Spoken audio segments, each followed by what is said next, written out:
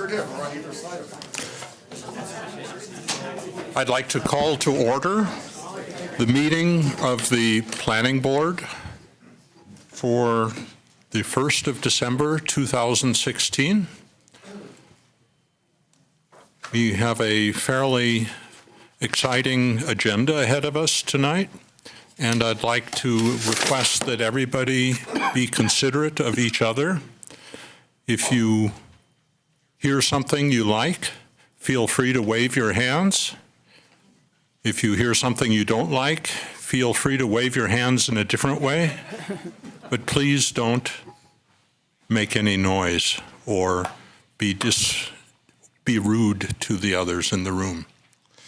I'd also like to mention that the TVs in this building that are showing this meeting are not working, although the meeting is being recorded and broadcast online. So if anyone is trying to follow this meeting downstairs, the way to do it is online with your computer rather than looking at a TV screen. But outside of this building, it should be as normal. So the first item we'll deal with tonight is public participation. So if anybody has something to say to the board that on an issue not associated with the agenda item we have for tonight, which is the 3303 Broadway application, now is the time to do it. And Cindy has given me 3 names, which I'll call out, and if you find yourself wanting to address the board and not on this list, please check with Cindy now. First, we have Kari Palisari, followed by Bruce Thompson, and then somebody whose name I can't read, but you can come up next. Yep. Hi again, I'm Kari Palisari from Studio Arts Boulder. I was here a few months ago to invite you all to our Chili Bowl street party, and John actually was brave enough to serve as one of our chili judges. He can tell you it was a fabulous time. It was a pleasure. Thanks. It was a great success. We had over 1,000 people attend, which is amazing for our first year, and all of the restaurants are already talking about their strategy for next year, so we're looking forward to future events. I wanted to come back before the end of this year just to give you all an update on how things are going up at the Pottery Lab. This is the end of our second year managing that facility, and things couldn't be better. Enrollment is through the roof, almost literally. We are bursting at the seams at the fire station. We just completed a 5-year strategic planning process, which is the first ever for the organization, and that included taking a really careful look at our programming and our fees and earned income. And we're going to be making some changes in 2017 that are really exciting. For one example is we're moving from 41 weeks of service to 48 weeks of service.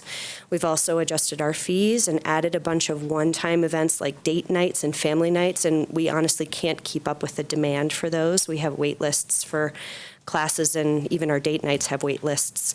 So I just wanted to come back and thank you all for your support of Studio Arts Boulder and the Pottery Lab and arts in general. We really couldn't do what we do in the community without public support from board members like yourself. So thank you all, and I'll be back next year to invite you for more chili. Have a good night. Thank you. Thank you. Bruce Thompson.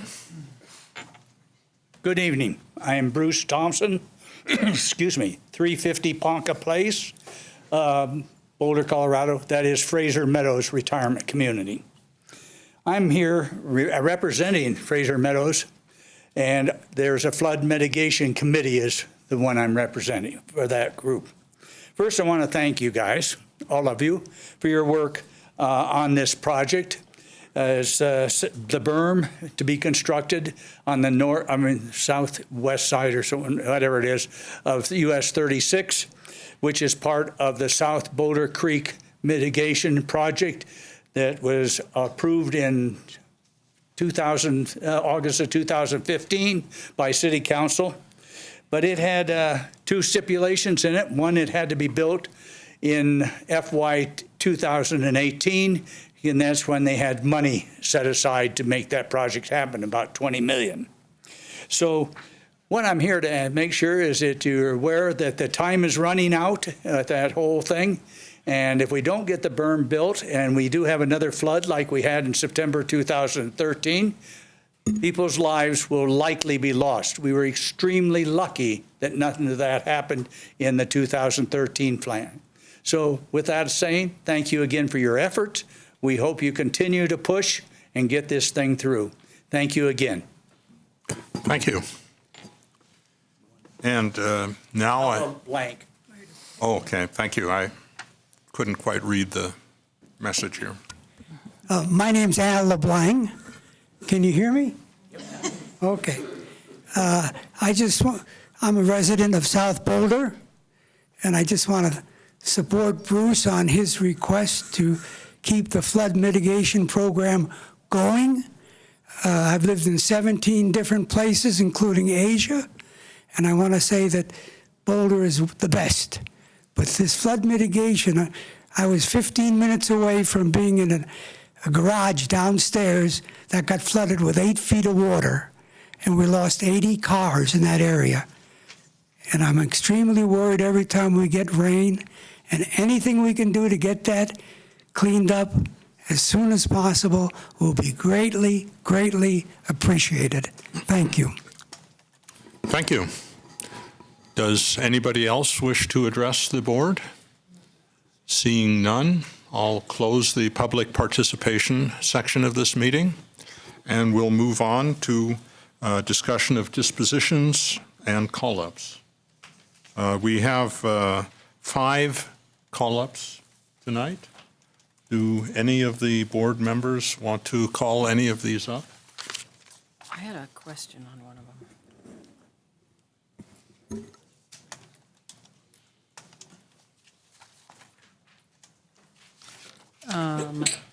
I guess my question was about the non-conforming use review, and just wanted to confirm that the historic structure that's on the site and that was described in the memo is not going to be altered or demolished or anything like that. That's correct. There's no no changes proposed to the duplex historic structure, just landscaping in the area. Okay. And John, I had a question on that also.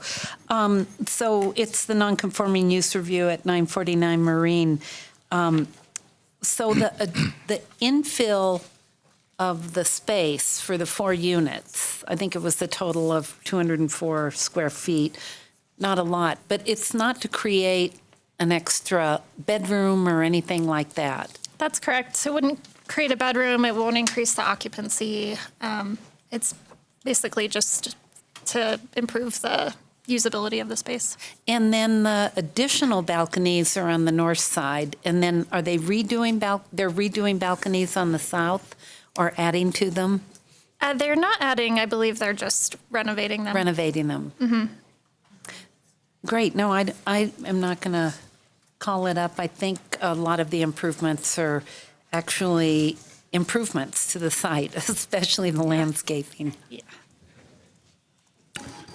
Very good. So the board will not be calling any of these up. And we'll move ahead to our public hearing item, of which we have only one tonight. And that is the public hearing and consideration of a number of items relating to 3303 Broadway. And we'll start out with a staff presentation. Great. Thanks very much. Good evening, board members, members of the public, and the viewing audience at home. Recognizing the complex nature of tonight's public hearing, and for the benefit of those in the audience, I wanted to make a few quick remarks about the role of the staff, the planning board, approval authority, as well as the application types that are before the board for consideration tonight. The planning board is the approval authority on a number of development-related application under the city's land land use regulations. Generally, the board's decisions are final unless they're called up or appealed for review by a majority vote of the city council. For certain matters related to the Boulder Valley Comprehensive Plan, such as this evening, the board along with the city council both serve as approval authorities. For development applications, the planning staff presents proposed findings and a recommendation to the board regarding whether an application is consistent with requirements of the Boulder Revised Code and other applicable adopted city regulations and plans. This analysis can be found in staff's published memorandum of recommendation to the board. Staff is here as a technical advisory capacity. The board may rely on, but is not bound by staff's professional recommendation to the board. So that said, we have 4 applications that are before the board this evening for consideration. The first is a change to the Boulder Valley Comprehensive Plan from public to high-density residential. The second is a change in zoning from public to high-density residential. The third is a site review application for a mixed-use development and a use review application to evaluate some of the proposed uses that are on the site. So based on the application types, the board will be required to act in both legislative and quasi-judicial capacities this evening. The legislative activities of the board involve the adoption of public policies or regulations. This evening, the board is asked to consider one legislative item, the amendment of the Boulder Valley Comprehensive Plan from public to high-density residential. In order for the land use map to be changed, both the planning board and the city council will need to approve the application. If both the board and the council do not approve the application, the map designation cannot be changed. The applications for rezoning, site, and use review are considered quasi-judicial in nature. Quasi-judicial decision requires that the planning board exercise its discretion in a judicial nature. Under the constitutional principles of due process law, the board is required to consider a set of facts that are presented to them in the context of tonight's public hearing and to apply the criteria and standards that have been adopted and codified in the Boulder Valley Revised Code. So while the application for rezoning requires subsequent city council approval, the decision regarding the site and use review will rest with the board unless they're called up or appealed by a majority vote of the city council. Once the subsequent required city council hearings are scheduled for the land use map change and the rezoning, staff will notify neighbors and publish notice in the Daily Camera. So I hope this helps to shape some of the regulatory and procedural context this evening. I'm happy to turn it over to Sloan Walbert, who's been the case manager on the project, and she'll take you through the staff analysis. Okay, can we interrupt a little bit?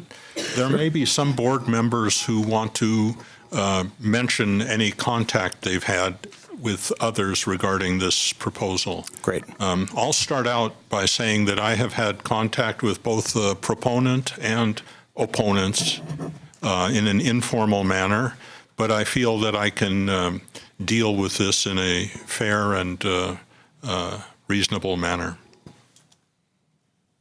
And I have none to disclose.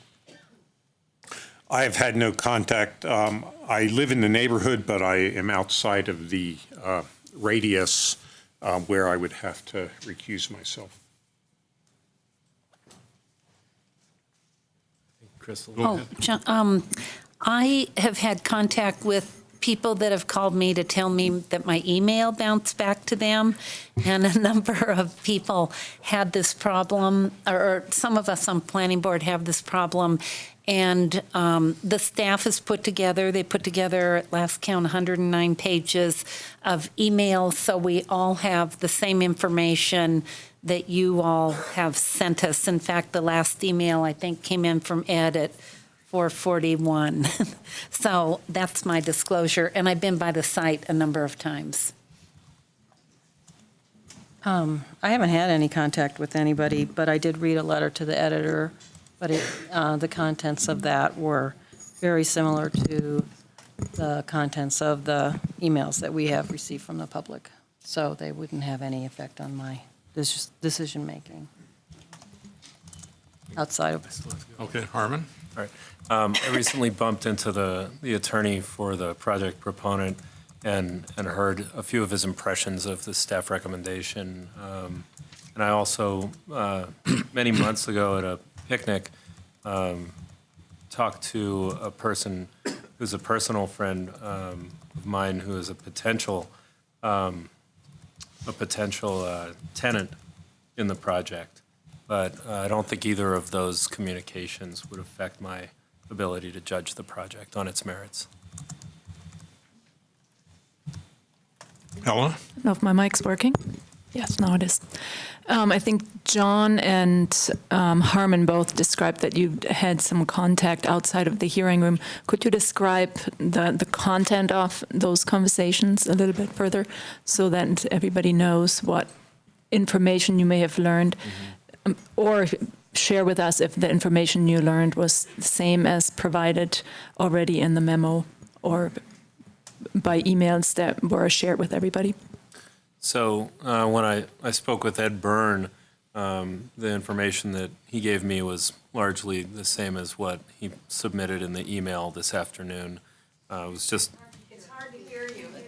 I said, when I spoke with Ed Byrne, who's the attorney for the project proponent, the information that he gave me was largely the same as the information that was in the email that he sent to the planning board list. And when I spoke to my son's father about the project, I didn't even know really what the project was at 3303 Broadway. It was earlier this spring.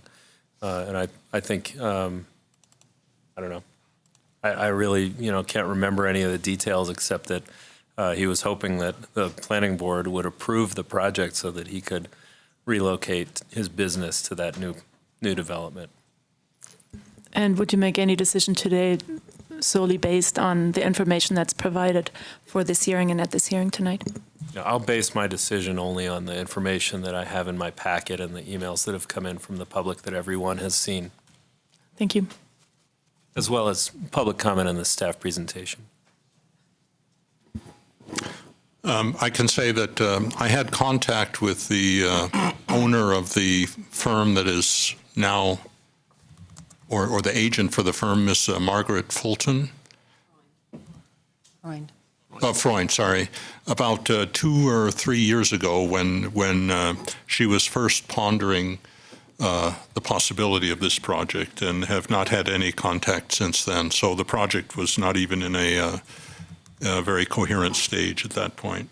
Otherwise, I live in the vicinity of the project, and in the course of my various dog walkings have talked with a lot of folks in the area, but I haven't, there's been no information that has not been included in the information that is available to the board altogether in the emails and presentations. Thank you. I just have one other thing since you brought up 3 years ago. I believe I either talked to the owner of the property or got an email. I think I got an introduction from a person that I served on council with, Andy Schulteis, and then I believe I told you, I'm pretty sure it was you, that it would probably be coming before planning board and I shouldn't be meeting with you. Okay, so we'll return to staff now and look forward to a presentation. All right, well, good evening, everyone, and thanks for the introduction. So as Charles described, I will be presenting 4 applications for the redevelopment of the former People's Clinic site at 3303 Broadway. For just an overview of what I'll be covering tonight, I will review the existing site conditions and the surrounding context, give a description of the required applications that to realize the proposed development, and bring up some key issues identified by staff along the way, and end with a recommendation to the board. Sure. So the comp plan designates this property as public, which encompasses a wide range of public and private nonprofit uses. The possible uses of this in this designation include educational facilities, government offices, and nonprofit facilities. The proposed mixed-use development would be inconsistent with the intent of this designation. Therefore, the project would require a change to the land use map, which I'll be discussing later in the presentation. The corresponding zoning is public, which is defined as public areas in which public and semi-public facilities and uses are located. And the proposal would not be consistent with the intent of this zoning as well, so they are also requesting a rezoning. Just in terms of larger context, the site is located approximately a mile north of downtown, 3/4 a mile from Lucky's, and a little over half a mile to Ideal Market. And the Community Plaza Shopping Center and Services area on Iris is a little over a mile from the site. In terms of immediate context, the property is located on the northwest corner of Broadway and Hawthorne Avenue, just south of Iris. Broadway is classified as a principal arterial street, and Hawthorne Avenue is classified as a collector. The site currently has 2 access points, one on Broadway and one on Hawthorne.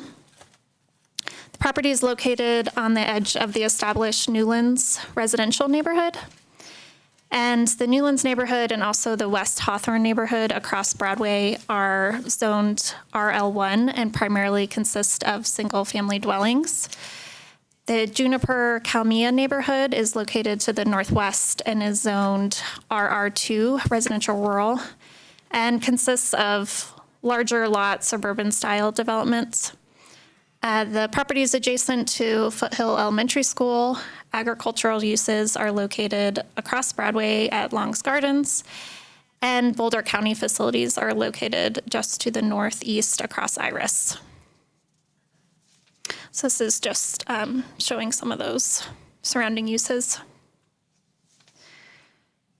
Just to give some more context, here is a view looking north on Broadway towards the Boulder County facilities.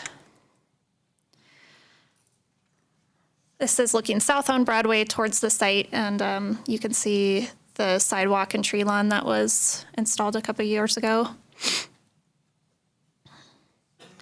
This is a view from the southeast, and you can just see the bus stop that was recently upgraded there. Looking west on Hawthorne, you can see the views of the foothills. This is looking south from the existing drive access at the adjacent neighborhood. And here's a view of Long's Gardens.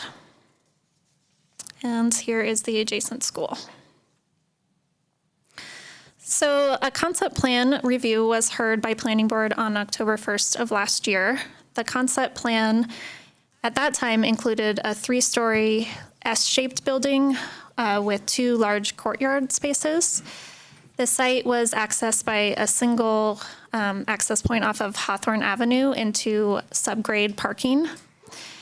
At that time, the proposal was for 94 residential units, which included 55 efficiency units, 23 one-bedroom units, and 16 two-bedroom units. It also included a commercial space on the first floor and a community room for the benefit of the neighborhood. And at that time, they were requesting a 25% parking reduction. So at the hearing, the Planning Board, on the whole, supported some sort of multifamily or residential development, but recommended a lower intensity. And there was some mixed feelings about providing commercial space and whether that would actually be a service to the neighborhood. And then following concept plan review, the applicant reached out to staff and communicated a desire to develop the property with a variety of unit types and a mix of uses because it was located on a high-frequency transit corridor rather than just developing high-end townhomes. So as Charles described, several review processes would be necessary to realize the development proposal. And I'm going to start with the land use map change and go down from there, considering that the site review and use review are dependent on the rezoning to RH2.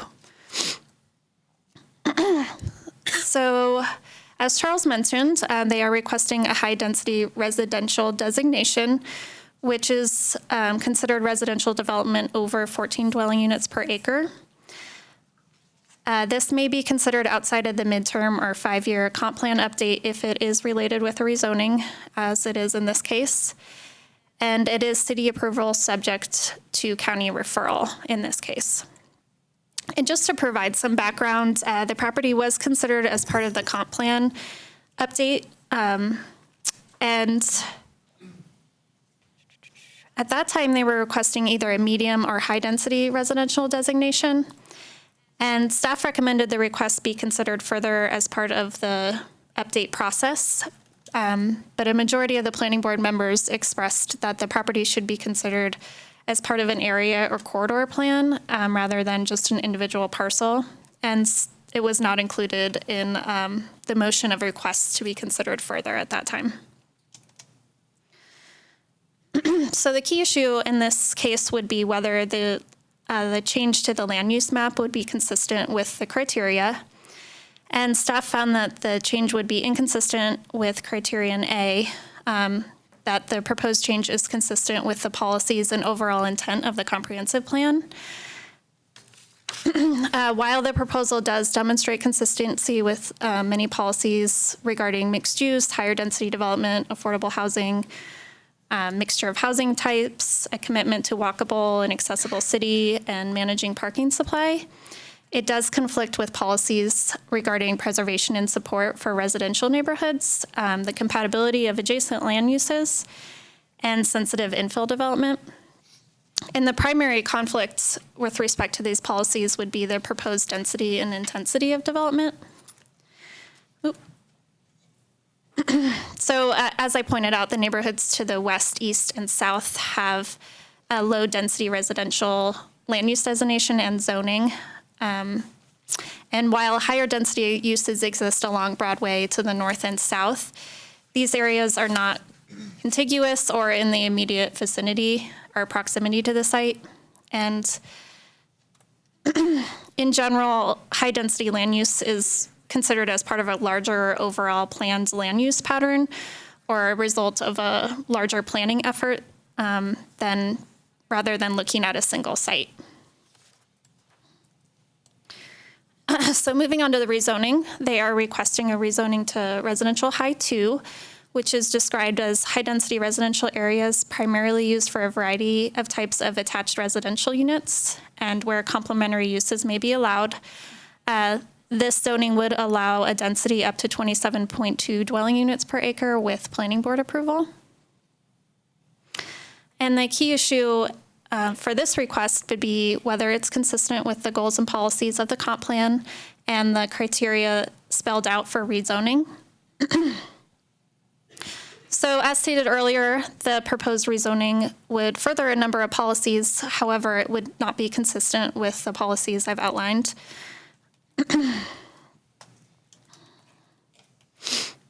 And in terms of the 6 criteria that could be met to meet grant a rezoning, as I stated, the current land use map designation is public, therefore, and we're not supporting the land use change to high density residential. Therefore, the applicant hasn't demonstrated that it would be necessary to come into compliance with the comp plan map. The site was the former location of the Broadway Baptist Church, and it has been zoned for many years. Therefore, staff has found that the zoning was not based on a clerical error or a mistake of fact. There are no constraints created by natural characteristics that would render the site undevelopable under the current zoning. And staff finds that the land in the surrounding environs has not changed to such a degree that it warrants a change in zoning. As I described, it's in the vicinity of several well-established neighborhoods that have not substantially changed since the property was zoned public in 1977. And the applicant has not shown that the rezoning would be necessary in order to provide land for a community need that was not anticipated at the time of the comp plan or the adoption of the comp plan. So moving on to the site review, the proposed mixed-use project consists of 2 3-story buildings with approximately 57,000 square feet of floor area. The development would include a private access drive with two access points from both Broadway and Hawthorne. The access point on Broadway would be right in, right out. There would be reduced setbacks along the street frontages, and head-in parking would be proposed along that internal access drive as both tuck under and surface parking, and attached garages would be provided for the townhome units with some tandem parking in the drive access or the driveways up to the garages. Green space would be provided as landscape setbacks on the northern and western sides of the property. And an outdoor patio is proposed on the corner of Broadway and Hawthorne with some additional green space. The open space proposed would consist of a rooftop deck for the mixed-use building, that patio that I described, some patios for the townhome units, balconies, and just the landscape areas. And the applicant is requesting a 33% parking reduction, which would amount to 68 parking spaces. Can you hold your questions till? Is it possible to turn up the volume of your? Sorry.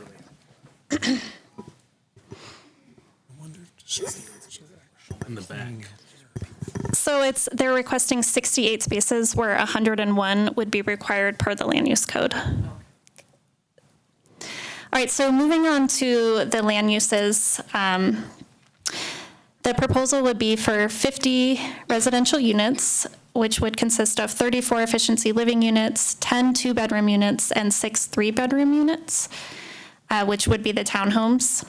Per the land use code, an efficiency living unit is a dwelling unit that contains a bathroom and kitchen, but does not exceed 475 square feet. And it's important to note that for the purposes of calculating density, 2 efficiency living units constitute 1 dwelling unit, and the applicant is requesting an increase in density in the RH2 district, which would allow a reduced lot area per dwelling unit. The development proposal would also consist of what is considered a neighborhood business center, which is sort of a general use category that, just like the name sounds, was created basically to allow for services within residential neighborhoods. And within the business center, which would be located on the ground floor of the mixed-use building, it's a little unclear exactly what the uses would be, but the applicant has said that they're interested in doing some sort of convenience retail or a restaurant like a coffee shop, a juice bar, a wellness treatment center, and professional offices or micro offices.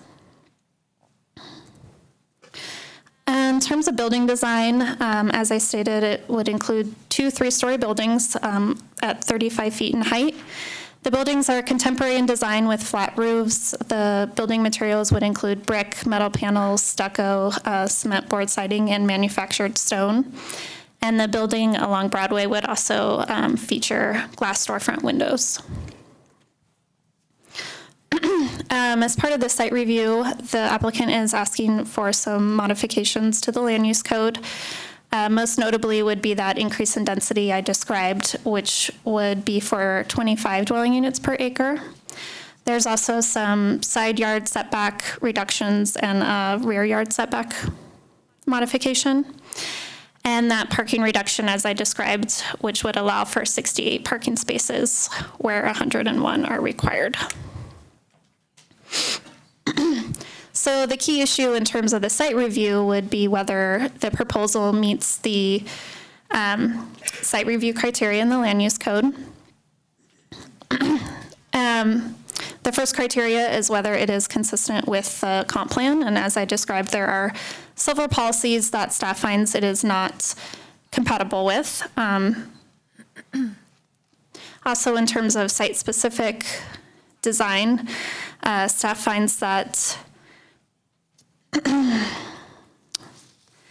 In terms of open space, and based on the intensity of the development and the proposed uses, the open space does not provide an appropriate amount of functional common areas, particularly green space. There are limited places for residents to gather and no meaningful common area for residents. Also, the provided open space does not provide a relief to the proposed density and does not break up the parking, the expanse of parking. The open space does not provide any areas for active recreational purposes and does not provide for a balance of private and shared areas for use by both the residential and non-residential uses. In terms of building design, the character of the area is eclectic and it's not easily defined. But that said, staff finds that the mass and scale may be excessive given the character of the surrounding area, which is mostly 1- and 2-story single-family homes, with the exception of, the elementary school, the rec center, and the county facilities.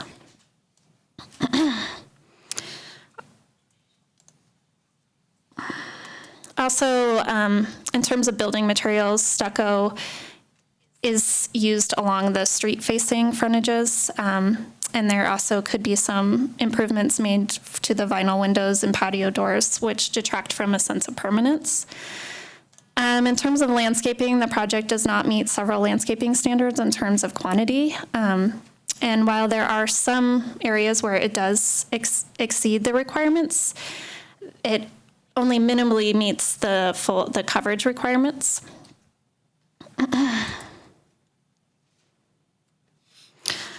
So another key issue in terms of the site review is while the site review criteria does not explicitly state that the site must be engineered to meet city regulations, it is sort of part of our review process to make sure that the development is meeting all of the applicable regulations. So there was a revised floodplain mapping for 2 Mile Canyon Creek, which removed the property from the 100-year floodplain. And it is currently located in shaded zone X of the FEMA maps, which means that the site has been determined to be in an area that is subject to flooding with an average depth of less than 1 foot during a 100-year event. And staff finds that the grading and walls along the northern property line propose to modify the historic drainage patterns. There is a berm currently on the property, which is shown in this photo, which our records show was constructed somewhere between 2012 and 2015, most likely after the flood event. So the applicant just hasn't demonstrated how they would maintain flows from the property to the north through the site. Also, the development would generate additional stormwater runoff because they are increasing imperviousness on the site. And the current drainage design does not include any detention or other means of storage for the additional stormwater.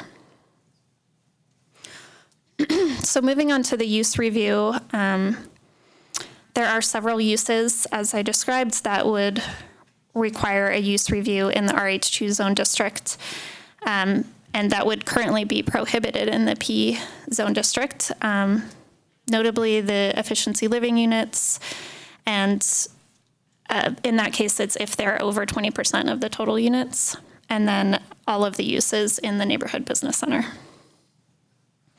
So the key issue would be whether the proposed uses are consistent with the use review criteria. And there's also very specific criteria for neighborhood business centers. So in terms of the efficiency living units, staff finds that at this time the size and design of the units are not compatible with the surrounding area, particularly because of open space. And also, the parking study that was provided does not provide sufficient information on how the parking would be managed between both residential and non-residential uses. So staff has not been able to make a finding that the development would not significantly adversely affect the surrounding streets and neighborhood.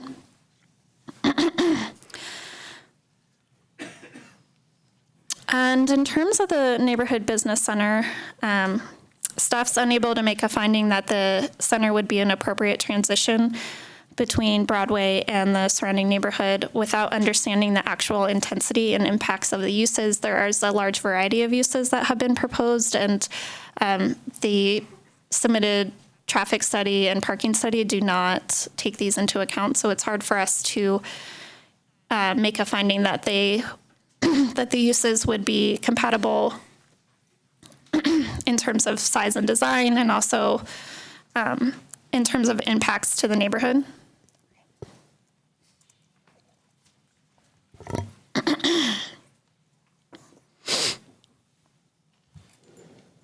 So conceptually, limited commercial units or uses would not change the character given its location on Broadway. However,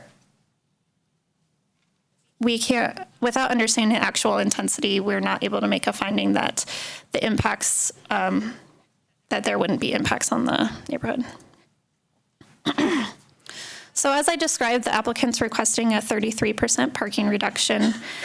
And the key issue would be whether they meet the criteria for parking reductions as that can be granted as part of site review. So parking reductions are approved based on the operating characteristics of specific uses. The applicant has submitted a transportation demand management plan and also a parking study. However, this documentation has not shown that the parking needs of all users of the development would be adequately accommodated. And therefore, staff cannot find that the criteria for a parking reduction is met. And I think it's important to note that insufficient parking on the site would impact the surrounding neighborhood, mostly due to the fact of the adjacent elementary school. And in particular, the parking study did not discuss how parking would be shared before uses or strategies that they could use to support a parking reduction. And the criteria for a neighborhood business center specifically states that no parking reduction may be granted for a neighborhood business center unless the applicant can provide adequate assurances that there would be no parking spillover onto the surrounding residential streets. So, sorry, my slides got a little messed up, but this is just showing that the site is located on a high-frequency transit corridor and also in the vicinity of multimodal connections like a multi-use path and bike routes. So as part of the public process, written notice was sent and signs posted on the property. Therefore, all notice requirements have been met. As you know, a large amount of public feedback has been received, which has been forwarded to the board, and I'm sure we'll hear from some neighbors tonight. But just as a summary of some of the general themes, there are some in support of the project, mostly due to the provision of relatively affordable housing. The neighborhood needs more housing options in order to be more inclusive. Some feel that the amenities proposed would be a benefit to the neighborhood and help to create a 15-minute neighborhood. Some feel that the site's appropriate for transit-oriented development, which would help the city reach its sustainability goals. And there's some feedback that the use proposed would be preferred compared to a large medical use, which would be allowed under public zoning. And then in terms of opposition, some feel that the proposal includes too many units and it's too much square footage and it's too intense to be compatible with the neighborhood. In terms, traffic and congestion are a major concern, particularly during drop-off and pickup for the school. There's some concerns about people using the neighborhood streets as an alternative route. And in terms of parking, sufficient parking is not being provided, and the school does not have adequate parking for staff or parents at this point. And just in general, compatibility with the neighborhood, and also that would have to do with mass and scale and also the types of units proposed. And also there are some feelings that the commercial space is not necessary due to the proximity of other services.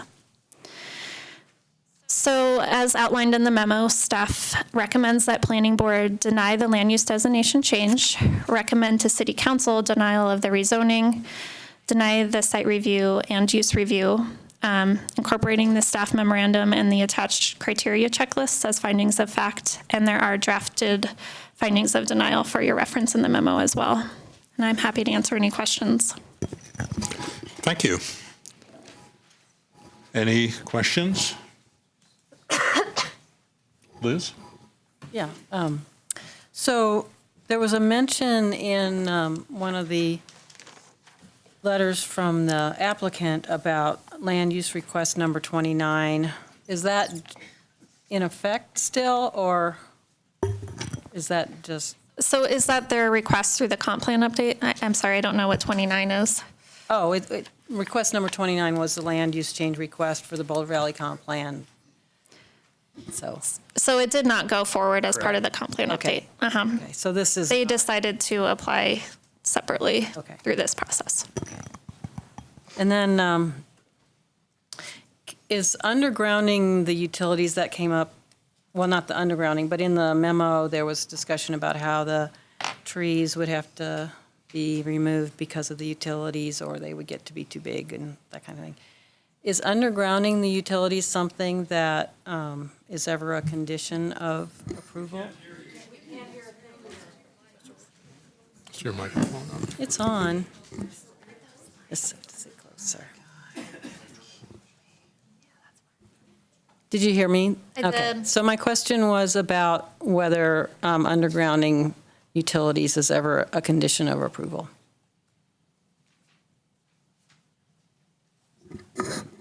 Yeah, so potentially we could require that through site review. Typically, the requirement to underground utilities is triggered through the subdivision process, which isn't required or proposed here. And then in the subdivision process, there has to be an analysis on the applicant's behalf that actually shows that it's feasible. When you get into transmission lines and things like that, undergrounding those utilities can be more difficult. So is it possible? Yes. There would definitely have to be some analysis that goes along with it. Mm-hmm. Okay. Thank you. And then there were so many letters about traffic and safety, and the neighborhood's concerned about that. And I'm wondering if you all did any analysis that actually showed, especially based on, all of our efforts with safe routes to school and everything, if anything, any aspect of this is actually going to make it safer for children to get to school? Yeah, I'm going to ask David Thompson to answer that. Good evening, David Thompson, Transportation. The answer to that question is no. No, there hasn't been. There was no analysis. The applicant is providing wider sidewalks along Hawthorne, but no analysis was done. Okay. And then can I ask you one thing, though? In the circulation, people could turn into the development from Broadway if they were coming from the north, and they could exit off of Hawthorne. Is that right? Correct. But they can also exit from the site to southbound Broadway. Right. Well, I'm just wondering because of all the backup, and we saw the photos and everything about the traffic backing up. Is there a possibility that people would cut that corner, people who are dropping their kids, because they could come in through the Broadway curb cut or whatever, entrance, and then just bypass that line of cars waiting to turn and drop their kids off and then cut through? Sure, there's a possibility of that. Okay. I think that takes care of it. David, can I ask David? I think there's several other questions for you here.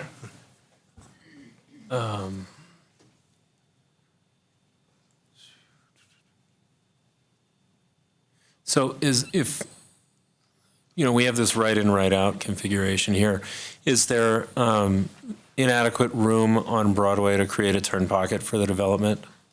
Yes.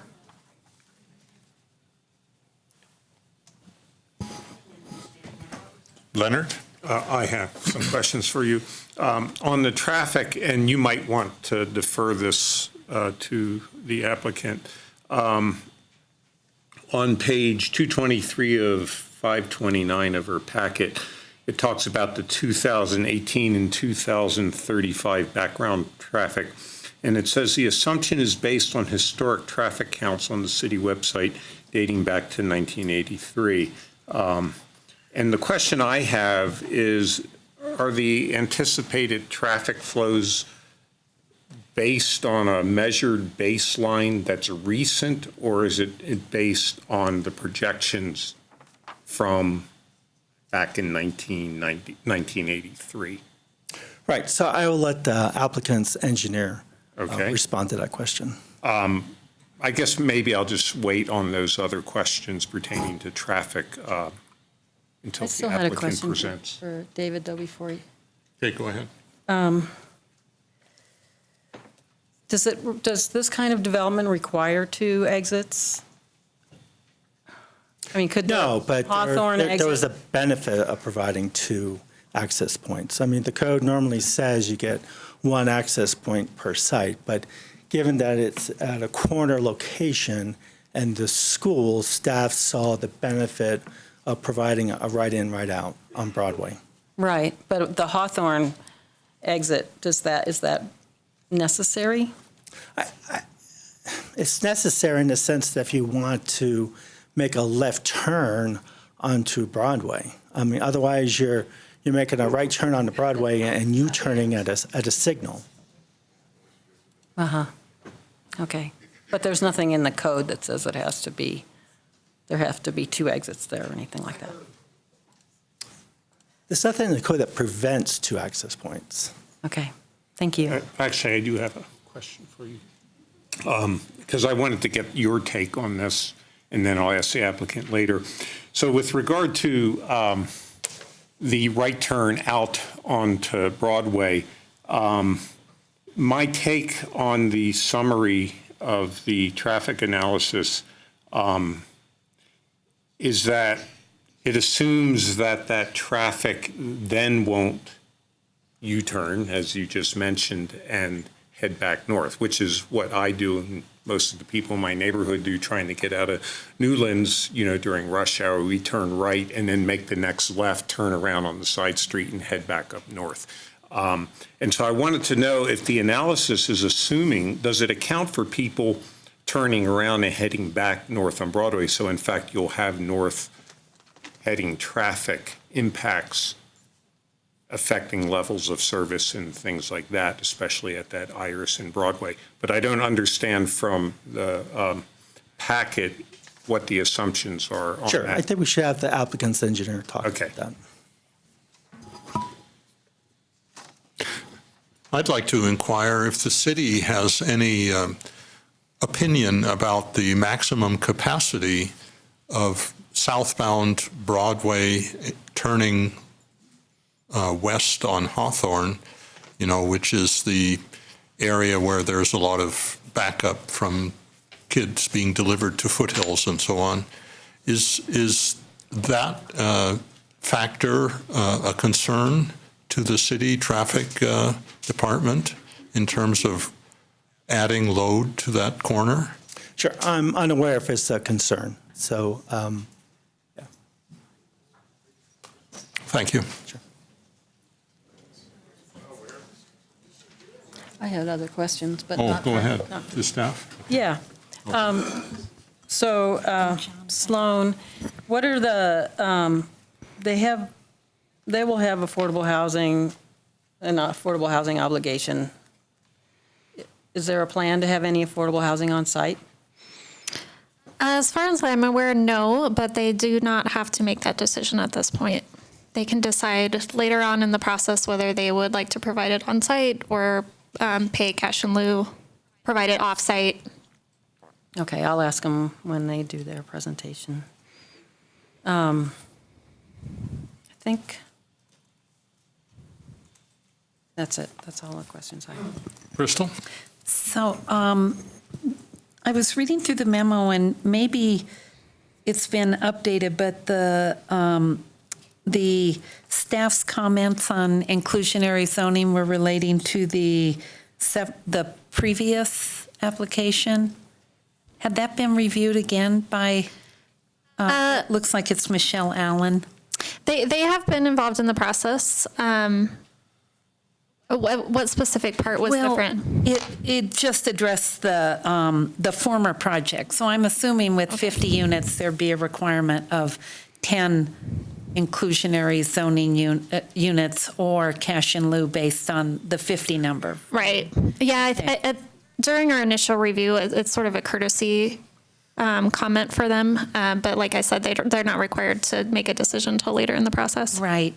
And then their goal, at least in the applicant statement, was to have middle income affordability, but I couldn't find anything in the application saying that they guarantee a certain percentage of the area medium income. Is that correct? Yeah, that's correct. There's no guarantees. Okay, thank you. Mm-hmm. Oh, just one more thing. To switch gears, you showed a slide of the berm along the north side. So if that berm is removed to allow the water to flow as it did historically across the site from the north, would that change the floodplain boundaries? I'm going to have Edward answer that. Good evening, Edward Stafford. I'm the Development Review Manager for Public Works, filling in tonight for our floodplain administrator and a drainage review engineer. In this particular case, that would not change the actual floodplain designation. The implication right now is that it's blocking a historic drainage pattern. And as you're aware, water drains not just within our floodplains, but throughout all sites. Thank you. Finished? Leonard? I could have saved you the effort of sitting down. So it's a flood question, and I wanted to know if we have a recurrence of the flood or of a flood similar to 2013. With this development here and diverting and displacing a volume of water and with the decreased permeability, how would that flooding, that displacement, be prevented from negatively impacting proximate properties? Relative to the impacts if the development didn't exist, relative to the current situation. Has that analysis been done? So the standard way that would be accommodated is through stormwater detention, looking at the additional impervious area that the development would create and creating a detention basin in one form or another to hold water back, to release it at a slower rate to meet that closer to historic flow rate, not necessarily the total volume. In this particular case, at this point, they have not provided detention, and that was one of the findings that was in your staff report in terms of one of the problems from the engineering side of this. So basically, it's unaddressed at this point in time. Okay. I have another question, but it's not flood related, so I'll wait if anybody has. No, go ahead. I don't think anybody else. So this is a TDM question, and what is the recourse for the neighborhood or the city if traffic and parking demand exceeds the TDM estimates? What would happen then to remediate that situation? I'm going to ask David and Edward to answer that. Oh, sorry. I didn't realize you were so multifaceted. Not a problem. I need my exercise, so not a problem. The tools to the city are fairly limited beyond what's approved here. That's why we look to have a robust analysis, especially in parking reduction strategies, to have a better understanding and be comfortable that it will work. So if for some reason a parking reduction was granted here and they were to come build out and parking continuously spilled out, we really wouldn't have anything we could easily go back to say we were going to have to add additional parking as that reduction had been granted. Okay. And what about traffic? Similar from traffic, we don't have requirements for maximum trip budgets, nor really effective mechanisms to enforce such a thing. Mm-hmm. Okay, thank you. Thank you. Any other questions for staff? Actually, one more, and it doesn't involve you, Edward. I'm sure of that. So looking at the drawings, I see in the packet that there's no height modifications requested, but when I looked at the drawings, at least at their reduced scale, it looks like the 35-foot height is taken from the base of the building and not from the low point 25 feet away. They may show that measurement, but it is actually from the low point, which would be on the southeast corner. Thank you. Mm-hmm. Okay, thank you. We'll move now to the presentation by the applicant.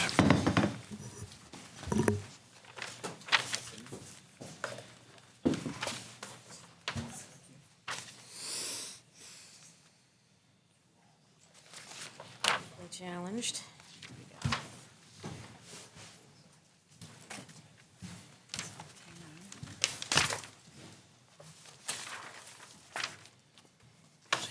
Thank you.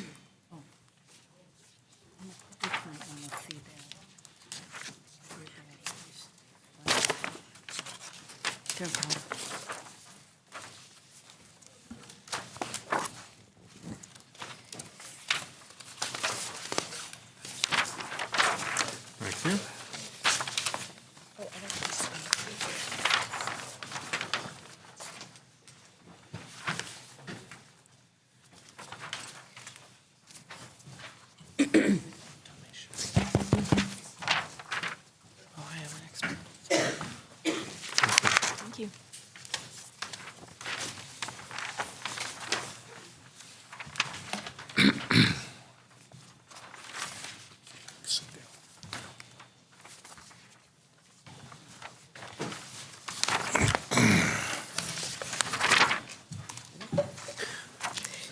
Thank you, staff and planning board, for the opportunity to present our proposal for the redevelopment of 3303 Broadway into mixed-use middle-income housing.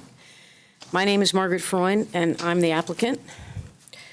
I have a home in Newlands, and for the last 20 years, I've divided my time between Boulder and Richmond, Virginia, where I have family, including a 93-year-old mother.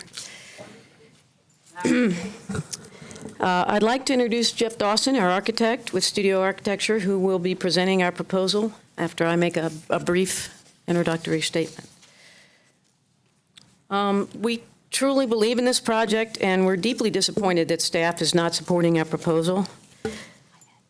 Our design team worked tirelessly with staff over the last year, and they listened and consistently responded to staff comments. Unfortunately, it became clear that we were not really moving forward or receiving clear direction.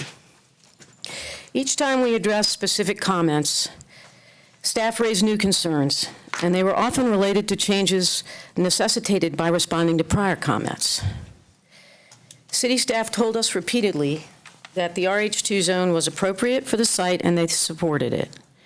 As an example, on April 5th of this year, in preparation for our site review submittal, my architect and I met with staff and were told our site review application would be supported. The design presented at that meeting had more density than the current one, with a request for additional dwelling units per acre. At this meeting, we also presented an RH2 proposal without the additional dwelling unit request, and we left that meeting feeling encouraged. The next day, we even received this email from our planner stating, "Jeff and Margaret, thank you for coming in yesterday and presenting the changes. I'm really happy with the updates and look forward to your submittal. I sat down with Charles this morning, and his advice was to pursue the straight RH2 option." We had dozens of meetings with staff, ongoing communication, and after yet another complete redesign and further reduction in density, we only learned that staff is recommending denial for the requested zoning by reading the planning board memo when it became public. We were surprised that the memo raised significant issues and questions that were never communicated to our team, issues that could have been addressed long ago. Frankly, this has not seemed like a good faith process. At this point, we're pleased to be bringing the project to the decision makers.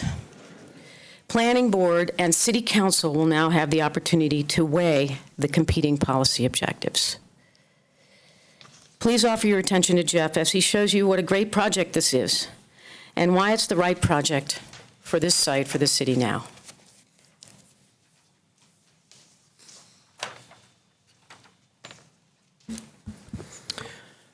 Thank you, Margaret, staff, and planning board members. I'm Jeff Dawson with Studio Architecture. On October 25th this year, City Council received a progress report from staff on housing affordability and discussed its increasingly important middle-income housing strategy. In this meeting, they applauded Boulder's progress in achieving its affordable housing goals. However, they also recognized the need to make more progress toward middle-income housing target. Council said it wanted to see 3,500 new middle-income homes built by 2030. As one council member said during the session, we need to look at projects and prioritize to not lose opportunities. Another noted, we need to look at rezoning for density and maybe minimum density requirements. We agree that this is a worthy, albeit ambitious goal. But to put this effort into perspective, our city has to permit 250 new middle-income housing units every year just to meet council's new workforce housing goal. That doesn't even include projects needed to sustain all of the other ongoing affordable housing efforts in our city. You might ask yourself, how can we possibly meet this goal? This project, while only 50 units, is a small but very important step toward achieving council's workforce housing objective. We have spent over 2 years engaging with neighbors and stakeholders within the Boulder community. We have made substantive changes to address much of what we heard during those meetings. We've hosted a series of open house events at Margaret's home, in Newlands, a neighbor's house on Hawthorne, and on the project site after school and on weekends. We met with local community groups, the parent community of Foothills Elementary, Boulder businesses, and nonprofit organizations, including Better Boulder and Boulder Housing Partners, in order to broaden our approach. We understand that there are many Boulder residents who do not want to see this or any neighborhood change. However, there are many neighbors who do support our proposal, and for many of the same reasons expressed by council. We can't deny that we need middle-income housing projects if we're going to realize our goal of becoming a more sustainable community through the reduction of single-occupancy vehicle trips. This project is a great start down that path.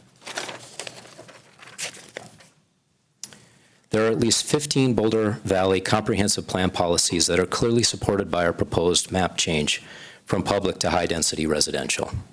Some of the most notable are the creation of mixed-use and higher-density developments, a commitment to a walkable, accessible city, sensible infill and redevelopment, the reduction of single-occupancy vehicle trips, the integration of an affordable mixture of housing types, housing for a full range of households, and a commitment to sustainable urban form for our city.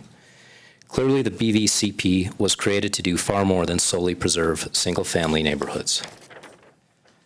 Please refer to the 11 by 17 handout so you can see better the detail of this exhibit. This rezoning to RH2 is necessary to comply with BVCP policies. Mental Health Partners' proposed use at this site was not supported, although consistent with current public zoning, indicating circumstances have in fact changed in the surrounding environs. The average residential density along Broadway between Alpine and Iris is actually 29 dwelling units per acre. Therefore, RH2 is the dominant pattern along the Broadway corridor between Alpine and Iris. Our proposed project proposes 25 dwelling units per acre, and it was this analysis that helped convince staff to support the RH2 rezone prior to changing the position in the memo. We believe the rezone to RH2 is not only appropriate but necessary because it's in the public interest to redevelop this vacant site. The Washington School site, the Brownstones, the Broadway West all demonstrate the changes in the surrounding area and along this transit corridor.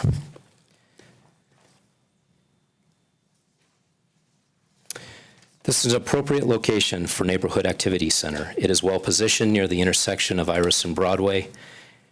A reduction to medium density would permanently eliminate the city's ability to provide convenient commercial services in this area. In response to the comments we received from staff and our neighbors, we made significant revisions to the original concept review proposal that was presented to Planning Board back in 2015. The most notable modifications include changing the requested zone from RH3 to the less intense RH2 zone, which allows mixed use, significantly reducing the proposed number of residential units or the intensity as requested at concept from 94 down to 50. These 50 residential units actually only count as 33 dwelling units in the land use code. We are building only 33 dwelling units, where a total of 35 would be allowed in the proposed RH2 zone. We have also removed the underground parking, which many neighbors were concerned about due to safety and flood issues. We ultimately reduced the overall mass and floor area of the two buildings from 87,000 square feet to 57,000 square feet. This is a 34% reduction from concept review. We also reduced the commercial floor area by over 50% and finally reduce the building coverage on the site to within 14% of the existing buildings.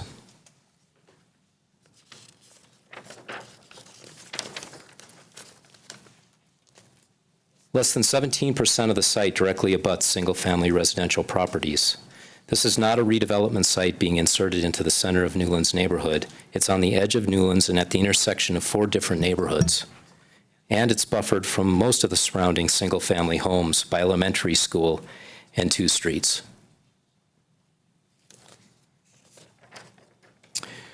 When we responded to the requested changes from staff related to building design during the process, we focused on creating an attractive, engaging streetscape along Broadway and Hawthorne, with large ground-level commercial storefront openings that would add to the building's transparency and help commercial uses meet the street.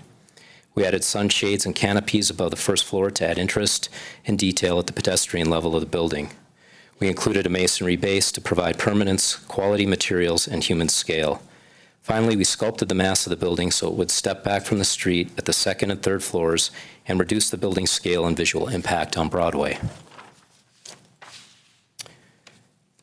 The design also includes well-proportioned windows, balconies, railings, and strongly defined cornices. Permanent and authentic materials like metal, wood, brick, and stone add smaller scale but important details to the building facades. A community deck on the 3rd floor of the mixed-use building breaks up the mass along Broadway, creating the appearance of smaller interconnected buildings. Recessed and projected balconies add variety and interest to the building's simple mass, while the landscaping around its perimeter softens the building's interface with adjacent sidewalks, patios, and building entries. Most of the parking spaces will actually be concealed from Broadway by our mixed-use building. The heart and soul of sustainable development is the creation or redevelopment of sites that have transit-rich resources. This is just one of those sites. There's a bus stop on the property at the corner of Broadway and Hawthorne. Eco passes will be purchased for residents. We have provided long and short-term bike parking. A multimodal path will be built along Broadway, and there is direct access to car share program and B-cycle station nearby. This mix of uses allows parking to be shared, further supporting our proposed parking reduction. We've provided a handout that summarizes the correct parking information submitted with our application. This mix of commercial and residential uses reduces the need for parking since day and night uses will effectively share parking.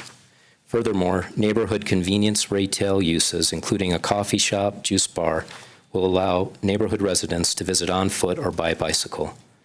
With that in mind, we plan to provide 66 parking spaces per code where 98 would normally be required. The original traffic study actually had the correct number of spaces in it. Including the 6 tandem spaces behind townhouse garages, there are actually 72 spaces on site, which equals an effective reduction of 27%.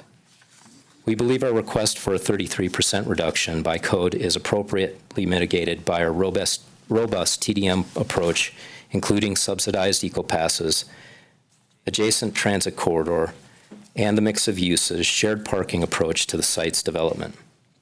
Chris McGranahan, principal of LSC, is here this evening to answer any questions you may have related to the parking and traffic analysis submitted with our proposal, and can respond to staff's comments related to our parking study. Many of our neighbors' concerns focus on the hug-and-go traffic problems on Broadway and Hawthorne. There are brief periods of traffic congestion during the school week at this location when parents arrive to drop students off in the morning and pick them up again in the afternoon. This causes traffic backups. Redevelopment of this site is inevitable, and we have tried to do everything possible to avoid making this pre-existing traffic situation worse. School pickup occurs at approximately 3:10 on weekday afternoons, and the majority of our residential trips would actually occur prior to school starting, and return trips would typically occur after school is over for the day. Our site review proposal included a traffic study prepared by LSC that found that the neighborhood traffic would be minimally impacted due to our addition of right-in, right-out access onto Broadway, along with a direct access onto Hawthorne. The study also showed that the traffic generated from our proposal will be less than that generated by the former People's Clinic use, and will add significantly less traffic than any other potential development proposal under the current public zoning. There's a letter in your packet from the school district that strongly supports the proposed right-in, right-out access on Broadway, as well as acknowledging that other uses under the current public zoning would cause far more traffic issues. We have included this letter in your handout for easy reference. At this point, I'd also like to point out that permeable pavers have actually been located in the parking lot for drainage issues. Our on-site public and private open space exceeds the RH2 requirement by 2,500 square feet or 13%. It also clearly meets the site review criteria. The public open space requirement is exceeded with patios. Please let the applicant make his presentation. The public open space requirement is exceeded through patio seating areas at the corner commercial space, third floor business center roof deck, landscape and seating areas adjacent to the building entries, enhanced landscape rights of way. Private open space is provided at apartment balconies and backyards of the proposed townhomes. This site is adjacent to a number of significant neighborhood open space resources that further mitigate our proposed RH2 density. The neighborhood business center use is included in the staff memo, but was not included in our request. The uses for the 12,000 square foot non-residential space that we are requesting include a coffee shop, juice bar, convenient retail, micro offices, and a wellness treatment center. We've made great strides in meeting our affordable housing goal, but we are losing the battle for middle-income housing. People who have jobs downtown and along the Broadway corridor may need studio apartments near bus and bike paths to avoid purchasing a car. Empty nesters who are looking to downsize may want to be within walking distance to community resources like nearby recreation, shopping, and employment centers. Our proposal may just be a small step forward, but to meet Council's goal, we must get started, and soon. Thank you for your thoughtful service to our community and considering our proposal for 3303 Broadway. This time, we'd be happy to answer any questions, and I'd like to invite Chris McGranahan from LSC up to the podium to answer your questions about the parking study. Thank you. You're welcome. So, any questions of the applicant? Liz? Jeff, hi. We see you so often. I think that 1,000 years from now, there's going to be a Dawsonian strata, that architects are going to, or archaeologists are going to find. But anyway, my question is about the reference to the schoolyard as open space. Do you have any arrangement with BVSD for the use of that schoolyard? Our open space is actually, the open space that's required by code is actually provided entirely on our site. So we meet all of the open space requirements. Okay, so it's possible that, I live in a neighborhood where BVSD has fenced off our schoolyard. And I think at Whittier, that's sort of happening also. So that could happen at Foothill, and that would not be available to the residents or the neighborhood for. So I guess I was just wondering about whether you had some kind of arrangement or long-term agreement or anything like that with the school. No, I just reiterate that our open space is actually being provided entirely on site. We actually exceed the open space requirement in our H2. Just wanted to point out that there is that buffer that exists there between our project and the adjacent single-family homes. Mm-hmm.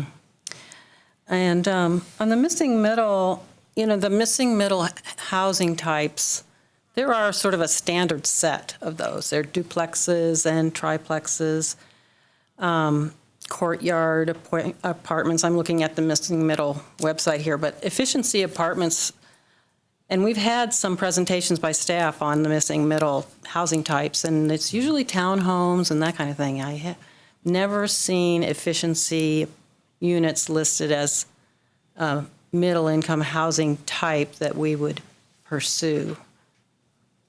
We have 6 townhomes on the project. Okay. And then your affordable housing plan? Cash in lieu. Okay. All right, thank you. John? Liz, real quickly, let me correct, cash in lieu or off-site. Okay. Jeff, if I can actually have addressed a couple. Sure, you'll need. And forgive me, folks, I've got a really sore throat, so you're going to get as loud as you're going to get. So want to go back to the open space question, and I know you've got your view on how it meets code requirements. A couple of related questions. One, how do you compare the usability and value of that open space compared to the original proposal? And then second, how do you address staff's concerns that while maybe technically it's there, it's not in a particularly useful or friendly configuration?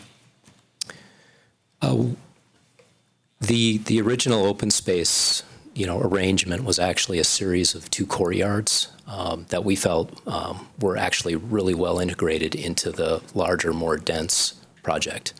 The open space that we're providing today, we think, is sufficient given a lot of the open space amenities around the site. We've got, a very, generous commercial patio for outdoor seating at the corner that would be integrated with the coffee shop. We've got a business center roof deck up on the upper level of the mixed-use building. The townhomes have private open space for each one of the units.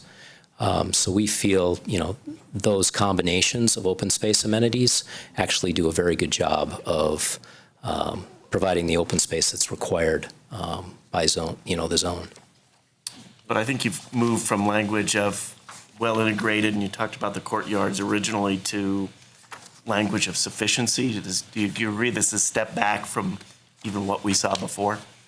From an open space perspective, yes. I think we have had conversations with staff, and we're actually evolving some of the design to achieve a little bit more open space that was more integrated with the entry of the building. Before we got to this point, we were sort of headed in that direction. And I think there are opportunities that we could improve on that. And then second question, I think staff had raised some design-related questions, especially on at least a couple things. One is the number of materials and colors and other attributes along, especially the Broadway massing. And then second, the lack of kind of really well-defined entries to the process, and was interested in your response to those comments. And I think think those are legitimate. We were actually in the middle of the design process, and we actually, Charles and I met about 2 weeks ago and talked through some of the ways that we might simplify the elevations and enhance the entries. And I think those are things that we could continue working on. Okay, thank you. Crystal? So my question, actually, Jeff, was about open space also, and you've addressed a lot of it, but, the staff said the open space design and quality does not meet the site review criteria, and you've said that this is evolving. Your open space and your public areas. In a discretionary review process, obviously, there can be a difference of opinion. We feel like we've provided, we've actually exceeded the open space required by the zone. We think that there are opportunities that we could continue to work with staff, but we also want to be, very careful in doing that, because we also think that providing housing in this location is important as well, and we want to balance the open space with the number of units. So to think that reducing the number of residential units by increasing the quality of the open space may not be, I would submit, may not be a good balance given some of the goals that City Council has right now for middle income housing. So people in the past had spoken to the public realm. So how would you characterize this site design as contributing to the public realm? And you actually do have with the neighborhood business center and all the different uses in there, the public is going to be invited into the site. So how does your site design contribute to the public face of the project and public amenities? we've tried to focus that on the corner. I mean, the idea is that we create a public space on the corner of Hawthorne and Broadway, adjacent to the cafe and to the juice bar and some of the commercial uses in that location. And then as you move further north, away from sort of the intensity of the use at the corner, into more office type uses. And so, our thought is that you focus the open space in that corner location. Thank you. Mm-hmm. Further questions? Should I invite Chris up to address some of your traffic questions? Okay, Chris? Any traffic-related questions? I do. Leonard? Yeah, so I'll just ask the question I asked earlier. I'll just read the paragraph so you have some context. This is on background traffic, referring to projected 2018 and 35 background traffic volumes are based on Broadway and Iris traffic, growing at an annual rate of 0.6% and 0.25% on all other streets. This assumption is based on historic traffic counts on the city website dating back to 1983. So my question earlier was the estimated traffic that you presume as a result or after this project is built, the totality of that, is that based on the estimated growth rate from 1983, or is it based on what you will add to a recently measured traffic count? Sure. Good question. Further in the back of the appendix of the traffic study, there's actually a one-page form that was from the city website that includes all the data that we referenced there. So what the city's website includes is the daily traffic counted on Broadway near Iris every year since 1983. Okay, And so there is recent. It's 83 all the way to 2015, and the numbers are a little bit all over the place. And so what the city does as part of that table is it figures out what has been the growth rate over the last 30 years. Based on recent count. And it's based on the city's, the form in the appendix actually shows a growth rate of 0.59%, so we round it to 0.6. Okay. So that's where that number came from. It was information from the city's website. All right. Then I had another question. This is referring to eastbound Hawthorne Avenue approach to Broadway. Final sentence of I'll just read you the paragraph.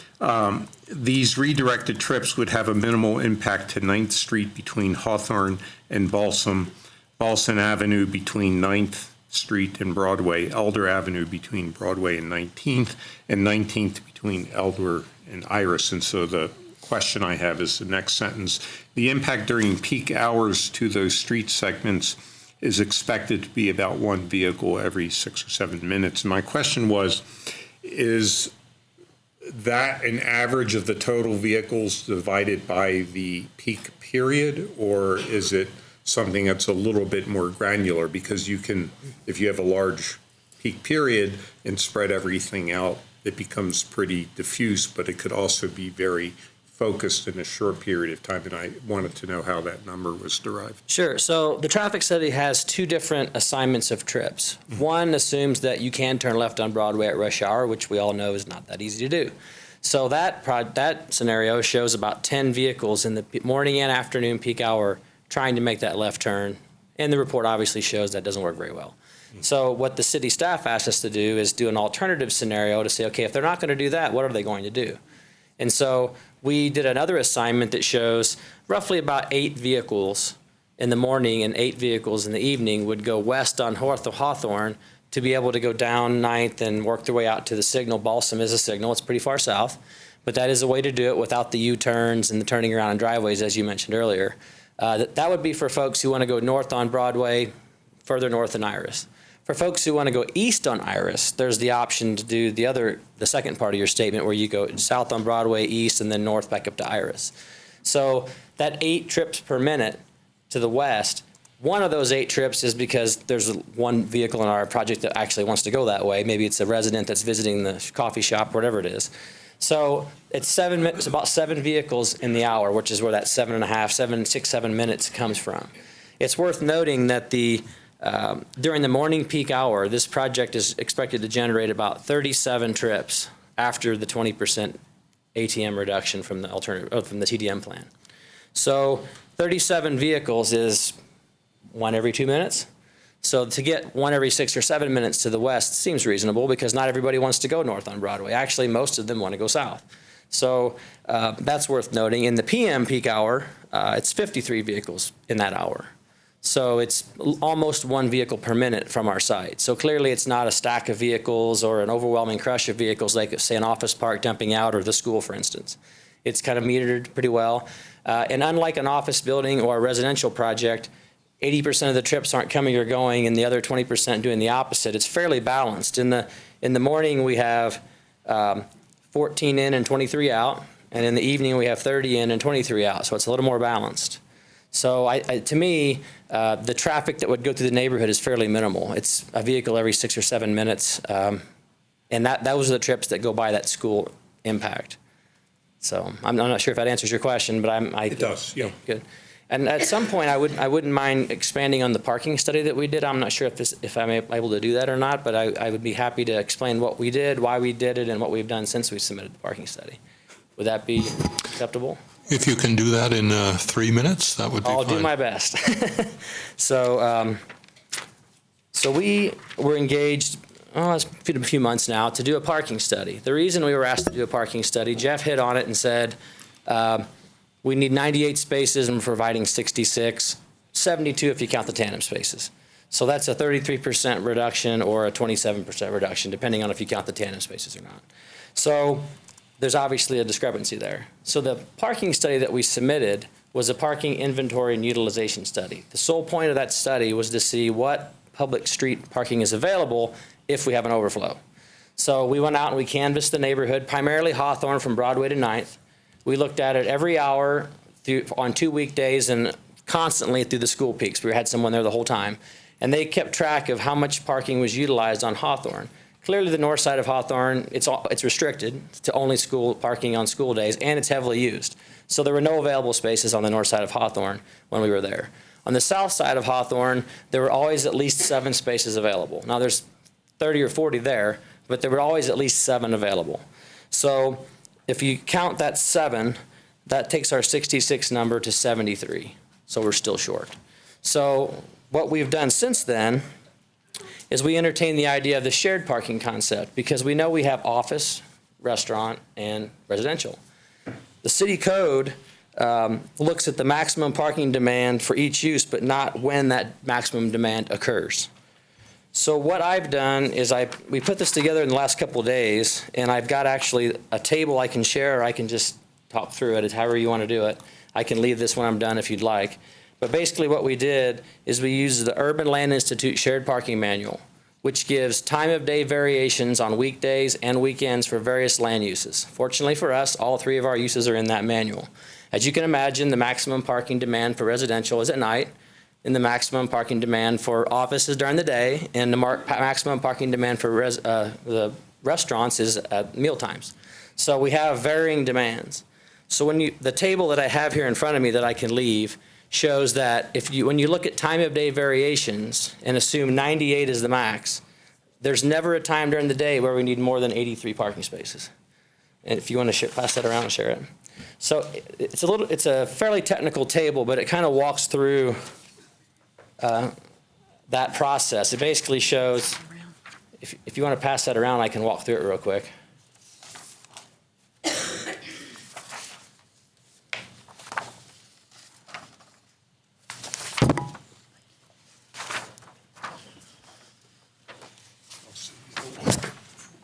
So on the far left at the top, it says required parking spaces per city code, residential 61 spaces, office 25 spaces, and restaurant 12 spaces for the total of 98.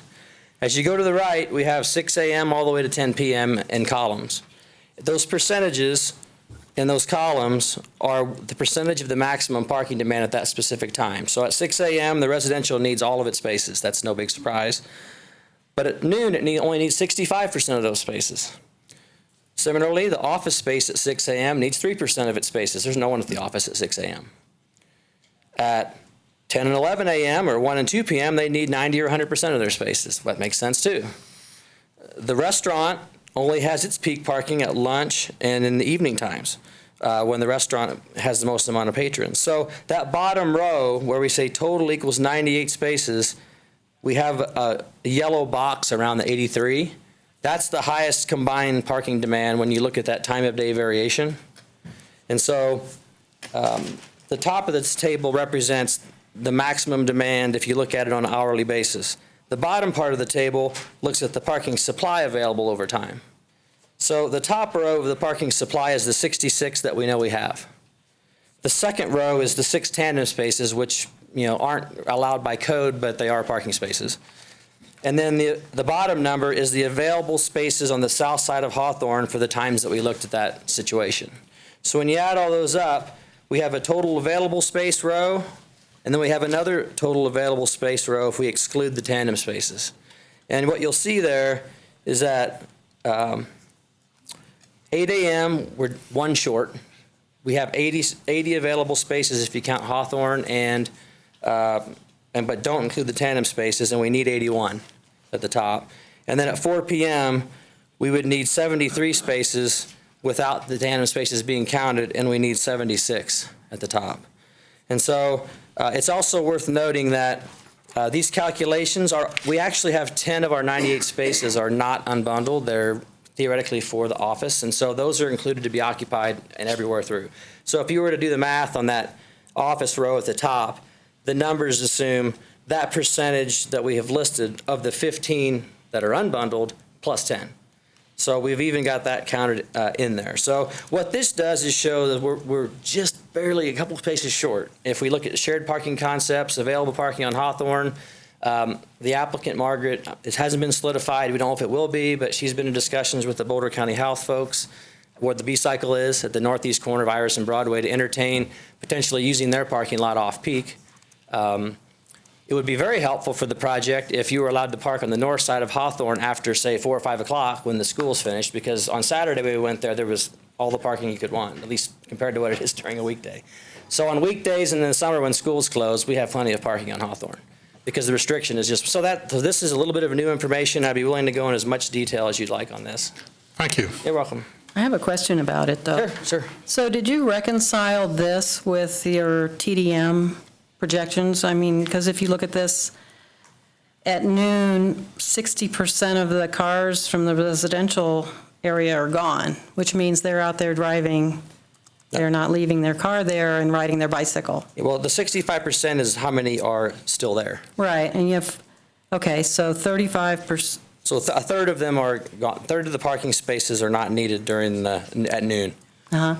And does that This is information from the Urban Land Institute. So you could argue that the TDM strategies, do the TDM strategies encourage people to not have a car and take the bus, or does it encourage them to have a car, leave it on the site, and have to ride the bus? The idea here is that the TDM strategies, we try to get people out of their cars. The size of the units, the location on a transit corridor, we're hoping encourages people, at least some of the people, to not have cars. So this is an independent analysis that looks at the maximum code required by, the maximum parking required by code, and how the Urban Land Institute says that varies over time, because acknowledging that the codes are typically the peak parking.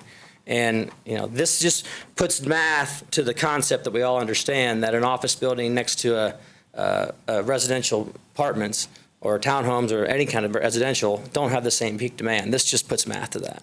I understand that. What I'm wondering is if there's a concrete projection in your TDM plan that 35% of the people are going to be driving and the other 65%? Or do I have that backwards? This says that if you need 61 spaces for the residential use, at 6 a.m. and 10 p.m. you need every one of those 61 spaces. But at noon, you only need 40 of them.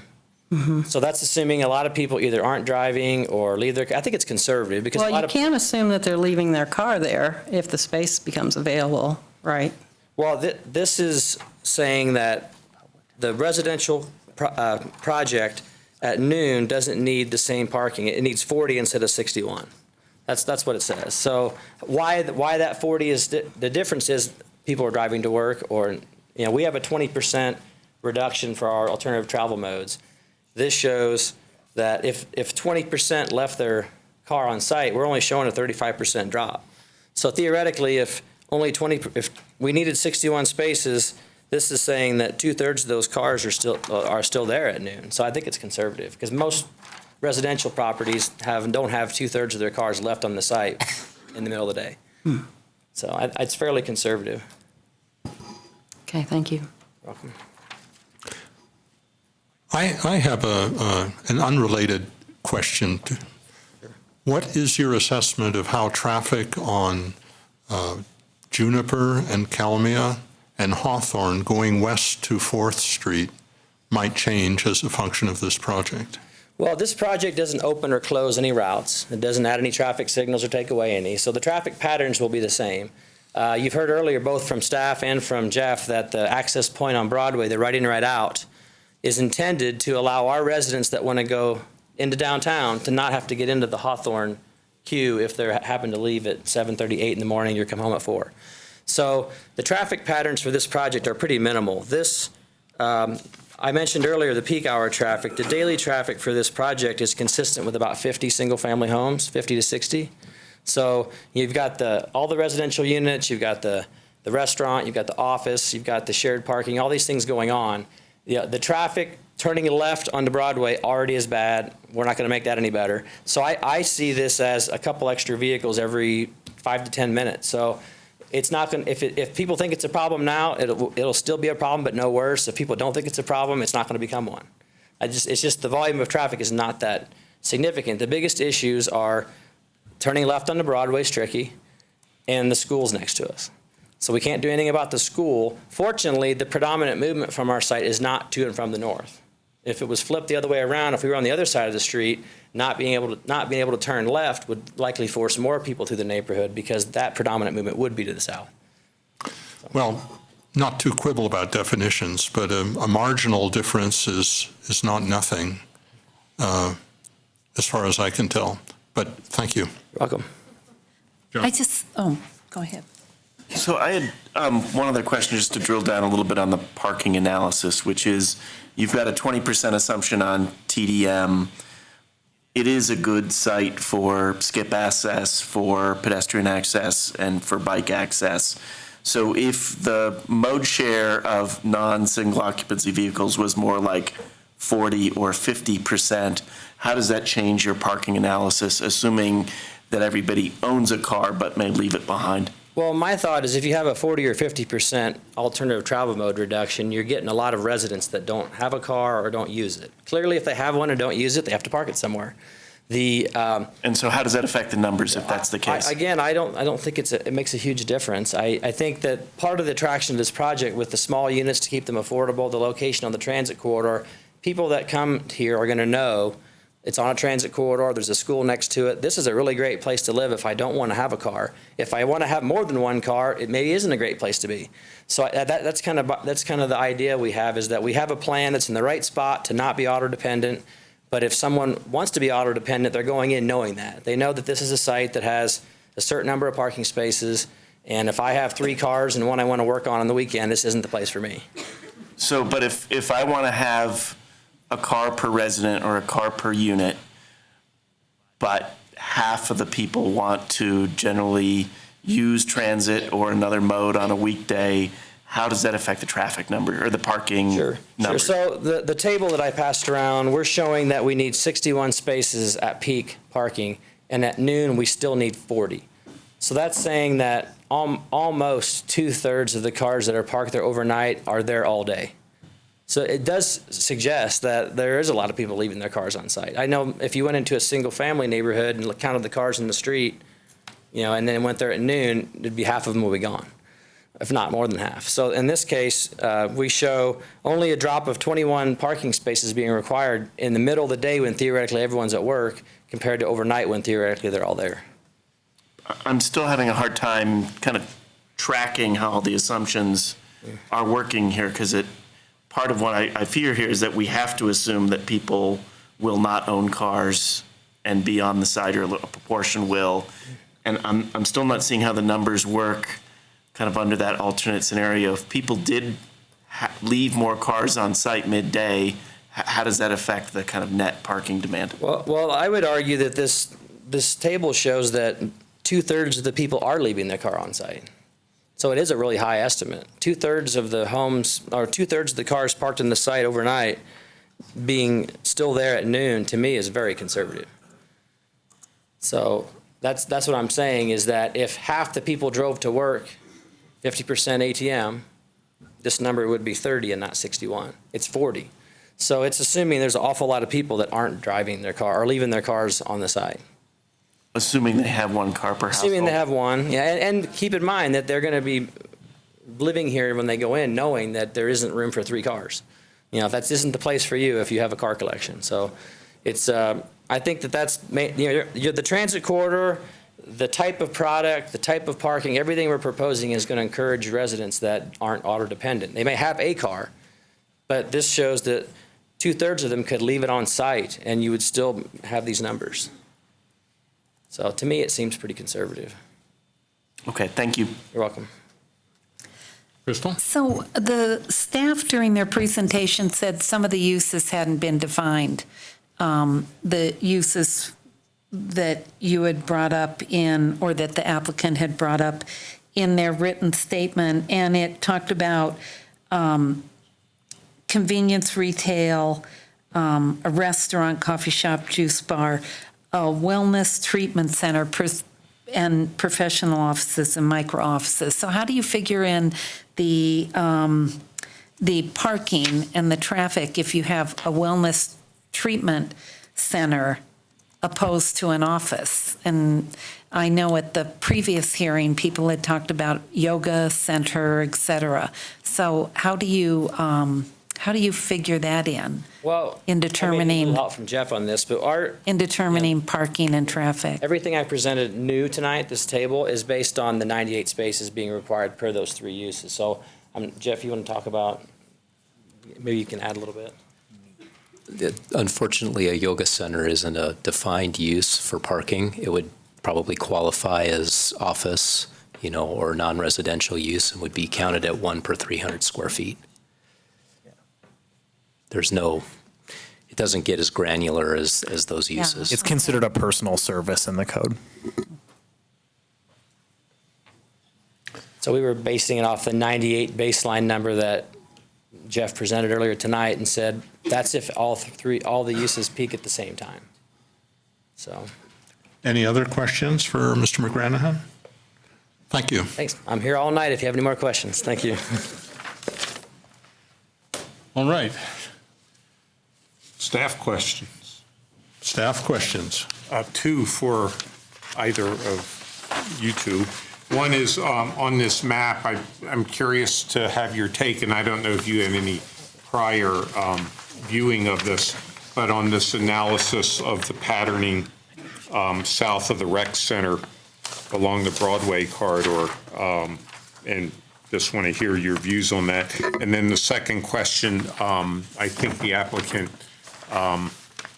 made a comment earlier that at one point staff was supportive of the RH2 zoning, and I wanted to get a little bit more context of their comment relative to where staff's position is now. Sure.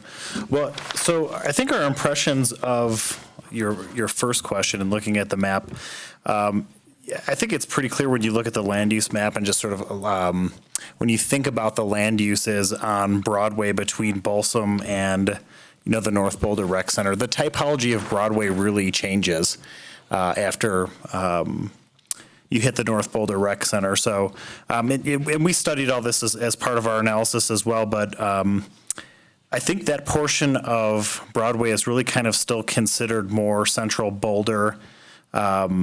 There's nodal activity there between the hospital, Ideal Market, Washington Village on through. Some of the condos that were built in the 70s on both sides of the street. So I think there's a pretty clear delineation in the change in land use from Central Boulder to really that transition to North Boulder, north of the rec center. So I think that's our impression, is that the typology is a bit of a bright line there between higher density and lower density residential. And then with regard to the second, so the designs had multiple iterations with a series of different architects, and we looked at a number of different massing studies, some more developed than others at different points in the process. And from the beginning, we had expressed concerns about high density. The applicant was intent on moving forward with a high density zone designation. I think the important thing to remember is that RH2's base density is 14 dwelling units per acre. So theoretically, it's possible to have a project that has a technical zoning of residential high density 2 that's not 27.5 dwelling units per acre. So while maybe 14 dwelling units an acre, wasn't going to work for the applicant, maybe 16 would have. What's requested here tonight, I think the end result is something that's about 25 dwelling units per acre. And through the site review process, you can request, in effect, a doubling of density in the RH2 zone district. So, I don't have that email in front of me. I don't exactly know what context or at what point in the design iterations we're looking at, but there's a lot of back and forth. All right, thank you. I think at this point, we will move to the public participation section of this item. And those of you who wish to address the board on this matter, I see there's a number of you already. But if anyone has not yet signed up, please approach Cindy and get in line.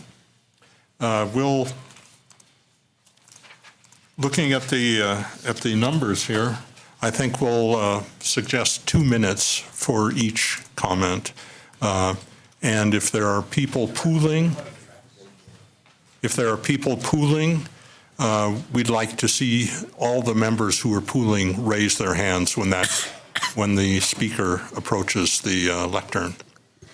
And also, John, to have people prepared by coming up to minimize the time. That's also, I'll read three names in a row, and if the people could speed things up by being ready to speak by coming right up here and moving to the lectern quickly, that would be good. John, how many people are signed up? Well, let's see. We're up to 48. 48. So I just want to state for the public that my preference is to give people 3 minutes. This is the time when we deal with. Just a second, I just want to finish, please. This is the board that's able to do that, to allow, detailed input.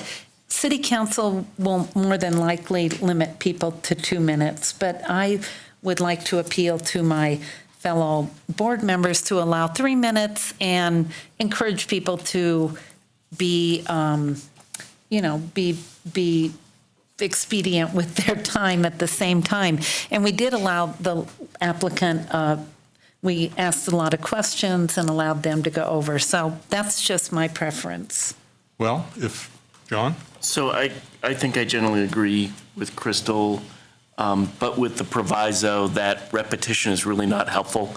If someone's already said it, say you agree with them or say to make that point, but we've got a lot of thinking to do and a lot of information to sort through. So efficiency would go a really long way here, but if people really have unique things to say in 3 minutes, I wouldn't want to cut them off.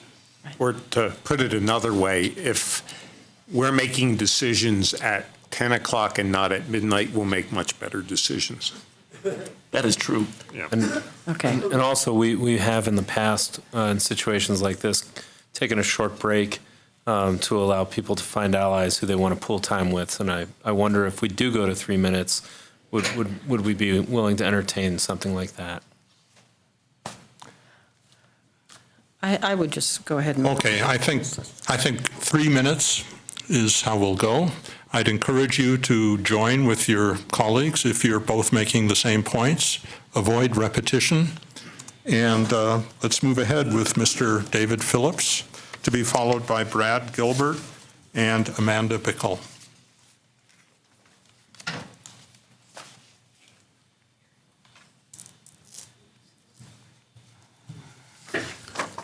I'm Dave Phillips. I live at, my wife is Elizabeth Ann Phillips. We've already submitted an application or a letter to you. We live at 211 Hawthorne. We've been there 41 years, probably more in the northern Newlands neighborhood than most of the people here. So I think we have a few observations from that point of view. Basically, I think that we need, our letter itself went to the density of and safety concerns. I don't think we need to get into that. You're going to hear that from plenty of other people. I think we need to look at the bigger picture in here. You raised this issue earlier, the Kalmia, Juniper, Hawthorne, 9th Street areas.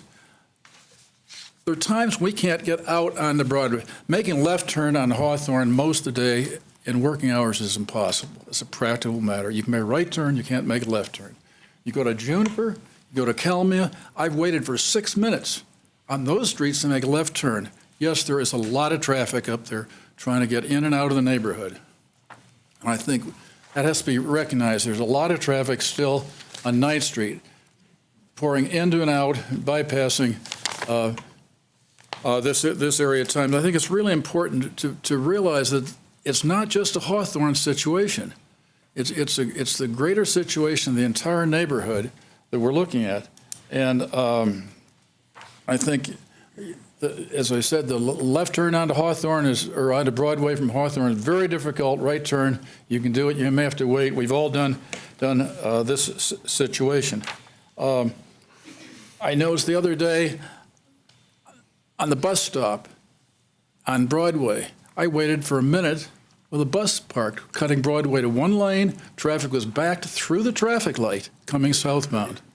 There were cars behind me waiting at their.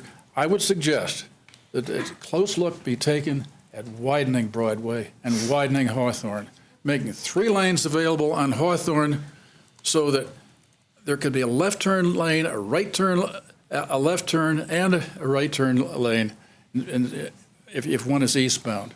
And that's the situation on Kalmia and on Juniper. You can't get out. If you're making a right turn up there, you can't get out if a person's making a left turn. It's really difficult. So I would consider that basically widening Broadway on the west side, widening Hawthorne on the north side. And I think that would help the situation a great deal.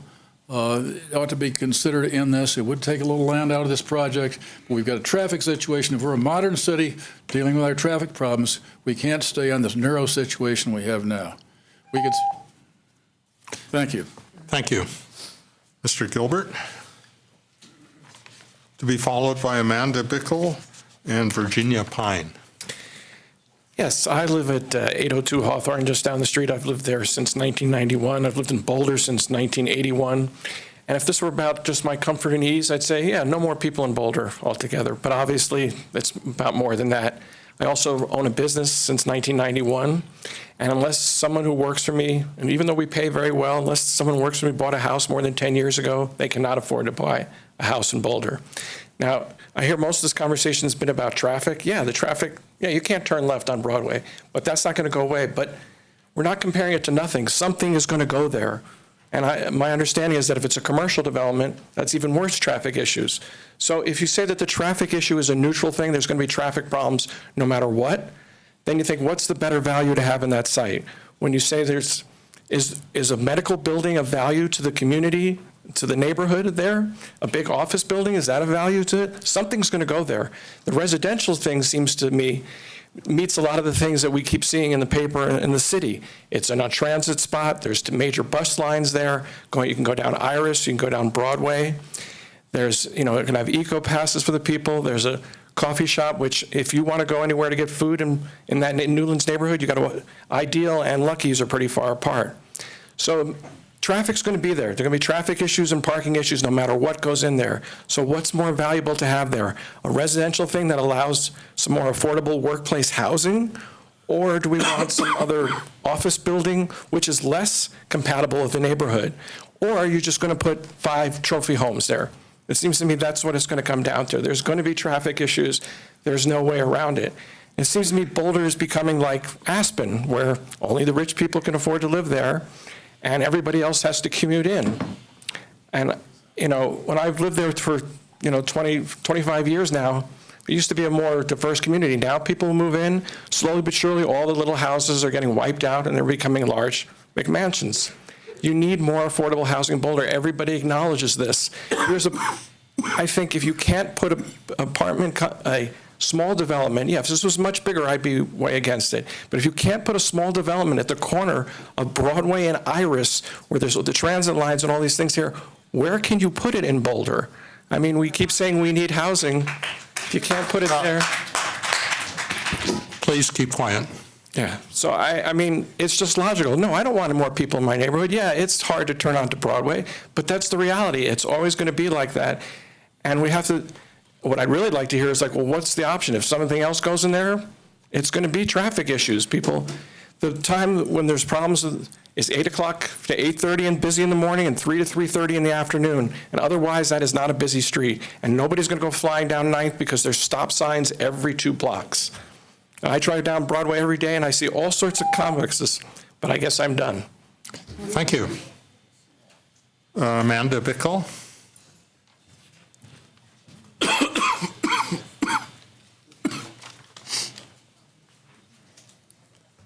okay. Work on it. Thank you.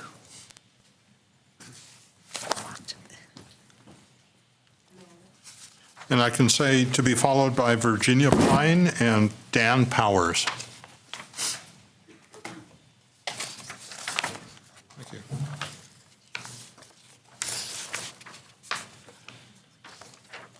You should say that. I'll remind.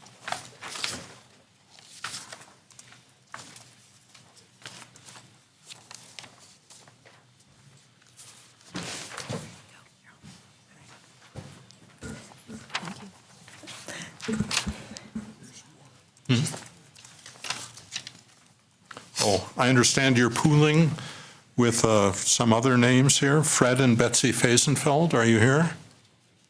Okay. And Ken Osborne? Okay, thank you. Go ahead. And Tom Mayer as well, I think. Oh, yeah, Tom Mayer's on this list too. Thank you. Thank you all very much. I really appreciate your time. And as always, thank you so much for your service to our community. I know this is a huge amount of time for you guys. I'm here representing a neighborhood group, Neighbors of 3303 Broadway. We have at this point over 118 members, and I have just passed around a list of current membership. And it's been growing regularly. I also note that many of us are here today, and so I would like people to hold up their signs to show who's here from the neighborhood group right now. All right, a decent showing. So our concerns fundamentally stem from the density of this project. I know that the developer has spoken about how they've reduced the density from what was originally proposed, but what was originally proposed was really insane for this 1.3 acre site, and this is only slightly less insane from our neighborhood perspective. So it's 50 units and a neighborhood business center, 1.3 acres. It's not a large site. There's also been really no neighborhood planning process. And I think this is really what the comp plan is designed to do, is to make sure you actually do thoughtful planning. And here we're talking about putting something very, very dense on its own in the middle of a neighborhood without really thinking about the transitions and other uses in the neighborhood and really what's the best use of the different pieces of land that make up the whole neighborhood. So I really would encourage you to think about doing this in a more thoughtful manner. Of course, we really agree with staff. We don't think that the plan as currently proposed is consistent with the Boulder Valley Comp Plan or with the change requirements under the BRC. So I'll refer and defer to staff on that. This is really not consistent with neighborhood character. As I think the staff also showed you, you can see some of the housing types that are there already. We're talking about a very abrupt transition to extremely dense office storefronts. It doesn't really fit the character of the neighborhood at this point. Our biggest concern, as you've gotten a feel, is Foothill School. Foothill School has 550 students. It actually has the least amount of open space per student of all Boulder Valley schools, which is one of the reasons that more school property has not been devoted to parking for parents or teachers, which means that parents and teachers park in this neighborhood. And that when you say, well, we can use some of this parking for people who are going to be at this complex, I think it's important to realize you may be making it so parents cannot come to meet with their students' teachers during school hours. That's actually a very, very important thing in our community, is being able to meet with your kids' your kids' teachers. And the street parking really is used. Here is a picture of Foothill School traffic on a normal day. It really does wrap entirely around that property at 305. And that means including right past what would probably be both exits to this property. Grocery store, neighborhood center, it all sounds great, but we don't really need it right now. We do have good services within walking distance, north and south on Broadway. This isn't affordable housing. I know it's been depicted as workforce housing, but $1,300 per month plus parking plus utilities for a tiny, tiny efficiency unit is not what I would consider affordable community housing. Finally, the spillover costs to this neighborhood are really going to outweigh any benefits you might get from those services. So this is flooding and drainage during a normal summer rain. I know you heard about the berm, which I'm interpreting is not really a legal berm that was built behind the property. Even with that, you're getting a huge amount of water. I think there are really legitimate concerns about the reducing the permeability on the property and what the impacts will be if you don't create adequate drainage on property. So what would we like as a neighborhood? Medium or lower density, no more than 18 units. We're not asking for a few McMansions, but we really do think sort of a medium density development would be appropriate here. Residential only, setbacks, two-story buildings, green spaces, something that fits better in our neighborhood. Ideally, we would really like permanently affordable housing. I realize that might be a challenge given the economics, but that would be the first choice of most of the people in this room. So we would also strongly recommend that you make sure that the public gets a public benefit out of this. So we would encourage you to deny the current proposal, send the developer back to the drawing board, and fundamentally do not approve a change in zoning without concurrent site review. You don't have to just give them a change in zoning and see what happens. Make sure that what ultimately goes on this site, and we do expect something will happen on it, but that it really offers real benefits to the community, and that those benefits do not have the kind of costs this does. So finally, thank you very, very much for your time. Thank you. Okay, Virginia Pine, followed by Dan Powers and Peter Mayer. Hi, I'm Virginia Bouler Pine. I have lived my entire life in this neighborhood. I have lived between Iris and Forest and 9th and 4th Street for almost 70 years now. So my perspective is just that Boulder changes.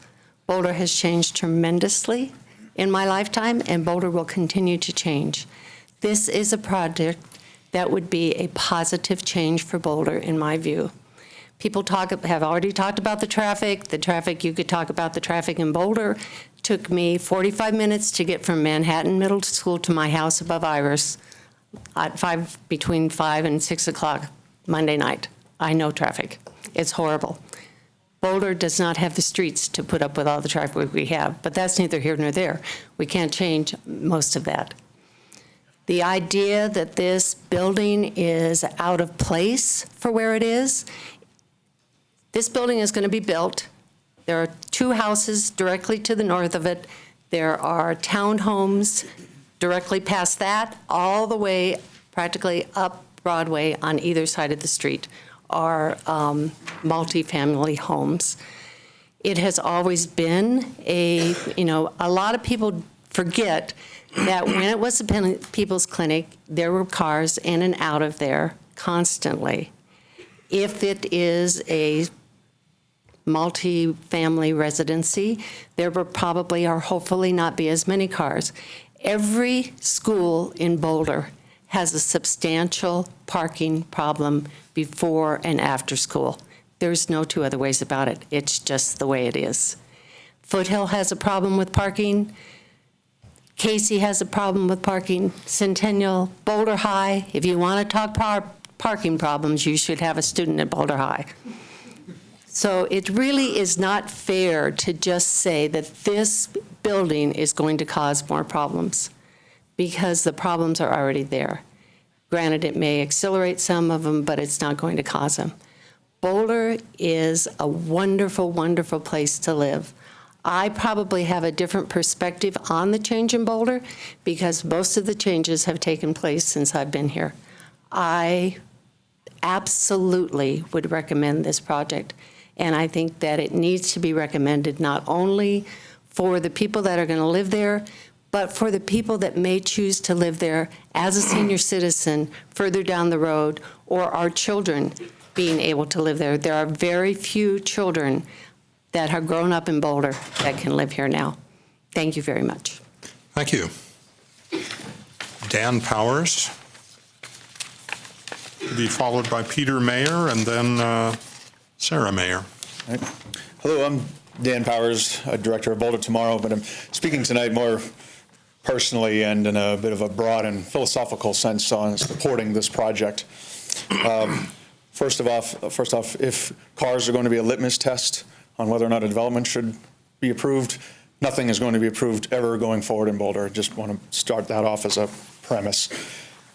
When I was going to school at CU Boulder, graduating in 1994 with my environmental conservation degree, I learned about Boulder's land use vision in the comp plan, and the project before you tonight fits just what I was taught to expect would be the Boulder of the future.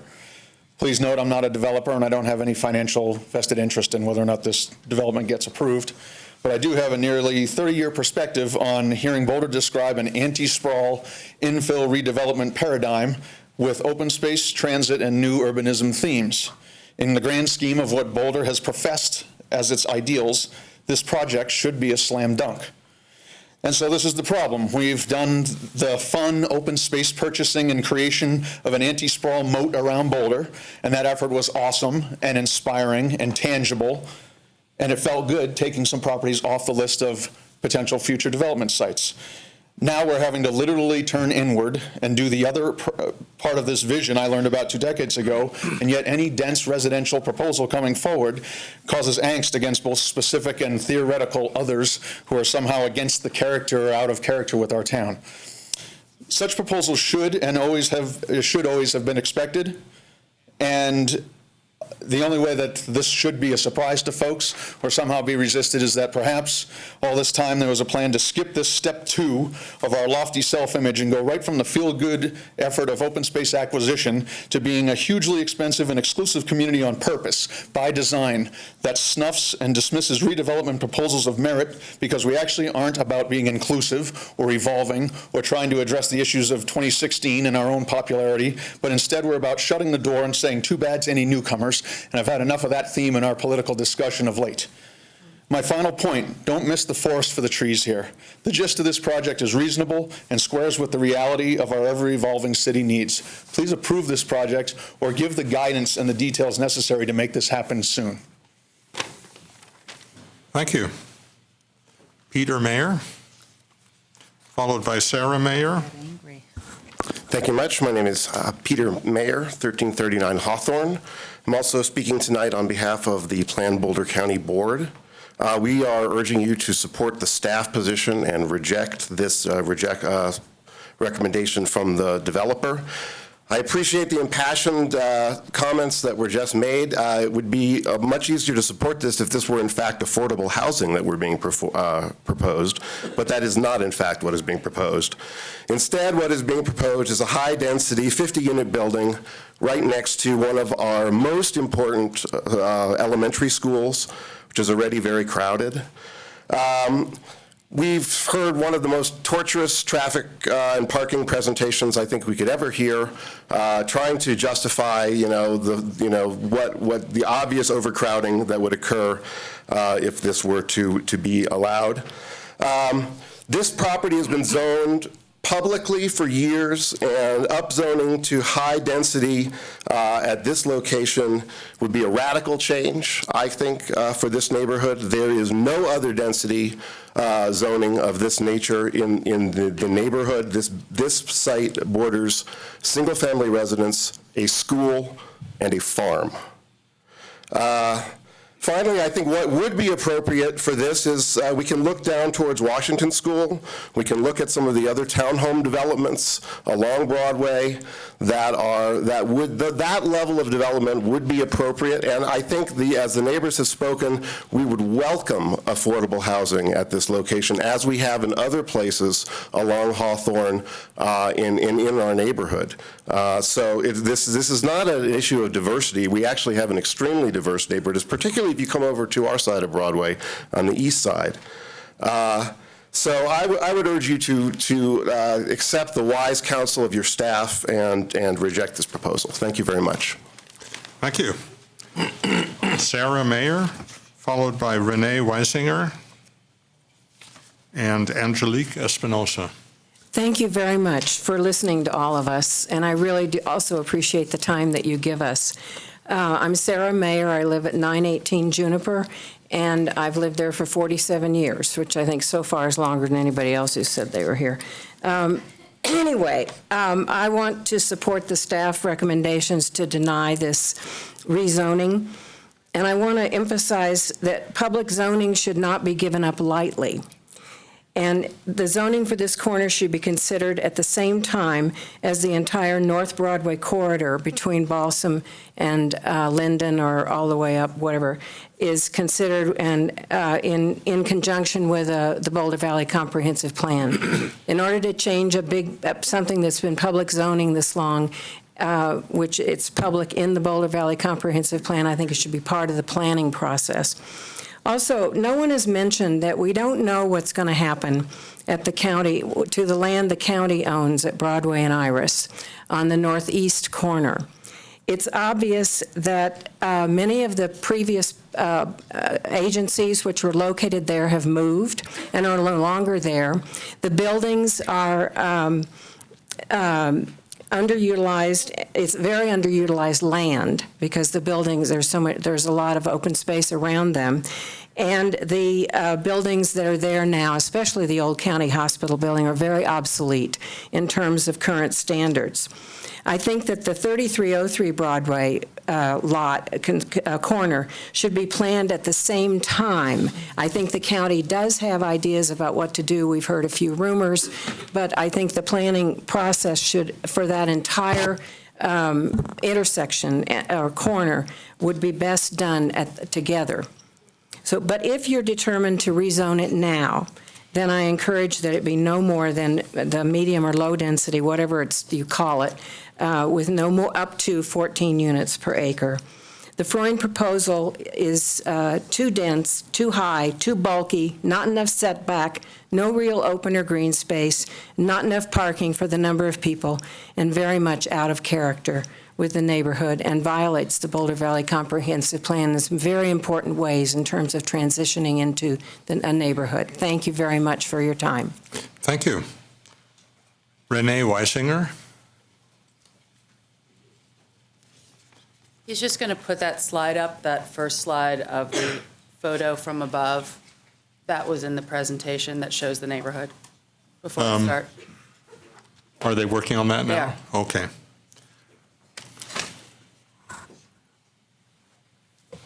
Maybe the next person could talk while they're working. Yeah. You can do that. All right. How about Ronica Ross? No? Mine goes with that too, actually. All right. How about Roger Lewis? Angelique? Oh, Angelique. I'm sorry. Did I jump over that? Yeah, Angelique. I thought so, yeah. Is Angelique here? I am, but she's got it up. She's just Oh, all right.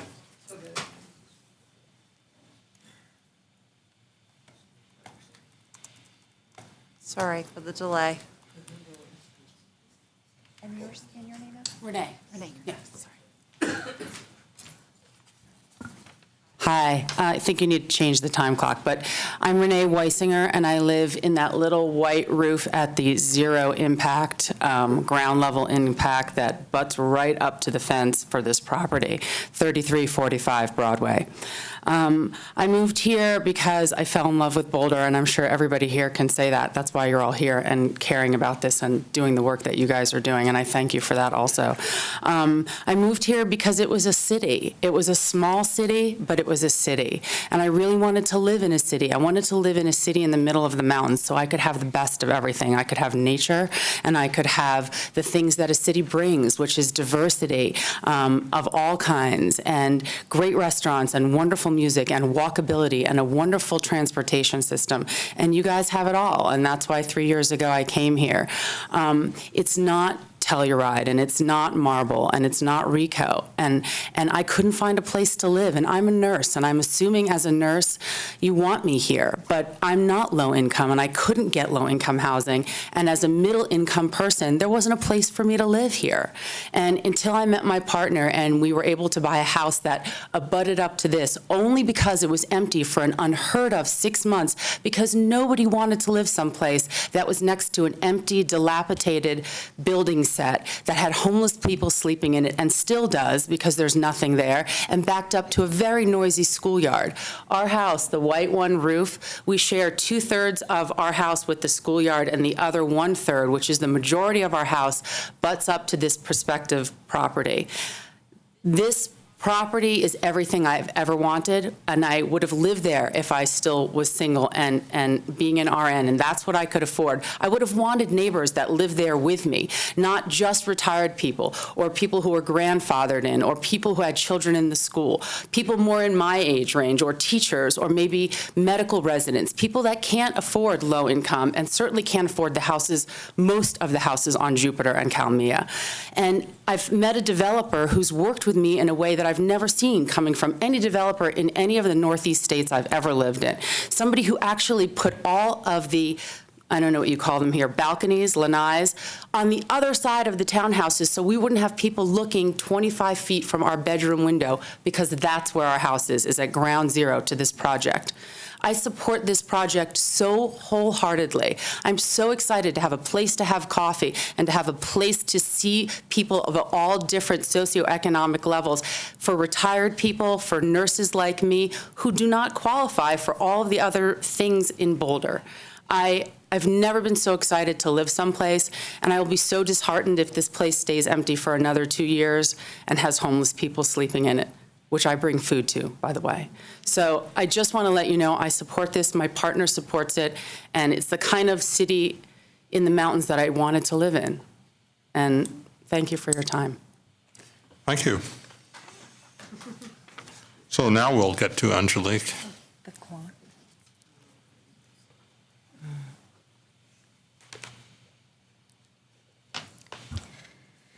Good evening. I'm Angelique Espinoza, 25-year Boulder resident and Broadway neighbor. Now, more than ever, we must strive to be a truly welcoming, inclusive, and environmentally responsible community. And it's going to take work, and it's going to take some sacrifice. It's easy to support a cause by liking it on Facebook, but real change for good only happens when we each individually are willing to endure some personal cost in time, treasure, or convenience to to make the world a better place. I've spoken with a friend of mine who opposes this project, and I sympathize with her concerns about how the proposed development may impact her. She's a good person. She worked tirelessly as a volunteer to pass the Healthy Boulder Kids initiative, the tax on sugary drinks to improve health for low-income kids. She has an amazing heart and great mind, but I can't get on the same page with her on this. No project is perfect, but this one meets goals that we have defined as a community are important. It offers middle-income workers a way to be part or to stay a part of our community. And it supports environmentally responsible land use and transportation planning for our future and for our children's future. A lower density project simply cannot contribute to these goals, and I believe would actually erode our ability to meet them in our community. As we struggle through the next 4 years under an administration bent on exploiting our environment and on marginalizing the perceived other and outsider, it is up to us to uphold better values, even when it costs us something, perhaps especially when it costs us something. Thank you. Ronica Roth. Yes. To be followed by Roger Lewis. Cool. Thank you very much for your time. So with Renee, I'm in that house that shares a third of our property line with this project, and Margaret's buildings will look over my backyard. And I want middle income and affordable housing. So I get that this isn't, it was probably affordable when it was higher density, but middle income housing in Boulder, and I want a walkable neighborhood, and I want it in my backyard, not in theory and not somewhere else. So I've actually been a supporter from the first time I learned about it. When we were looking to buy this property, what's going to go in there? It got bought by somebody. What's happening? And I called Margaret's company, and I talked to someone on her team before deciding to buy my house. And I decided to go ahead and buy it because I believe in what they do in general and specifically in this property. So they want to build dense, beautiful, livable, diverse spaces. They revitalize neighborhoods. They've done that a lot in a lot of places.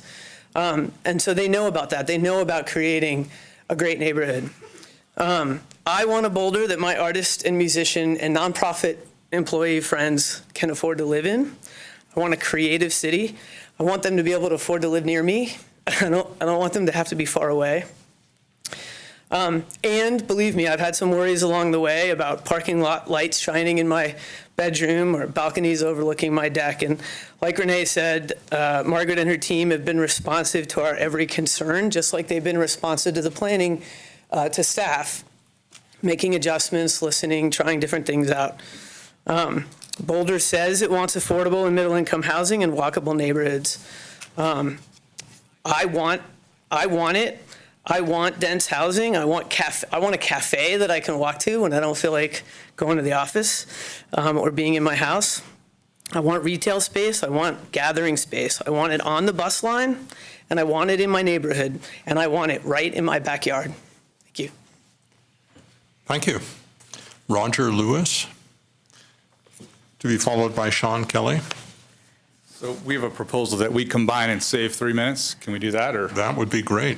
All right. Roger Lewis, 1503 Orchard Avenue, North Boulder. So I live up in the Lucky's neighborhood. This is relevant to me in many ways. I bike all the time. I bike mostly around the city. I bike right down Boulder Corridor, and I go right by the site when I go back and forth. And, you know, I've seen a lot of change in my neighborhood, and you guys all know that. But, you know, change happens. And now there's big change lining up now from the university all the way through to Iris and Broadway. So, you know, we're shifting from this residential to this TOD-centered, you know, high traffic and high transportation corridors where I think there's an opportunity to make a more vibrant community. You heard a few people just speak to that. And I think it's important that this project moves forward in a timely way. This site's been vacant too long, and I think we should look at the density issue. And I think more importantly, I would say that change happens, and that land was vacant come on, Buffalo room that a long time ago. People's Clinic was there. Iris and Bee is there now. 50 years, something else will be there. So we should really come together. So I'm holding both signs here, right? Both signs, yes, and do this because I have a suggestion on process that we come together to move forward and support and innovate for impact. And that would be move forward and change the zoning and upgrade it so they can get this moving, get some progress. And there's still other issues to solve. We've heard that, but that can be done. But progress needs to be made, and that little bit of progress will get everyone on board. And I'm David Adamson, and I live at 815 North Street, and I'm also here as the executive director of Goose Creek Neighborhoods, where we believe if we work together, we can do anything. And I want to second what Roger just had to say, but I want to emphasize two main things as we look at this, as you look at this proposal. One is we have to think ahead. You know, as Lincoln, our friend Lincoln said, the dogmas of the quiet past are inadequate to the stormy present. The occasion is piled high with difficulty, and we must rise with the occasion. As our case is new, so we must think anew and act anew. Climate change is happening, a huge biophysical reality. We have to do things differently. Secondly, we have to think about what's going on in this town with the lack of ability of people, young people, so important to our prosperity, the health of our culture, to have a good place to live. I believe this project isn't perfect. I believe we could do more for the affordability. I would support more units with less parking. I know we can handle the parking problem and the transportation problem, and I'd like to work together with neighbors. I'm a neighbor to help make a better situation for that. So on that front, panoramic interest, take a look. You can see projects in San Francisco metro area, by the way, 270 square foot studios serving middle income. And I can share that with you guys if you want more. And I just want to conclude with the idea that if we do work together and focus on values, I would love to work together with my neighbors who are concerned about this project. If we work on values about care for children, about safety, we can have an even better project. Thank you. Thank you. Very efficiently done. Sean Kelly, followed by Leslie Smith, and David, that was David Adamson. Hello, my name is Sean Kelly. I am on the east of Broadway, 13th Street, so in proximity to the proposed development. I have two girls that cross Iris every day and walk past the People's Clinic to get to Foothills. My primary concern is the safety issues associated with the corner of Iris and Hawthorne. On a sunny day, it's a mess. On a snow day, it's a train wreck. And I just don't see how putting 70 or 80 more cars in and out of that corner during exactly the time where my kids are walking to school is not going to pose a safety concern. I'm actually not opposed to 20 units there. I'm not opposed to the development that in the government buildings that are directly north of my house. So this is not a case of NIMBYism. It just seems like the wrong location for this project. And I'll be succinct and end with that. Thanks. Thank you. Leslie Smith,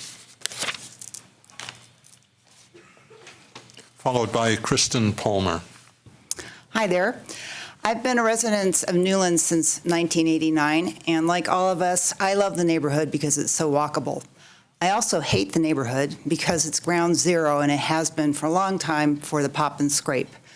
Houses that are being built now are 2 to 3 times larger than the original houses.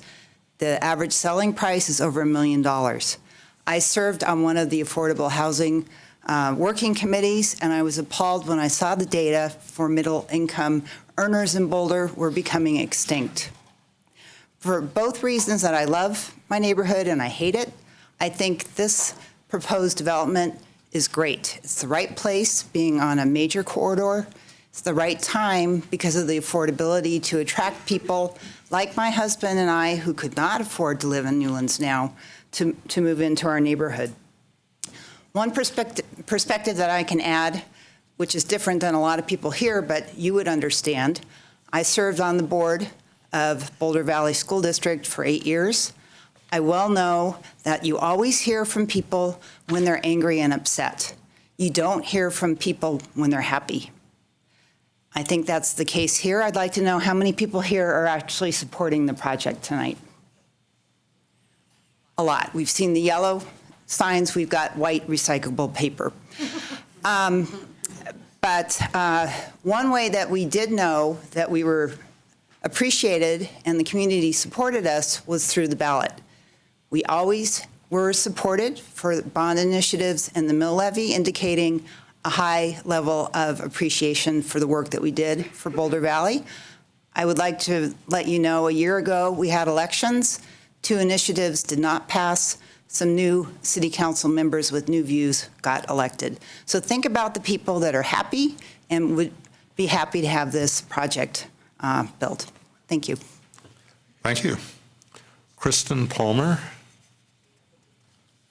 Not here? Okay, we'll move to Bob Wells, to be followed by Francoise Pansat and Tricia Martinez. Bob Wells, I live at 3464th Street, have for 26 years. Former business editor of the Daily Camera, I know some of you. It's interesting to see our government at work here, and I feel like the planning staff has kind of done our work for us, and I would urge you to go along with their advice and say no on all 4 counts. I really do not look forward to, in the future, driving up and down Broadway and looking at what is really a truly ugly building. I was struck in one of the presentations here, the east elevation of it. It really looks like something that could rival the very worst of what was done out on 28th Street next to Chetui, out at Boulder Junction. I'm sure those places looked very good in the artist renderings too. This one looked pretty good in the artist renderings, and I doubt that it would ever look that good when it's actually built. I think the larger context is that over the past 30 years, perhaps, we let our employment base grow way out of scale with what can be supported by residential development.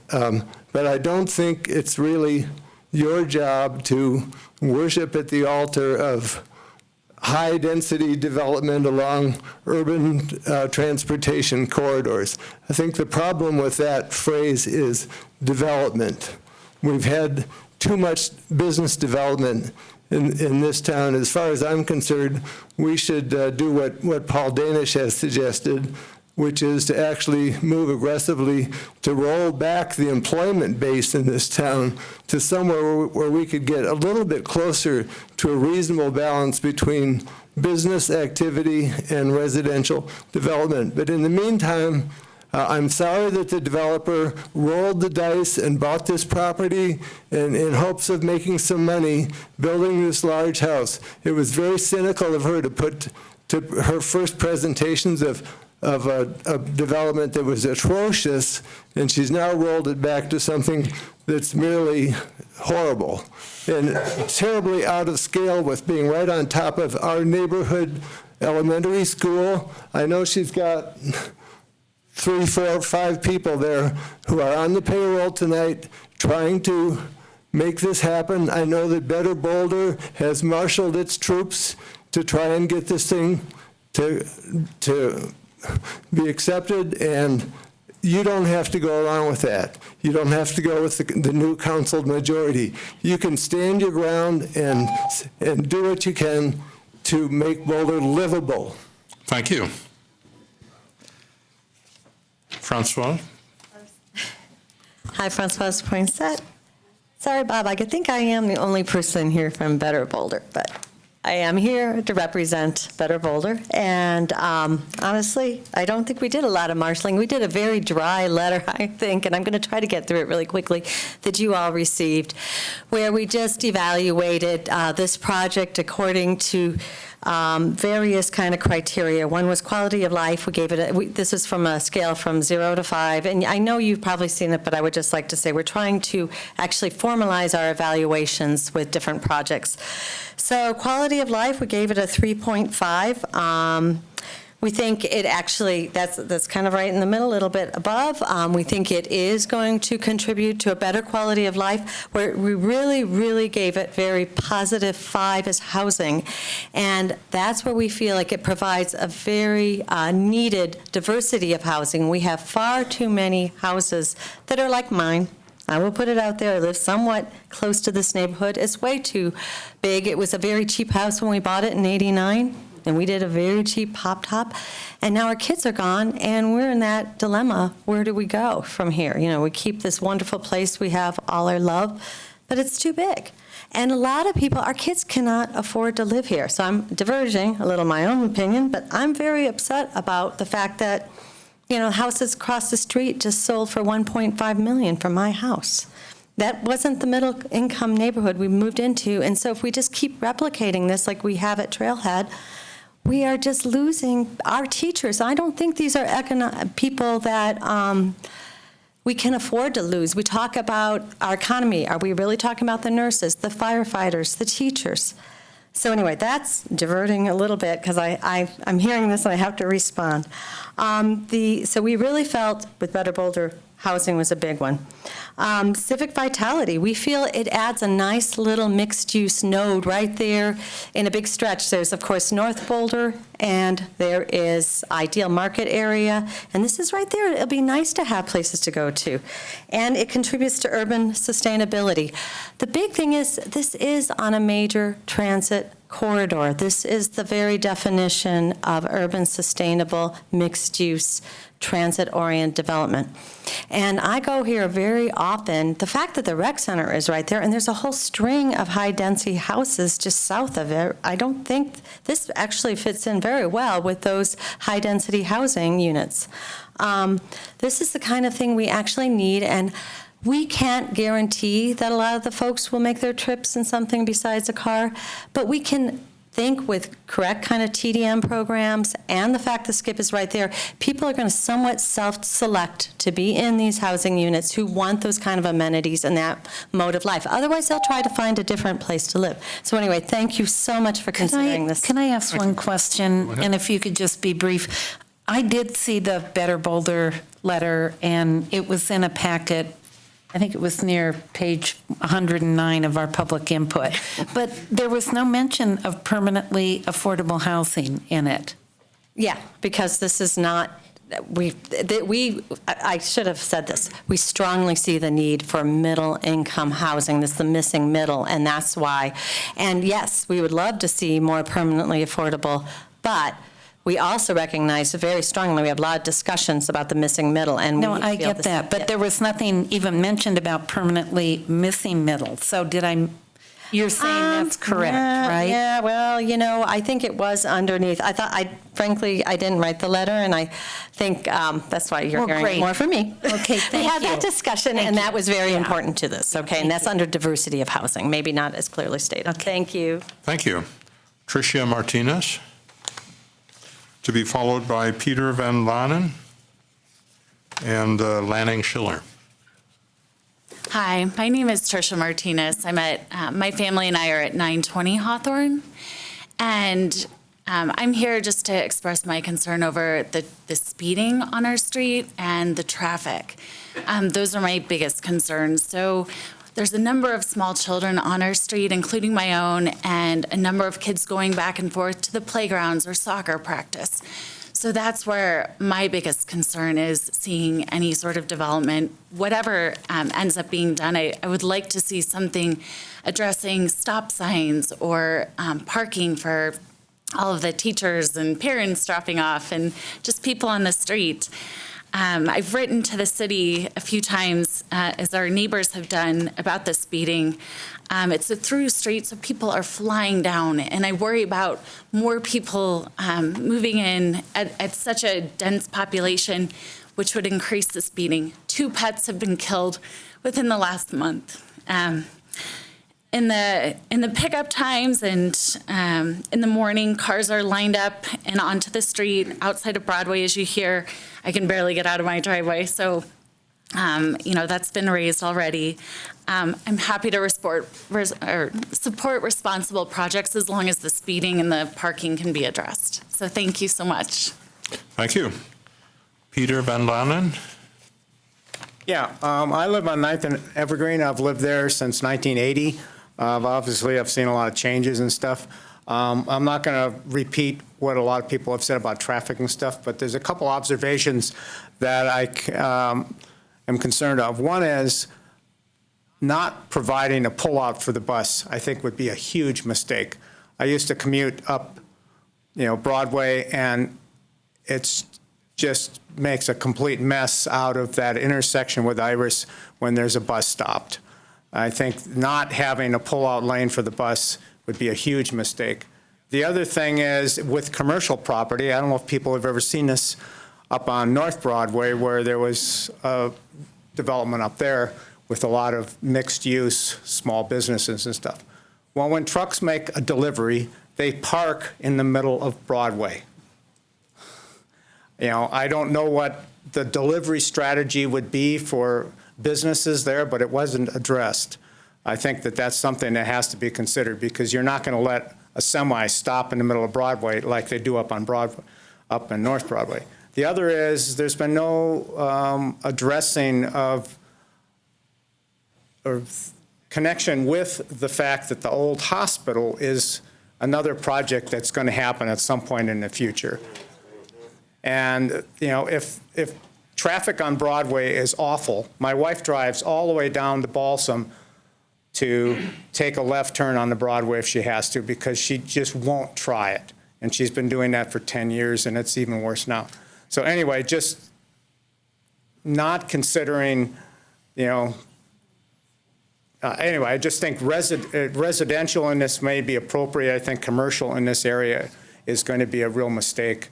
And, but someone bought the property. She has a right to do with it what she'd like. Thank you. Thank you. Lanning Schiller, to be followed by Tommy Stover. Pooling with Kurt Swingle.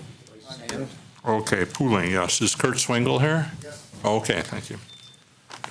So try to say something that's different than what you've heard before tonight, and let's back up and do a slightly bigger picture view. But good evening, Board, and thank you for your service. Excuse me, could you speak into the mic? Yes, absolutely.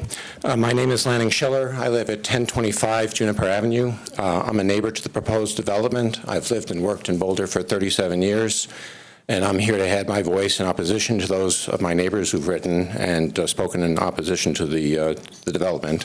I am in favor of workforce housing. I am in favor of increased use of buses and bikes. I think Boulder really needs some help with its transportation challenges, but I think this project is in the wrong place. So my first comment is about Boulder having a limited number of 4-lane thoroughfares.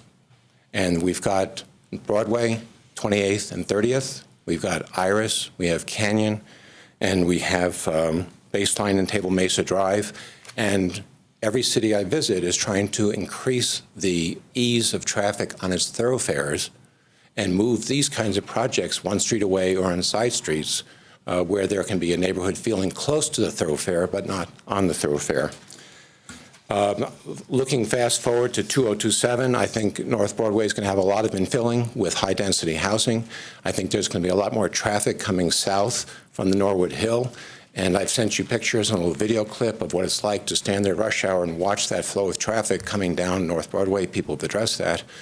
But more importantly, when the light turns red for the southbound traffic and suddenly the Iris westbound traffic starts, it's a blind spot for them to approach the People's Clinic site. And I stood there when I took those pictures, and they have no ability to see what's happening at that right turn in, right turn out.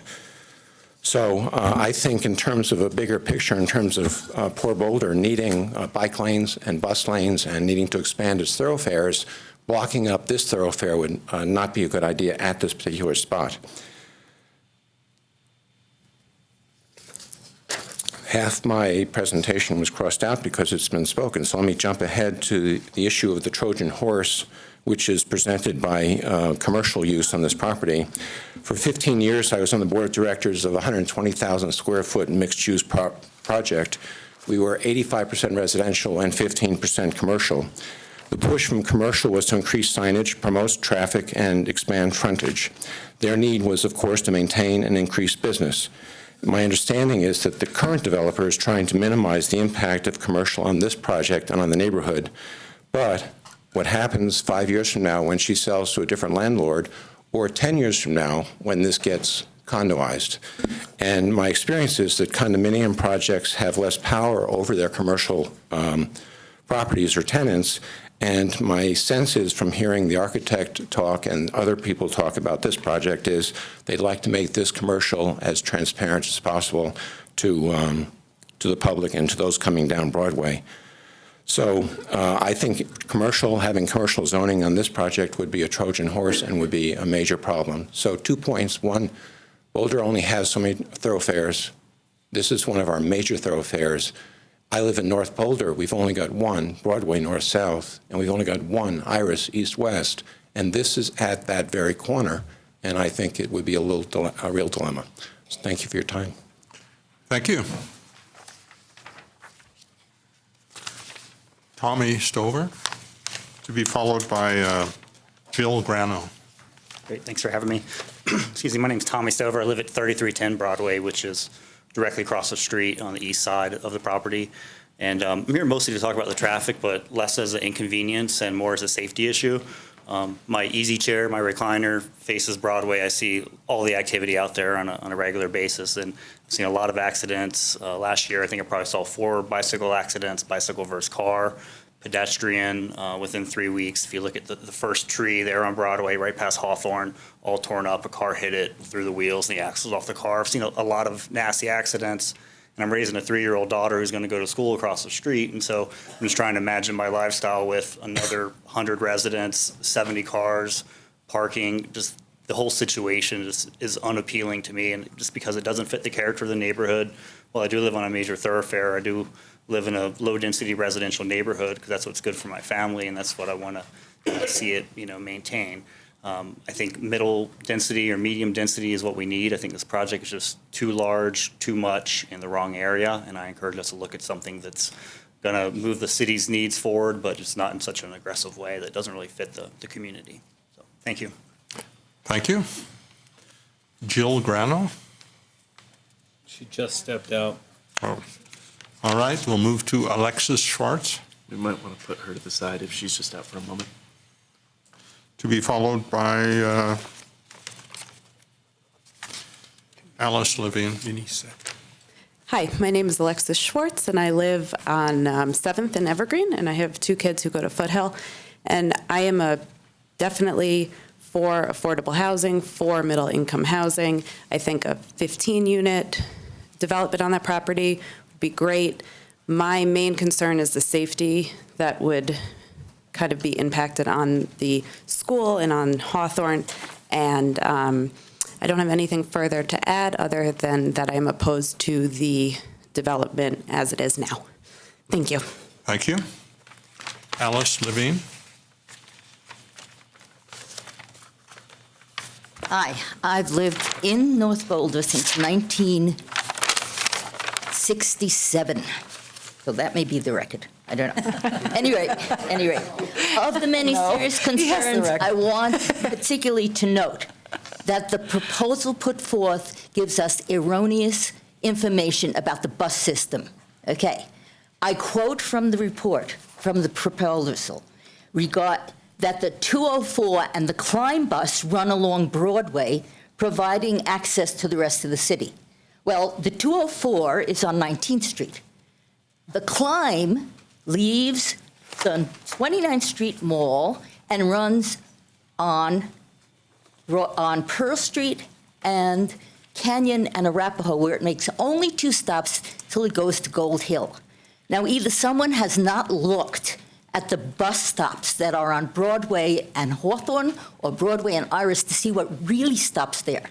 Basically, the Y, which is also claimed to be part of that system that people are going to use if they live in this development, is built and was made for people coming in and out of Lyons. The buses do not really stop there unless someone is getting off. So that is 3 buses that have been cited as part of this transportation access that do not really exist for the people who are going to supposedly live at this development. The 208 serves the Flatirons Industrial Park, and for 20 years, I took that bus. Okay, it's mostly still empty. It has no service after 7 p.m. on weekdays, no service on Sundays, and only goes from 8 o'clock until 6 o'clock on Saturdays. So it's not going to advance anybody who lives in that proposed project. So I want to challenge the statement made in the proposal that a significant shift away from single-occupant vehicles is possible in this location given the public transit opportunities. In fact, there's only one viable bus, and if you look at when those buses, there's both streets, both stops on the street. When they come, it's only the skip bus, really, and the 208, which is really very rare. It comes up very rarely. Okay, everyone has talked about the traffic situation. What people haven't mentioned is that the school is not from 9 o'clock in the morning till 3 in the afternoon. Okay, the school the child care is provided starting at 7 a.m. in the morning until 6 p.m. Boulder Valley School's Lifelong Learning will be running 23 classes for children at Foothill School after school hours starting in February. That's a lot of kids who are going to come and a lot of cars that are going to come from other parts of Boulder. People who live in this proposed community that have to go south on Broadway and are thinking of going north are going to go to Balsam, Cedar, Delwood, Elwood, and up Elder, and up to 19th, all residential streets. That's extra CO2 and extra passenger cars on other residential streets, including the ones that are in the development area. Thank you. Thank you for your time. Ann Ross. She takes the bus. She really knows her. To be followed by Eric Budd.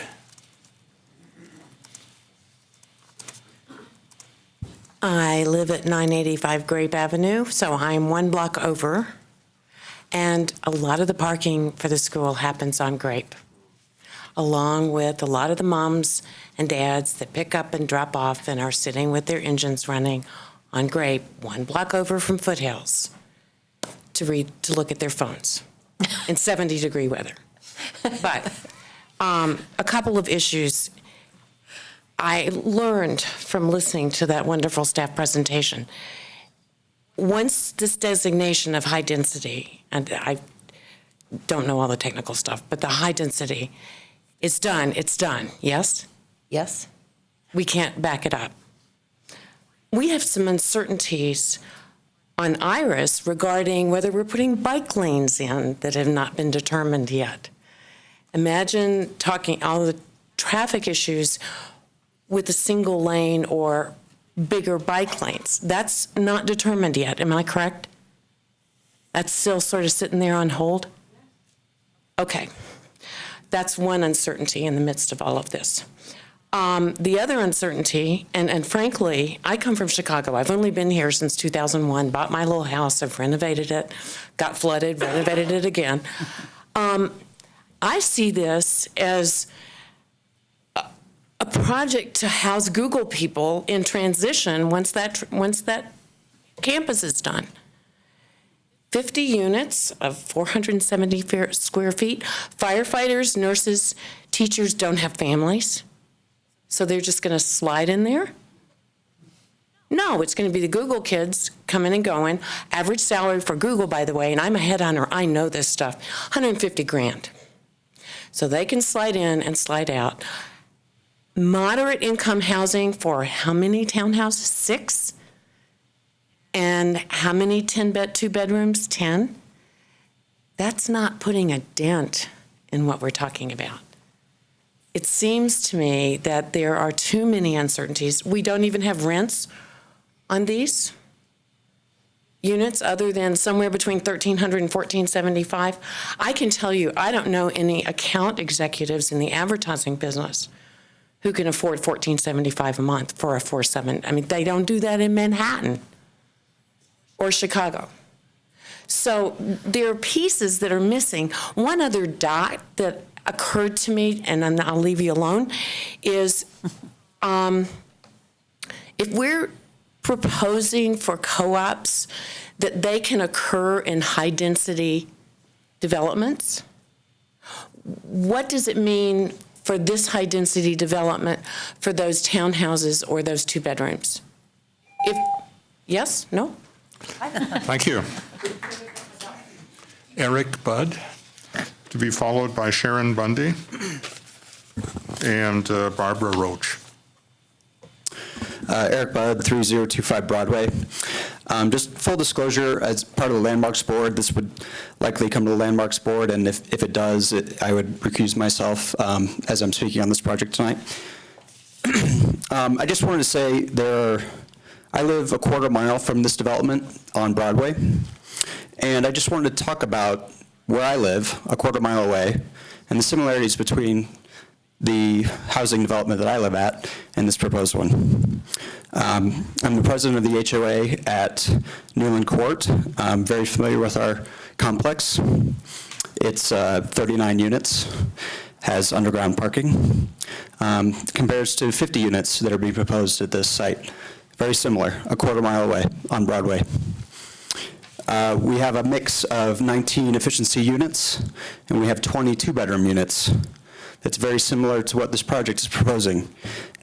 This project actually has a better mix of units. There are some condos, and there are some one-bedroom units as well. Other similarities. They're both a 5-minute bus ride to downtown. They're walkable and bikeable to nearby amenities. But the site also has some things that I would love for our complex, and that is being able to subsidize eco-passes. We haven't been able to do that yet. Having a coffee shop or restaurant, that would be a great amenity. Having a nearby Boulder B-cycle station. And again, it's a very short bike ride to downtown. These are all things that are benefits of the site, and this is the appropriate location. This site is on Broadway.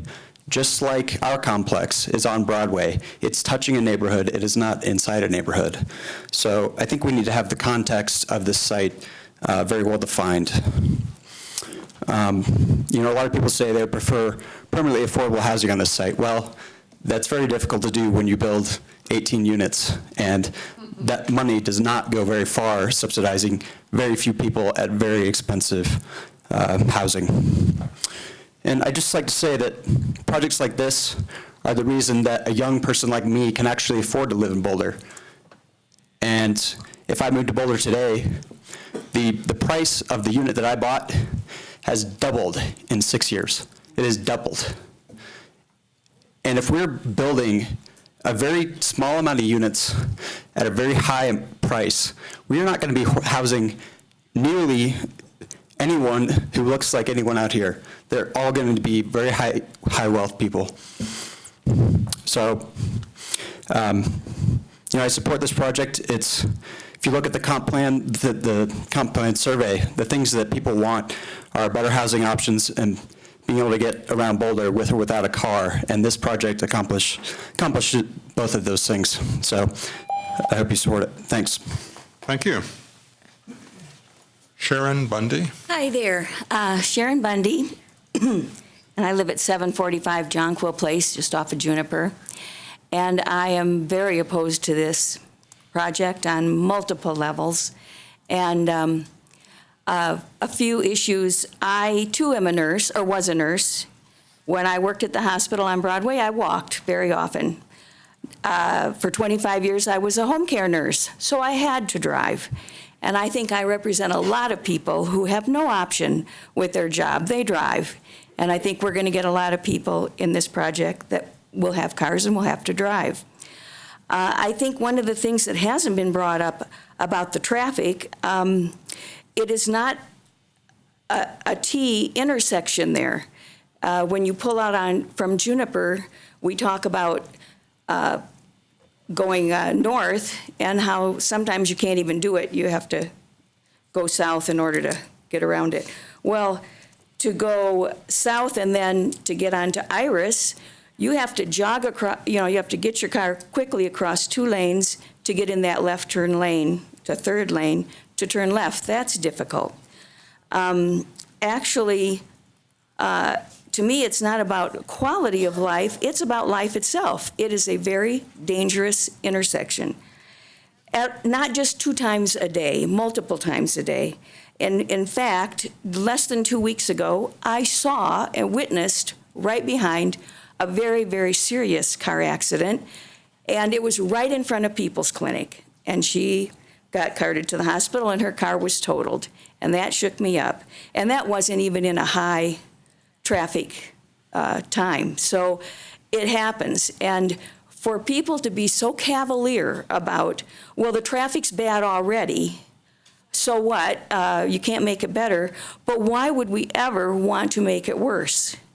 So, and I can also say, when it comes to the parking situation, these razzle-dazzle numbers sound just fine, but in my neighborhood, we have a home with 5 non-related people living in it, and they all have cars, and they can't park in front of their house on Juniper. So all summer long, we've had 5 cars circling the cul-de-sac and parking in the cul-de-sac. Now it's down to 3, so it's a little more tolerable, but we have children in that neighborhood.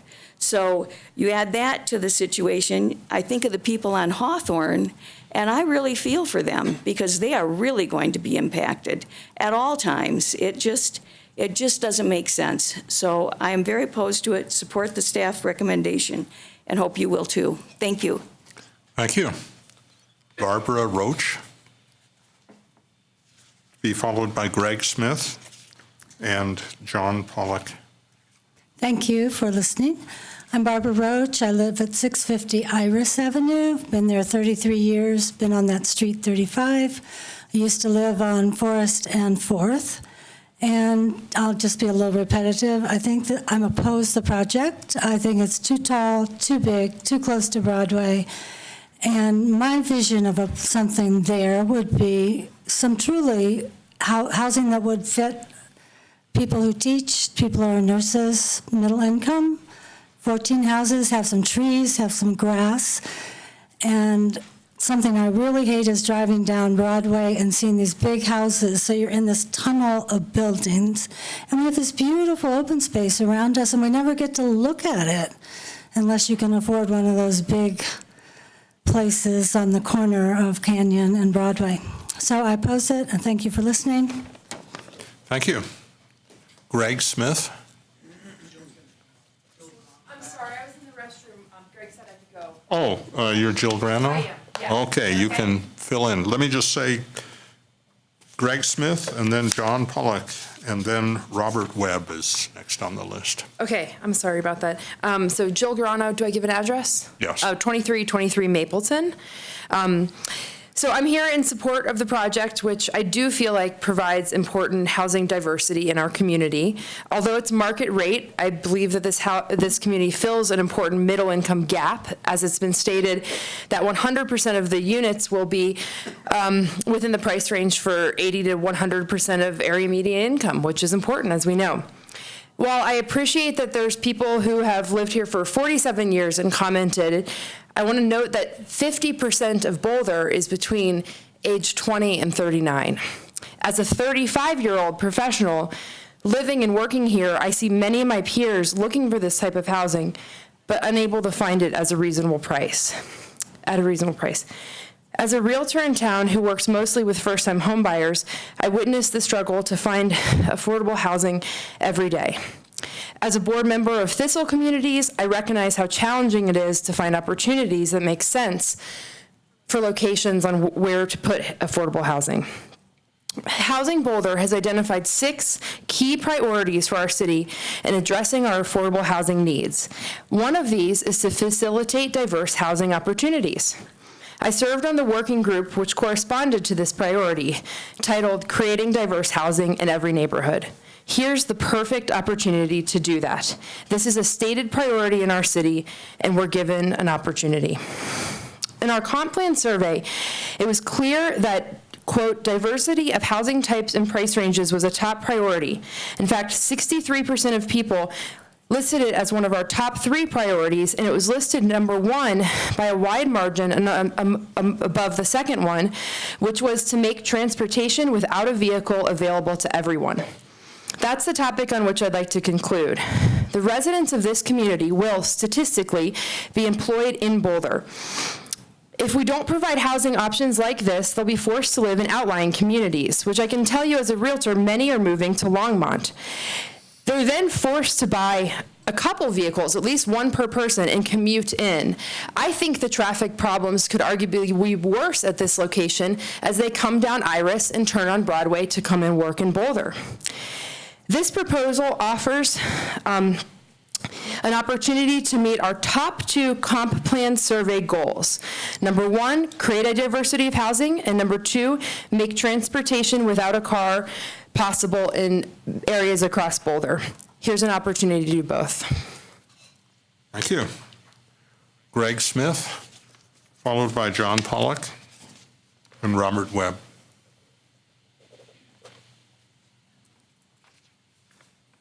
Greg Smith, North Boulder. Jill actually just covered a bunch of the things I was going to say. I was speaking in support of the project. One of the big myths is density contributes to traffic, and we hear that over and over, but I truly feel a project like this is actually an opportunity to reduce traffic, and specifically in this area. If we have people that have to commute from Lyons, from Longmont, coming in, those cars are coming there anyways. If those folks have areas that they can live, such as this, workforce housing, median income housing, they get to live here. And then they get the option not to have to drive to work, but commute in. I employ over 50 people in the Pearl Street Walnut area. And most of my employees have to drive in. Many of them actually who used to live downtown had to move out. And many of them are talking about having to move to Westminster, areas along those lines. An area like this and the project with these types of pricing would give them the opportunity to live in that area. A key factor we're not seeing, and it's actually a funny one, is this is also a project that's before the hill. And I will tell you, a person making a decision to bike to work will actually, having a ride to bike up Broadway, up that hill, or up 19th, up that hill, would deter them from biking to work. So actually projects that are below the hill actually increase people's motivation to actually bike or walk downtown and utilize the bus. And then you're going to find the folks that are, I think, the mixed use as far as the coffee shop, things along those lines, those folks that would have driven to Vic's or driven to Moe's are now going to have an opportunity to walk. So I really repeating a bunch what other people said, but I highly recommend supporting projects like this. It's right in line with the comp plan. If you do look at what the council said directly about their corridor plan for Broadway, this is perfectly in line with what the corridor plan is in the future. So this is an opportunity to move ahead in that type of plan right now. That's already what we've talked about for the corridor is upzoning as well. Thank you. Thank you. John Pollock, followed by Robert Webb. Good evening. My name is John Pollock. I live at 3234 7th Street. I've lived there for 29 years, and I'm just a few blocks away from the subject property. And I'm one of the neighbors who supports the proposal that's come before you. I won't reiterate the reasons. People have spoken eloquently already, and you're going to be here a long time still. Just put one thought in front of you. Imagine if a group came before you to develop that site with a clinic that would serve low-income or homeless people, and what kind of an uproar would you see if that were to happen? Of course, that's what was there for decades while my kids were at Foothill Elementary School. And to the best of my knowledge, there was minimum friction, minimum problems with the community, with the school. I think this will support housing benefit, and the traffic impacts will be minimal compared to what's already happening. So thank you very much for your consideration. Thank you. Robert Webb.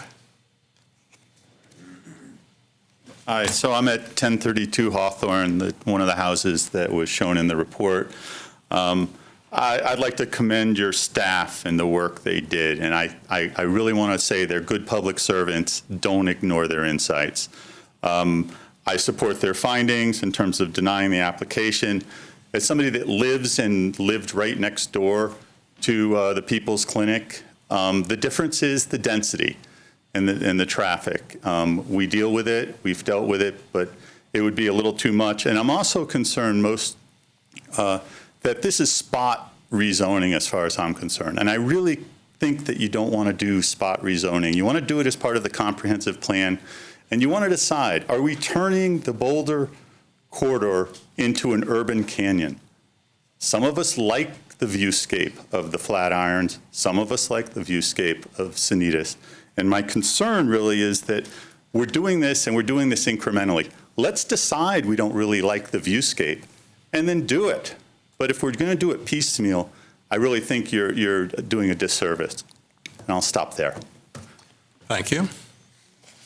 Amy Webb, followed by Rebecca Dixon.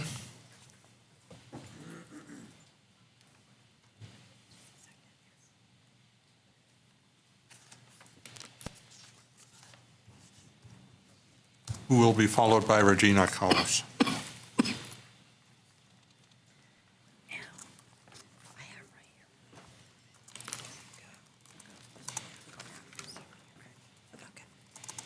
Okay, so I'm Amy Webb. I also live at 1032 Hawthorne, so I am pretty much smack dab in the middle of, Broadway to 9th Street, and from my front door, you can see that site right out there.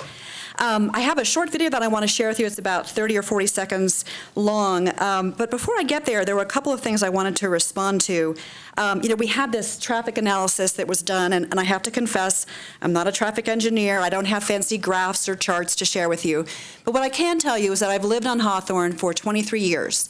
I have been working out of a home office, and so I come and go. I do my very best not to come home at 2:45 or now 3 o'clock, but I do have to do that. And I will tell you that I pretty much know that 50% of the time I cannot park anywhere on that street. And the only thing I can think about those 7 spaces, Hawthorne has no curb cuts, so pretty much the only spaces that are there are our driveways. And half the time I can't get into my driveway because someone's parked in front of it. So my guess is that's where those 7 spaces are coming from. So I really think that a parking reduction of 33% just does not make sense. Boulder has a great public transit system. But I have to say that I don't think people live in Boulder to be able to commute to work or to the library or to the store. People live here because they want to take advantage of these great outdoor recreation things we have to offer. So they want to go rock climbing, they want to go hiking, they want to go skiing. And to do that, you got to have a car. So I think you got to assume that people who are living there who can afford those not so cheap rents are going to have that. So quickly, I wanted to share this video with you. I hope I have time. But this video, again, we were here during the flood in 2013. And Sloan, I was thinking of you when I did this because the berm there, you'll see that it was not there, in fact, because I have video of this during the flood. This was, during the flood, the peak times were really overnight. The high water marks at our house were kind of the night of, I think, before the 12th and then after the 12th. And, during the morning, we really didn't think it was safe to go outside. The water was quite high on Hawthorne in front of our house. But probably right around 10:30 or so, we went out. This video clip I'll show you was taken between 10:39 and 10:41 a.m. And let me just show you what it has. Hopefully it will come up. Do I need to get your help, Cindy? It's not. I'm clicking on it, but it's not going. Double click? Okay. September 12th of 2013. And you'll see this first part. This is the site. You can see this is the People's Clinic site. This was the water that was coming through there. So substantial amounts of water. And again, this was really the low point, really during the day. It was when we finally felt it was safe to walk outside. And as you go further up, this is going to stop in a minute. You can see this water just pouring out of there all into that site. This is looking from the site over to Broadway, looking down Iris, and the camera's going to now pan around, and you'll see what was happening with that. Right, anyway, you can watch.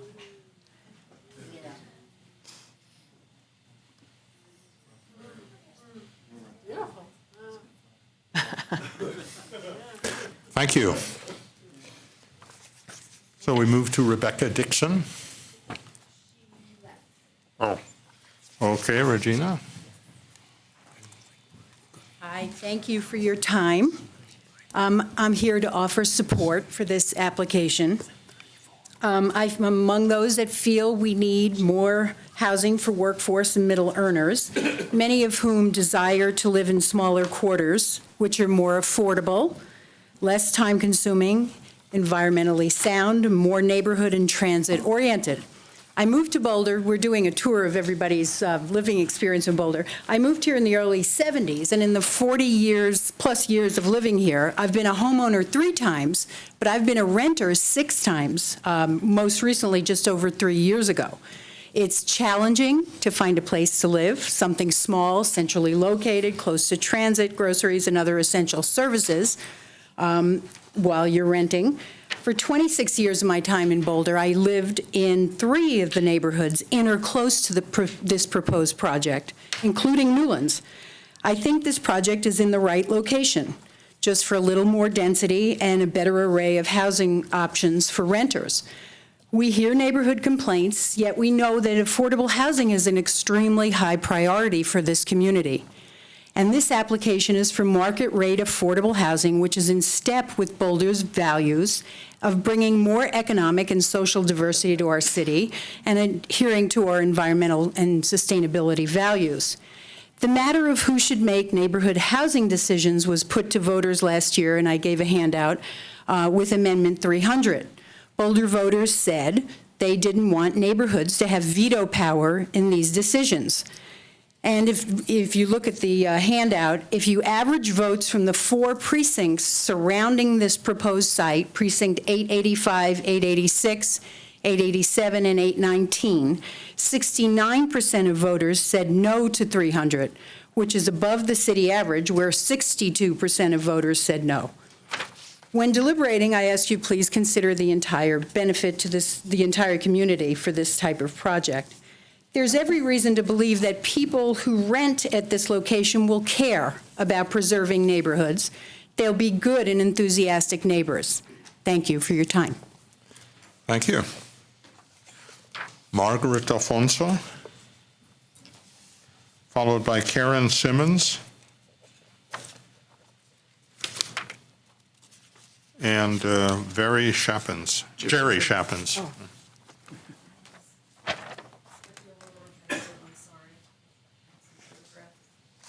I'm Margaret Alfonso, and I live at 419 Iris.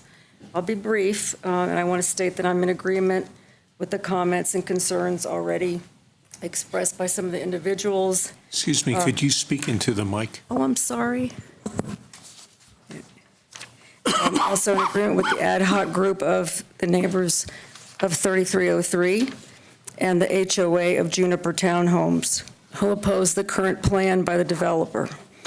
I took it upon myself a few weeks ago to distribute flyers at the Foothills Elementary School and canvass the immediate neighborhood with information about the development and the scheduled meetings with the planning board. My intent was to assure that the residents know what was being proposed in the neighborhood and have an opportunity to give feedback. It was surprising how few people were aware of the plans and quickly became aware that the families who do not live in Newlands but whose children attend Foothills were not aware of the plans either. Most were not happy with the density and the unsafe conditions for the students, the pedestrians, and added traffic in the neighborhood. The potential of 72 to 136 tenants plus the commercial traffic was of grave concern. I've attached a photo of the parking lot, which is on the actual 3303 site. People associated with the school use this lot as overflow parking when there's no street parking available. Actually, a couple of people asked me why I was taking photos and thought that they would be getting in trouble since this was private property and they should not be parking in there, but felt that they had to do so. The second photo is of Broadway Hawthorne Corner, which I'm sure you've seen many photos of. But on this day, when I was taking photos, there was a potentially serious situation with a truck traveling southbound on Broadway that had to stop suddenly and swerve into the other lane in order to avoid hitting the last car in line. He was very irritated, honked, and pulled away very angrily. These are typical scenarios at the corner, not to mention the cars trying to turn north from Hawthorne into that crowded intersection. And this was confirmed by the parents waiting in line to pick up their kids when we were having a conversation while I was passing out information about this meeting. I urge the planning board to deny this application as proposed and that a new design reflect the true needs and concerns of the community, not the financial interests of this development. I am concerned that this current plan does not reflect the recommendations from the planning staff and that the usual protocol and recommendations given by the staff have been ignored again by the developer. Thank you for listening. Thank you. Karen Simmons? Karen Simmons, 901 Delwood. I am addressing the safety of our children on 9th Street in light of the significant amount of additional traffic this site is proposed to generate along 9th Street. I live at the corner of 9th and Delwood and sip my coffee every morning and watch the children going to school and the bikers and vehicles passing through the intersection. Last year, I became concerned about how fast the vehicles were going. I talked to Bill Cowran, the City Transportation Operations Engineer, about reducing the speed on 9th Street because the children that used 9th to go to and from school at Hawthorne and 9th Street. Bill installed one of his speed trailers with the posted 25-mile-an-hour speed limit sign south of my intersection. For a week, I watched as few people went 25, but many went more. I could watch the speed of cars up to the roundabout 1 block north at Evergreen Street and was alarmed at some of them going as fast as 40. Vehicles in that small roundabout travel around it in the same street area as children must walk from one sidewalk to the next in order to cross Evergreen Street. Bill Cowran advised me that many people speed after stop signs and that there was currently no funding or city desire to install more mitigation on 9th. I decided that if I could prove the amount of traffic on 9th Street that I might be able to convince the city to consider additional speed mitigation. So I hired a licensed surveyor company, All Traffic Data, to do a comprehensive traffic survey. I received the results on October 1st last year. Bill's office supplied traffic volume information for the intersection of Broadway and Balsam, and when I compared those numbers with the volume on 9th and Delwood, I was immediately appalled to see that the volume on 9th and Delwood was 60% of the peak traffic on Broadway. Mr. Cohen was surprised, but still offered no resolution. Broadway is a significant thoroughfare. We don't expect children to walk to school on Broadway. 9th Street is supposed to be a neighborhood corridor where children and bikers are safe. The site proposed acknowledges that turning north out of their site is difficult, and they propose to use 9th Street south to Balsam as a, quote, minimal impact, unquote, through the neighborhood. My survey numbers tell us that already on 2015, 9th Street was handling a significant amount of traffic, almost as much then as the major thoroughfare. If we want our children to continue to safely walk to the school, then we must consider the consequences of adding the significant amount of additional traffic this site is proposed to generate on 9th Street, especially when children are present. Thank you. Thank you. Jerry Shappens? Hello. Followed by Judy Nog. I'm Jerry Shapins. I live at 644 Dewey Avenue. I'm a longtime resident of over 35 years of Boulder, and I love Boulder, and I think the work that staff does, the work that the Planning Commission does and city officials do with the existing comp plan that we have is amazing, because the existing plan does not really effectively look into the future, but you guys are forced to have to respond to all sorts of issues in the weeds when you don't have a consistent, broad view of particularly the Broadway corridor. The Broadway corridor is an incredible opportunity to develop mixed uses and housing that really meet the needs for housing in this community. I used to have a business here. We used to lose people all the time because they could not afford to live in Boulder. They did not want to commute from outside. Here is a housing opportunity with a small footprint, with a very modest organization of uses on the site. And there's all sorts of opposition to it because of the, how do I say it, the over complexity and maze of regulations that have grown up over the last 30, 40 years that we've really just exclude all sorts of things here. I encourage you, I encourage staff to be enthusiastic and look to the future and look to a transit-rich corridor that offers all sorts of opportunities to walk, to hang out at a small cafe where people can actually live, work, and play in a small area. And actually, the building footprint provides a wonderful transition from single-family uses to an urban corridor. Instead of this land use compatibility criteria that we have seems so awkward and doesn't really pay attention to the urban design opportunities up and down Broadway. And up and down Broadway from North Boulder to BCH to downtown, when you look into the future and you understand where things are going, we're not going to stop things here. We're going to, hopefully, we really engage what future generations need. And the small, modest, mixed-use, great housing project. And I've followed the development team and the architect for the last few years. They've worked really hard with staff. It's amazing that we are still having these issues, but I encourage you to really pay attention to the broad issues and really look to the opportunities for middle income and workforce housing, denser pattern of urbanization right along Broadway that really helps people walk, bicycle, use the transit. It's all right there. It's not a single-family detached neighborhood along the Broadway corridor. So thank you so much for listening to me and others and making the wise decisions that you will all make. Thank you. Thank you. Judy Nog, and you're joining with several others. Can they raise their hands, please? Okay, I see you're all there. Okay.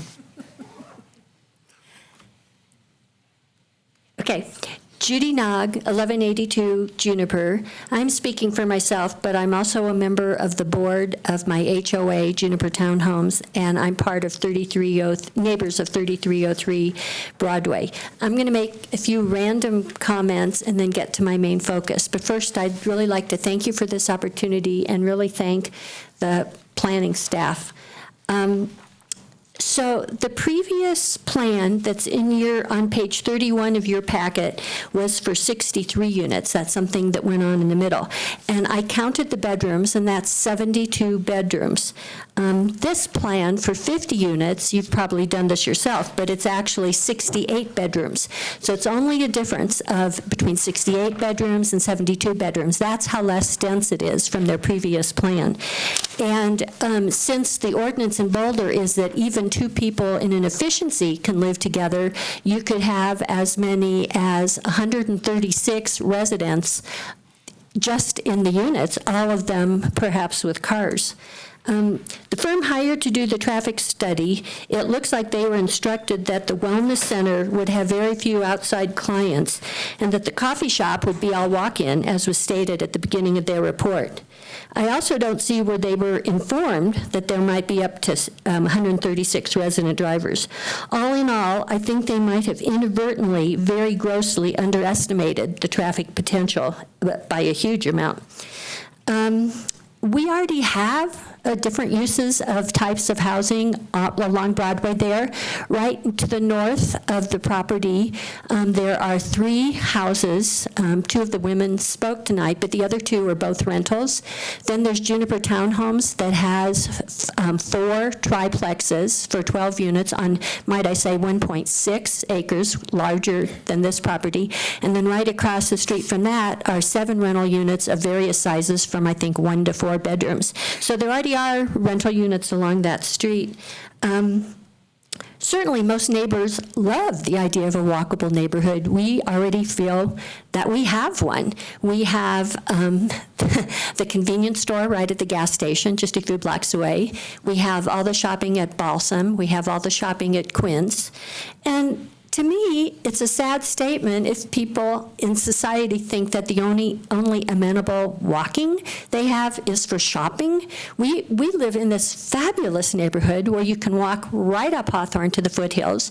You can walk to the Iris Gardens. You can walk to the rec center. You can walk to North Boulder Park. You can walk to Wonderland Park. There's the baseball fields right behind the county buildings, and I feel we already have all we need in a walkable neighborhood, as do many of my neighbors. I certainly support the city's desire for affordable housing.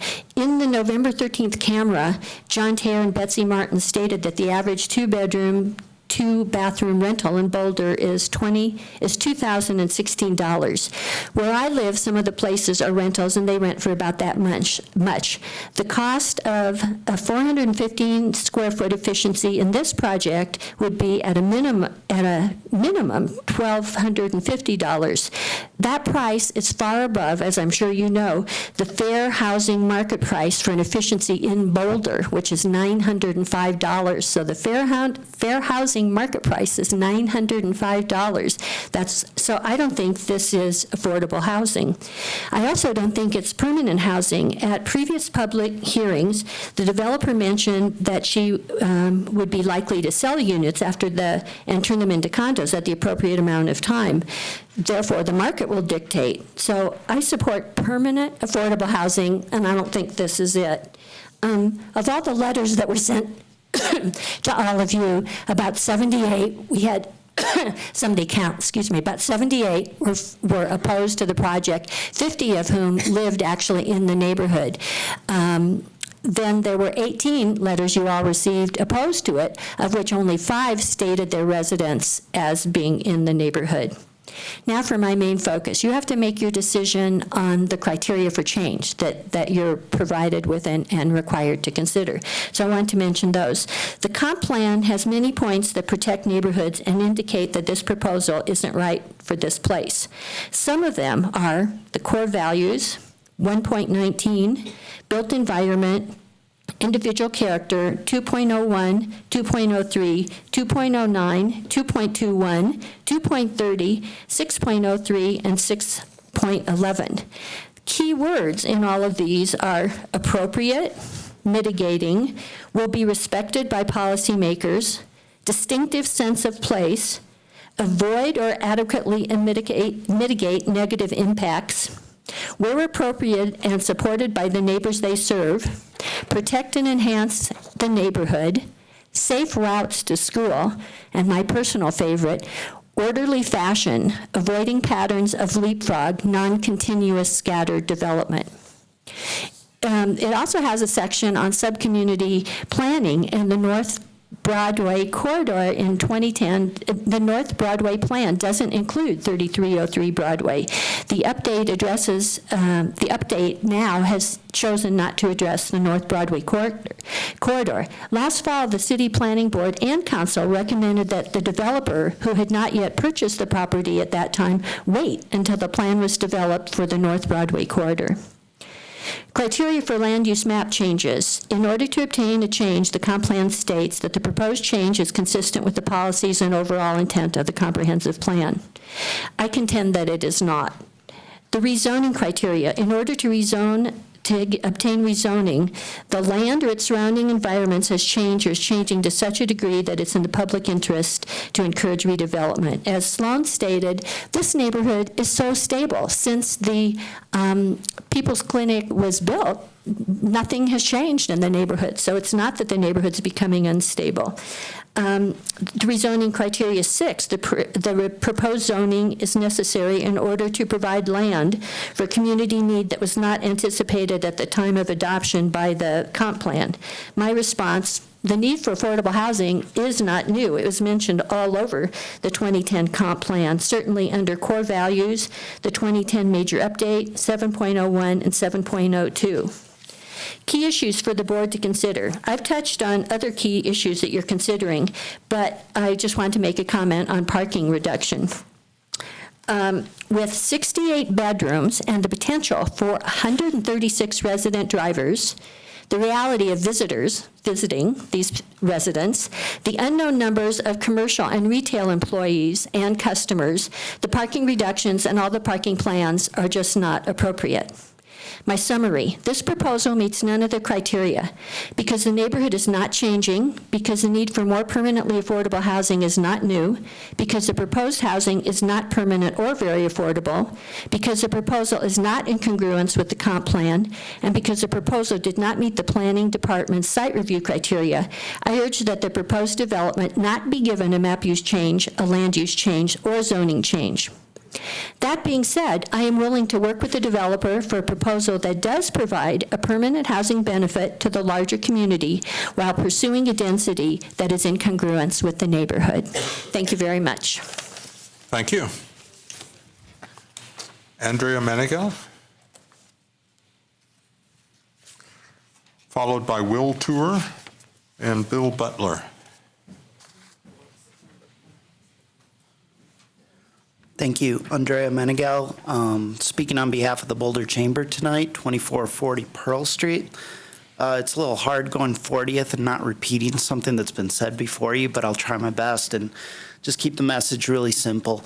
And our key points. First of all, the Boulder Chamber has not taken a position on this particular project, but as we looked at it, we see some elements of it that are very favorable to helping to meet our community goals. First and foremost, as has been said, and as many of you know, middle-income housing is at an absence here in Boulder. We are so desperate to create more housing. And like the gentleman who spoke much earlier tonight said, don't miss the forest for the trees. This is something that moves us much closer to give those employees that work in Boulder somewhere to live. Day in, day out, our biggest challenge here is the employers and those people who have good jobs here that still can't afford to live here. They have to move out. And then what we see is the in-commute every day that we're trying to deal with and solve our transit and transportation problems and the congestions. And as we look at this project, it's actually trying to proactively do something about that by offering all of its residents eco-passes and promote the transit use along that corridor. I use the bus on Broadway to commute from South Boulder. I know that it can be done. In fact, some of our employers that had been downtown that have grown their businesses that couldn't afford to stay downtown because of spatial issues have moved out to Flatirons Office Park, have told us, when I was downtown, 80% of my workforce, 100 people, was walking, biking, or using transit to get to work. 20% was driving. Now that we're out at Flatirons Office Park, that ratio's flipped. We would love to have the support out there that we had downtown along the Broadway corridor. More than anything, though, the mixed-use elements that we see here, the commercial space, the office space, the residential space, does create that environment for people to live, work, access businesses and services right there to their neighborhood. It gives them more options. It gives them more services. It gives them that sense of the 15-minute community that we're looking for. With that being said, we urge Planning Board to support the types of projects that we see before us that move us closer to our goals that we're trying to realize as a community. Thank you. Can I ask you a question? Yeah. Does the chamber support limiting job growth so that there is not as much pressure on housing prices? No, the chamber doesn't support limiting job growth. I mean, we're always working to promote things that are going to add to the economic vitality of this town, that gives us the services and all the things that we enjoy and make this place a great community. Thank you. Thank you. Will Tour, followed by Bill Butler. Thank you. Will Tour, 3032 10th Street. And I'm here tonight speaking as a neighbor. I live about 4 blocks south of the project. And also as somebody who spent 11 years as a Foothills parent, including, I think, 6 of those years as a crossing guard on Hawthorne. So I'm very intimately familiar with the site. And I strongly support the proposed housing on the site and the whole development. Now, a couple of thoughts on it. First, I think that it's actually very compatible with the existing neighborhood. If you look at this location, we're talking a location on the east side of the Foothill Elementary playground, where both that whole playground area and the school really buffer it from the rest of the neighborhood. It's on Broadway, kitty corner from the large county social services campus. So it's in the immediate vicinity of actually much larger scale development. And it would be replacing a site that housed a People's Clinic for many years, which was actually a fairly intensive use on that site. But I think, to me, the key to this is the housing that brings to our community. I think we all know that the availability of both low-income and middle-income housing is probably the biggest challenge that we face as a community. But it's particularly a challenge, I think, for our neighborhood. I love living in the Newlands neighborhood. It is a wonderful, walkable neighborhood. It's pretty close to paradise on earth in many ways. But it is increasingly an incredibly exclusive neighborhood. When I moved in 17 years ago, there were a fair number of neighbors who were working class neighbors. There's still a few of them left because they've owned their houses for decades. But the housing price increase in that neighborhood in particular has been astronomical. And as houses turn over, we are losing all of the economic diversity in the neighborhood. The idea of having some smaller units in the neighborhood that allow young people to move into the neighborhood, that allow working professionals who aren't bringing enormous amounts of equity from having sold a house in California or somewhere else in Boulder, of those folks actually being able to live in our neighborhood, I think would be a great addition. And I actually was more supportive of the earlier iterations that had more housing. I think that we need more housing, not less. And I would hate to see the amount of housing in a site go below the approximately 50 units that is being discussed at this point. I would also say that from a traffic perspective, I think that it is going to be a minute impact. If you compare the maybe 25 vehicles an hour during the peak hour going onto Broadway to the existing traffic on Broadway, it's going to be essentially unnoticeable.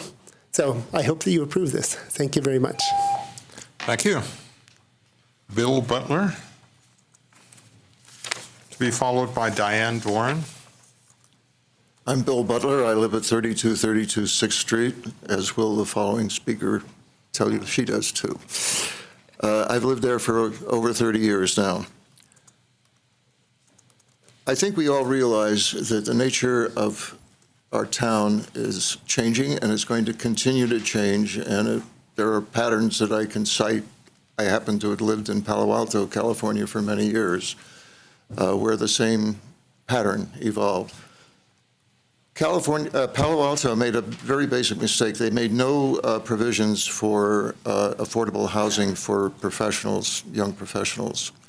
The result is a house that I bought there in the 60s for $47,000 recently sold for $8 million. In other words, Palo Alto has become a city of wealth and only wealth. Everybody else lives somewhere else. We know that Boulder is going to change.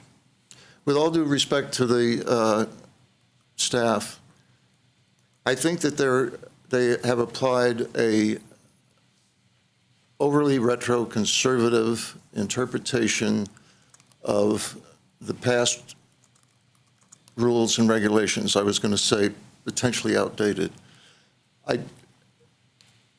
Rather than addressing the real needs of the community and the objectives, as I understand them, of the Boulder Valley Comprehensive Plan for affordable housing, middle-level affordable housing, transit-dependent housing, accessibility, diverse neighborhoods, et cetera. I think that the proposed plan, which I view as extremely well thought out, well researched, well planned, is an ideal solution for the plot. Let's consider economics for a moment. Some development is going to go on that plot. It's either going to be something as is proposed or fairly high-priced row housing, or commercial, or a medical building. Probably one of the latter two. Most likely a medical building, I think, is the consensus. That will create far more of an impact on the neighborhood than the proposed project, and provide far less in benefits both to the neighborhood and to the city. So I urge that you reject the recommendations of staff.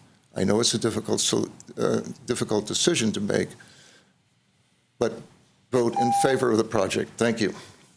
Thank you. Diane Dvorin,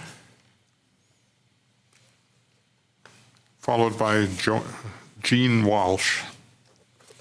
Hello, and along with everyone else, I thank you for your service to the city. I've lived at the same house at 3232 6th Street, but for 40 years, and was previously involved with People's Clinic in a number of ways when the site was still used in that way on People's Clinic board and other kinds of community involvement. So my children went to the Foothill School as well. I'm quite familiar with the site, with the traffic, with the corner, and I too don't like to have to turn north on Broadway coming out of Forest. But I do not hold this site responsible for the difficulty that we all experience in the growth and increased traffic on Broadway. I am in favor of this development as proposed. I will not go on to list the very same points that so many people have already listed, but I did want to attend tonight, listen to the different voices, and add my voice to the support of this group, of this proposal, and urge you to be brave and to think outside the box and to move forward with a commitment to the kind of housing we really need, the density we're going to have to learn to live with, and the traffic we'll just have to learn to mitigate. It's not an easy situation, but then again, they never said that living in Boulder, Colorado would be easy. So I think that all of us are willing to accept the challenge of living here, and I hope that we will be similarly welcoming to other people who would like to live here as well. Thanks for your time. Thank you. Jean Walsh, followed by Sue Black. Hi, I'm Jeannie Walsh. I live at 3365 15th Street. This is on the east side of Broadway. My children went to Foothills, and my concern is the safety for children on the east side of Broadway going to Foothills, because many parents won't allow their children to walk or bike, which Boulder, we're supposed to encourage all that. Well, the school will take no responsibility in providing a real crossing guard. So for years, as my daughter almost got hit on Broadway right at that corner, I said, screw this, I'll volunteer. So I get out there volunteering, and I'm telling you, on Broadway and Iris, and this is 6 years ago, and it was dangerous. I literally had to fly on top of cars to prevent them from hitting. I mean, it was ridiculous. I finally got a police officer who would come a few times in the morning. We got the light changed. We got the curbs changed. We worked on all that. It's still very unsafe to go there because there's more and more cars. The right-hand turn from Broadway to Iris is one of the most dangerous corners for children to cross. So now these kids, we can't get the East kid, those kids coming. Anyways, it's a huge safety concern for anything that goes up there for 500 kids for walking to school. The other thing is that school is not, as somebody already said, I'm not going to go into it. It goes on from 7 to could go through the whole evening. Okay, there's all sorts of meetings. There's the kids playing soccer. The parents. Their school runs a lot by parent volunteering. The children cannot have recess unless parent volunteers are out there. Teachers don't do recess anymore, okay? So if there's no parents to volunteer throughout the day, whether the recess times, so they have to park, okay? Well, they're not allowed to park in the parking lot, so you have to park on the streets, okay? This goes on and on and on. Anyways, the other thing, I wasn't supposed to speak, but the other thing, there's a lot of assumptions going on here. Assumptions that the school is only for a few hours. Assumptions that people go to 9-to-5 jobs. The future is most people are working at home, and they will have their car there, parked there. They need that parking. The other thing that everybody's been talking about that I'm hoping to work really hard on is that everybody's concerned about traffic here in Boulder, which is abominable. I've lived in Boulder for 35 years. We can do some very simple things. We could stop open enrollment. There are families that have their children 3 different schools, and they take 3 different cars to the school. This isn't funny. This is happening in this town with the wealth of this town. It's disgusting. If people want to, they should do something about their local school. We need to stop that, and we need to stop freshmen at CU from having cars. This is a standard procedure all over the country. And those two things we need to stop traffic. Thank you. Sue Black, followed by Sam Yannetti. Thank you so much for your time, and thank you for considering our input. Many of us have lived in Boulder for many years. I've lived in different parts of Boulder, renting, and finally, we got to buy a house at 1313 Hawthorne in 1980. We'd been married 1 year. We planned to have children.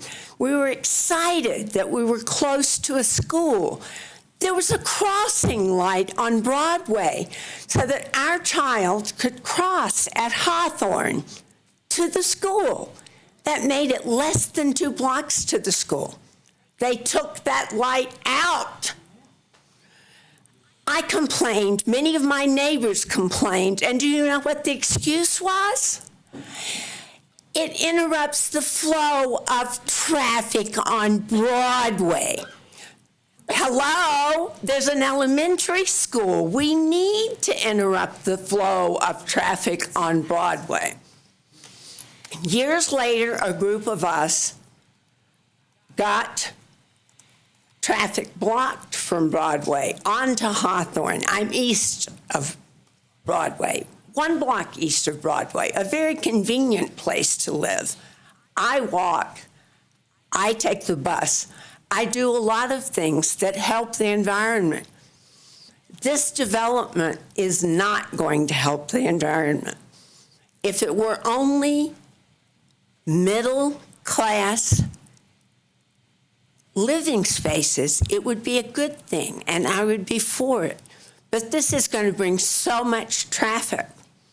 When People's Clinic was there, there was so much traffic and so little parking that one of the physicians came to our door and said, "Could I pay you to park in front of your house or on the side of your house?" We said, "You're welcome to park there. You don't have to pay us." He did occasionally give us gifts. It was, it's going to be much worse. I can't see having this happen to us. And one last thing, how much is it worth to the city of Boulder for one child to die, as they did when my son was at Foothill, crossing Broadway? How many more children have to die before Boulder makes enough money to decide that they don't need these kinds of developments? I urge you to consider the cost in lives that will occur if this development is approved. Thank you for your time, and thank you very much for your consideration. Thank you. Sam Yannetti, followed by Rosia Parish. Hi, I'm Sam Iannetta, and I've lived in Boulder 23 years. I live at 6787 Bugle Court over by Twin Lakes. And I'm not going to get into that tonight. But what I'm going to do is tell a story of me coming here. I came to Boulder in 1993, and I first rented a very, very inexpensive, very, very big dump over on Osage Drive, right on Foothills. And it was literally the cheapest thing I could find. And it was 470 square feet efficiency. And I moved into it, and my girlfriend at the time moved out here and lived with me. And the parking lot was completely filled at 5 o'clock at night and completely empty at 9 o'clock in the morning. And pretty much everybody drove. And it was just, that's the way it was. And I worked at the city of Boulder for 9 years, 8 months, 3 weeks. And so I worked as a personal trainer at East Boulder Rec Center, North, South, the whole works. And I lived at this place for 5 years. And then I bought affordable housing, because we know if you work for the city of Boulder, you're going to qualify for affordable housing. So I qualified for affordable housing, and I moved into Iris Hollow, which at the time there was a giant debate on the density, the traffic, the flow, the no left turn.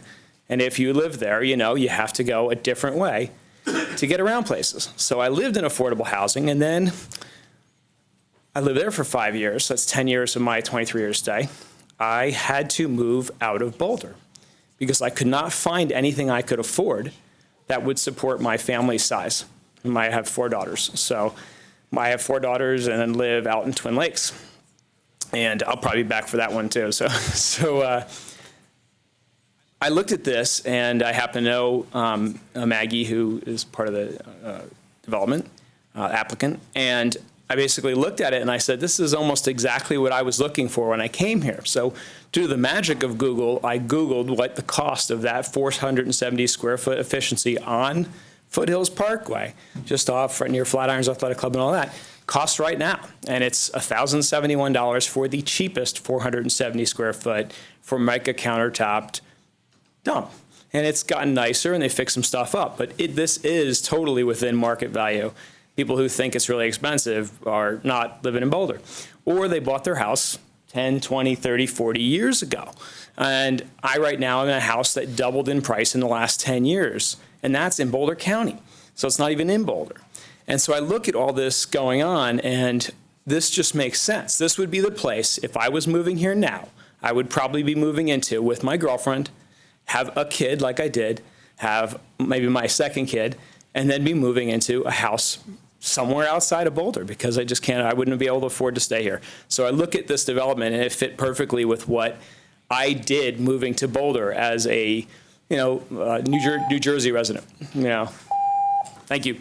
Thank you. Rosia Parrish, followed by Ed Byrne. Hi, my name is Rosia Parrish, and I'm a naturopathic doctor in Boulder, Colorado. My clinic is on Pearl Street, and currently we are getting priced out of our location, and so I'm speaking on behalf of small business owners. And we are in need of mixed-use buildings with small office spaces, and this would be a great opportunity for a lot of businesses to have the opportunity to have our location at places like this. And so and I also wanted to mention that my twin sister also worked at Clinica. I'm very in favor of anything that we can, however we can support health institutions in whatever capacity, and it's my understanding that this project would include medical facilities. And I also just want to mention that I graduated from CU in 2004, so go Buffs. Anyway, thank you. Thank you. Ed Byrne, followed by Macon Coles. And John, Ed is pooling time with another person, so he has 5 minutes. Is Benita Duran? Actually, Carolyn Young, because Benita was double booked. Oh, all right. He's there. Ed Byrne, and I live in North Boulder, up on Snowberry Court. I used to be. Carolyn was on the Foothills School Improvement Team with me back in the day, so I'm very familiar with this area. I want to first thank you all for your patience, service, leadership, and speed reading skills, which I'm about to put to the test. I'm delighted to be here to represent Margaret and her team. A few weeks ago, I suggested it would be a good time for Boulder to start to put our pitchforks and torches away, and I'm pleased to see there are none here in the room tonight. I think everybody's been great, and I think you'll be able to make a better decision having heard from so many different sides of this. The hard part is to actually take account of the people who don't think these hearings are fun. And there are a lot of them that live in these neighborhoods. And it's not just Newlands, because where this property is located is actually at the intersection of 4 neighborhoods. I wanted to use a few quotes from the Smart Growth Manual that Dewani co-wrote. Smart growth communities consist primarily of neighborhoods, each of which satisfies the ordinary daily needs of its residents within walking distance. Higher densities should be encouraged because they improve the viability of non-residential activity, including transit. Many people hate sprawl because they know auto-dependent land use patterns waste energy, increase pollution, degrade our quality of life, and segregate our communities. So steering development towards creation of more complete residential and non-residential neighborhoods, enabling both to become more self-sufficient and making them more walkable and more energy efficient.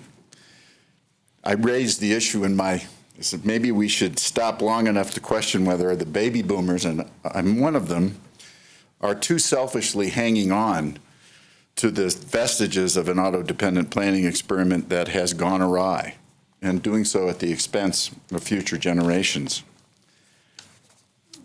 We get here tonight, and in many ways, the kinds of discussions we're having, the concerns being expressed are typical. Traffic is a perennial objection. Another common issue raised is to go after the builder rather than the building, which is unfortunate, particularly in this case. There's too much parking or too little. If houses are proposed, offices are what the neighborhood needs. If offices are needed, houses would be better. That's exactly what we have here, because the medical offices were proposed and were withdrawn by the Boulder Mental Health Center because of the opposition that they faced. And at some point, we need to recognize that we're living in an experiment, but we're going back to what is tried and true, the more complete neighborhoods. And this is actually a property that's not in the middle of a neighborhood and well removed from transit. It's on a corridor, exactly where it should be. It has been vacant since 2009, which says, I think, a lot about whether the surrounding environs has changed or are changing to such a degree that it is in the public interest now to encourage a redevelopment. That's why we're here. It's a good plan. We thought we were very close to closure with the staff, and we discovered Friday, Thanksgiving weekend, that they weren't just concerned about having perhaps too many units in the RH2 zone district. They actually came out and made the determination that it should be medium density, which is, we've been working on this project now for a year and a half and had believed, I think in good faith and for good reason, that RH2 was going to be approved. A couple of things I wanted to point out. Here we are. We're dealing with a shift in staff's thinking and in areas that are your prerogative. It's really your group that does the policy decision-making, and there are judgments made by staff that actually, I think, encroach in some ways on your responsibility. The point, there's some clarifications to make since I have this opportunity. Elmer's 2 Mile was a 1,000-year flood, so we shouldn't be seeing that pattern of flooding again. The city certainly has an urgent need for private sector cooperation in the design and development of mixed-use projects and affordable housing. And that's what you're seeing here. We keep saying 50 units, but there's a reason the code distinguishes between ELUs and ordinary dwelling units. It's really 33 dwelling unit equivalents for all the purposes that the code tracks these things. We're to a point now in our community where we have to make a determination of when and where these opportunities can be taken advantage of. And we believe this site is precisely one of those opportunities. We're very hopeful that in 10 years, many of the people who are here tonight and are concerned about the project that is being proposed will be meeting for coffee or juice at our cafe and talking about how it just wasn't as bad as they thought it was going to be. Because that's often the case. And I think it will be the case with this project. Thank you. Thank you. Macon, followed by Danielle Levin. Hi, everybody. I'm pooling time with Benita Duran. So good evening, and thank you for your kind attention to all of us who are coming to testify about this. As just over a month ago, the City Council had a study session in which they talked about the importance of affordable housing, and not just permanently affordable housing, but unsubsidized affordable housing that was market rate as well. And what they discussed was a goal of having an additional 3,500 such units by 2030. Of which 2,500 would be market rate affordable units like these.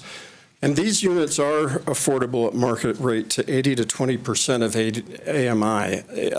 The price point on them that is reflected in the packet, $1,200 a month for a for an efficiency apartment is affordable to somebody earning $48,000 or more. $1,400 is affordable for a one-bedroom, is affordable to someone making $56,000 a year or more. The two bedrooms at $2,100 a month is affordable to a family that's making $85,000 or more a year. So this is, picking up from the point Jerry Shapins was making, this is an opportunity to implement market rate affordable housing at this site. I was surprised to see that in recommending against the change in land use designation or the rezoning of this property, that the staff chose Comp Plan 2.10 and 2.15, preservation and support for residential neighborhoods, and compatibility of adjacent land uses as the reason not to approve a higher density at this site, and saying that the most that should happen here without some kind of corridor or area plan was middle density, not high density. This, it seems to me, is the wrong selection of the comp plan policies that are important. They, of course, are intention, but it ignores the comp plan policies that encourage the development of 15-minute neighborhoods, that encourage mixed use and higher density development that has a lower impact on the environment, that encourages transit-oriented development and a mixture of housing types. This development at this location has all of these. This area we have to recognize is changing to such a degree that it is in the public interest to encourage the redevelopment of the area, to recognize that the changing of this area. There are more than a dozen high-density projects between Community Plaza and the Rec Center. And if you look at the houses that are north of there, we know from the Washington School public record that 85% of those were already rentals.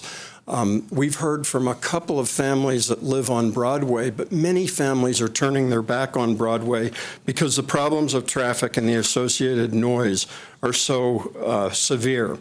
The staff memo wants to leave this at zone public, which would permit only 6.2 dwelling units per acre. That's about 7,000 square foot lot, 7,000 square foot area. And whether, you're talking about just a lot cost of $500,000 or $600,000 if it continues to be middle density and zoned that way. So I think that it's really the job of the planning board and of the city council to weigh anew these principles in the comp plan that are very much in tension and look at them in a different way, because we know from the recent surveys that were done in connection with the Boulder Valley comp plan, you've heard it from others, that affordable housing, both market rate and permanently affordable housing, is a top goal of this community. We have to recognize that these opportunities come along rarely, and it's difficult to stand up to the criticism that invariably comes from the neighbors that are in the immediate vicinity. But it seems to me it's really important to recognize that this issue of whether neighbors should have a veto power over developments that serve the rest of the neighborhood or serve the rest of the city, that this should have been put to rest a year ago. It was 62% to 38% voted against giving neighborhoods the right to veto land use changes like the one at issue here. So I urge you to support the project, adopt attachment A as findings of fact, and approve the development, the land use designation change and the rezoning. Thank you. Thank you. Danielle Levin, followed by David Cook. Hi, my name's Danielle Levine. I wanted to tell you that I apologize for raising my hand when my mom had my speaking minutes, because it was my sister, Sarah, who had my speaking minutes, so I'm allowed to speak. I submitted my address to the city council, but I prefer not to submit it to the whole room for privacy, if that's okay. Is that okay? Yeah. That's all right. Okay, thank you. If we can somehow pull up that slide that had the top price of the 2-bedroom for this proposed buildings, for the building that's going to take place, I think I remembered that the price was $2,100. And I just want to say that I live in a middle income rental where I will be blessed to pay, with the help of Boulder Affordable Housing, I will be blessed to pay $1,350. So I do not feel that a place that's going to be $2,100 sets a very good standard. It might follow inflation, but it certainly doesn't follow what Elizabeth Warren recommends for the wage should be $15 an hour. It's not. People aren't going to be able to afford housing. And I appreciate everybody who's in this room on both sides and the undecideds. But I don't think this is a project that I stand for, and I don't think it's affordable housing. And we are trying to do what's best for Boulder. And it also isn't fair to the school children because it will block the mountains and it will shade them from playing in their playgrounds. And thank you, Sloan, because I wrote a letter to you and you wrote back. And thank you all for your time. And pardon me for crying, but I have a disability and I'm just very emotional. Thank you. Thank you. David Cook. Hi, good evening. Thanks for spending your time listening to the community. I'm David Cook. I live at 3003 5th Street in the Newlands neighborhood. I've been there 27 years. It's hard to believe, but that's what it works out to. Our 3 kids walked to school at Foothills Elementary, rode the 201 while it was still there. I volunteered at the school when I was a grad student and have a more flexible schedule. I'm now a transportation planner at the University of Colorado here. I recall earlier on people opposed what would have been a market rate affordable housing development on the west side of the Newlands neighborhood because people would be going through the entire neighborhood. And I think one of the things that we have to do is look at not just the specifics of this proposal on this site, but put it in perspective of what other opportunities the city has had in the past, currently has, and may have in the future. And you probably know as well as, if not better than anybody, what that range of options is. In this case, we have a location that would be attached to the Newlands neighborhood, could become a part of the Newlands neighborhood eco-pass. And so you have a place where not only do you have a physical proximity of maybe 50 feet to walk to get on a bus, but the convenience and the discount of an eco-pass program, which probably would be mandated even if it wasn't part of the neighborhood. So you have a kind of a triple compounding of reasons why transit would be more successful on this site than many others. I was just at the East Boulder Community Center earlier tonight where the mayor is taking input about the co-op housing ordinance. So there's another reason to weigh how does this compare with other options that the city has to expand affordable housing. Basically, since everybody said almost everything else, what I can add is, if not here, where? Where is it going to be a better opportunity to do this? And so I ask you to please support the project. Thanks. Thank you. Is there anyone else who wishes to address the board on this topic? Seeing none, I will close the public section of this item and bring the matters back to the board.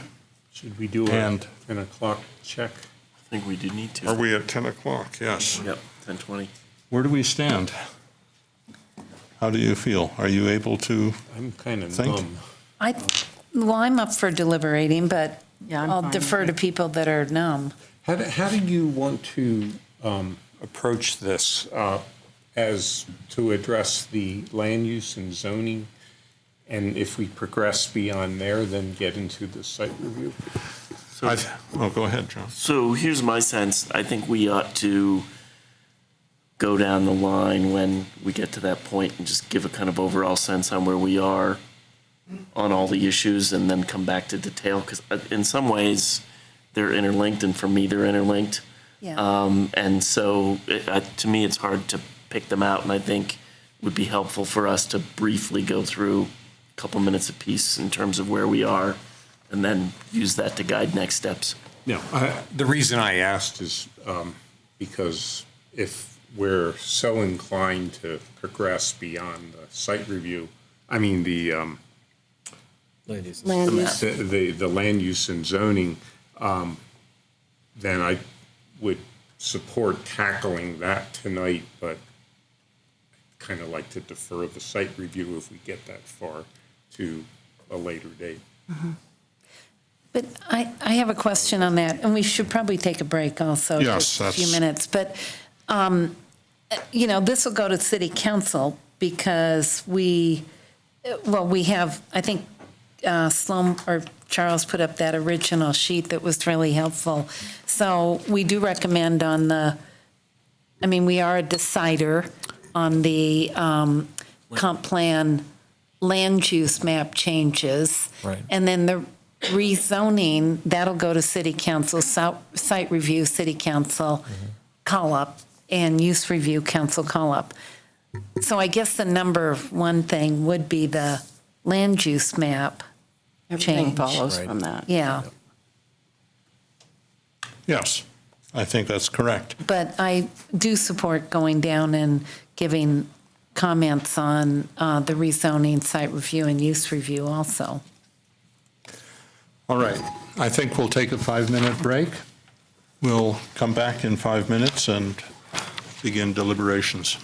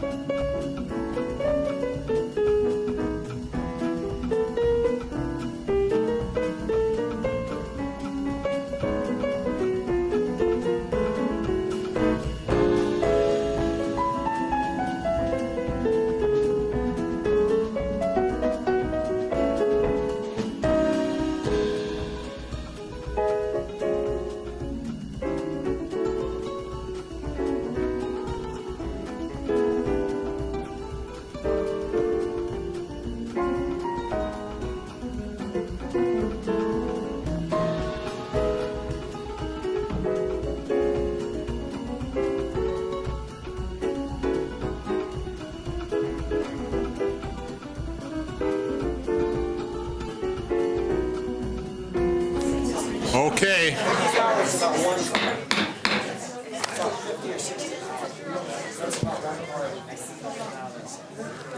Okay, we'll be moving ahead now. I think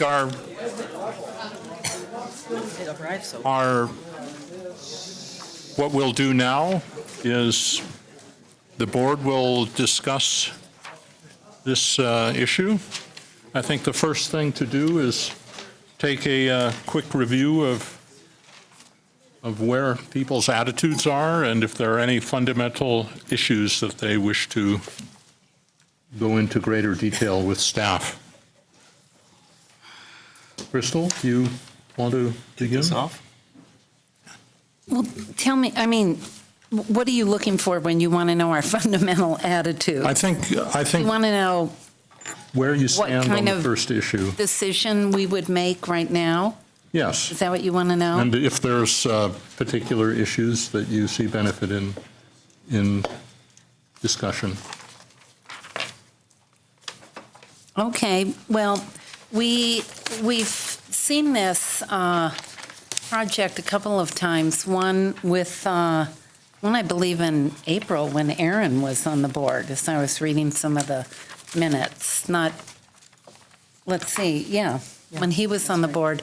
And then we also saw it as a comp plan land use change. So I basically said then, and I still feel now after listening to the staff report, the testimony, and the various points that people have brought up, that the most appropriate land use map change would not be the high density, it would be a medium density type of comp plan land use map designation.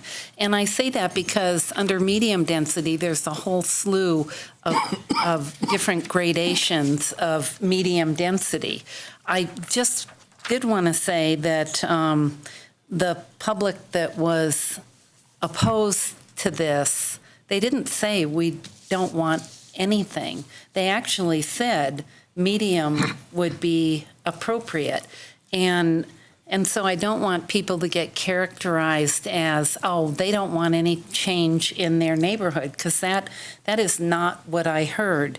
And looking at some of the different comp plan policies that were outlined, I feel that medium would still be compatible with the surrounding land use, although the surrounding land use is low, but there are some non-conforming uses also that bring it up a little bit. So that's where I stand on the land use map change. Do we want to each go down on the land use map, and then we could talk about rezoning and site review and use review? Yes. Liz? I agree with everything Crystal just said. I think that during the concept plan review, I objected to the high-density designation, and I still have that opinion. I do think that it should be residential, and I think attached housing is appropriate there. We'll get to the use review later, but whoever handed this out, we saw so many people like it.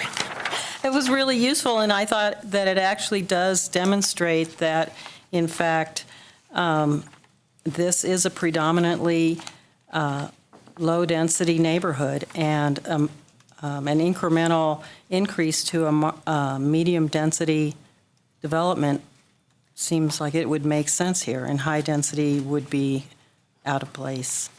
And I really appreciate the staff's analysis. I thought it was great and really helpful.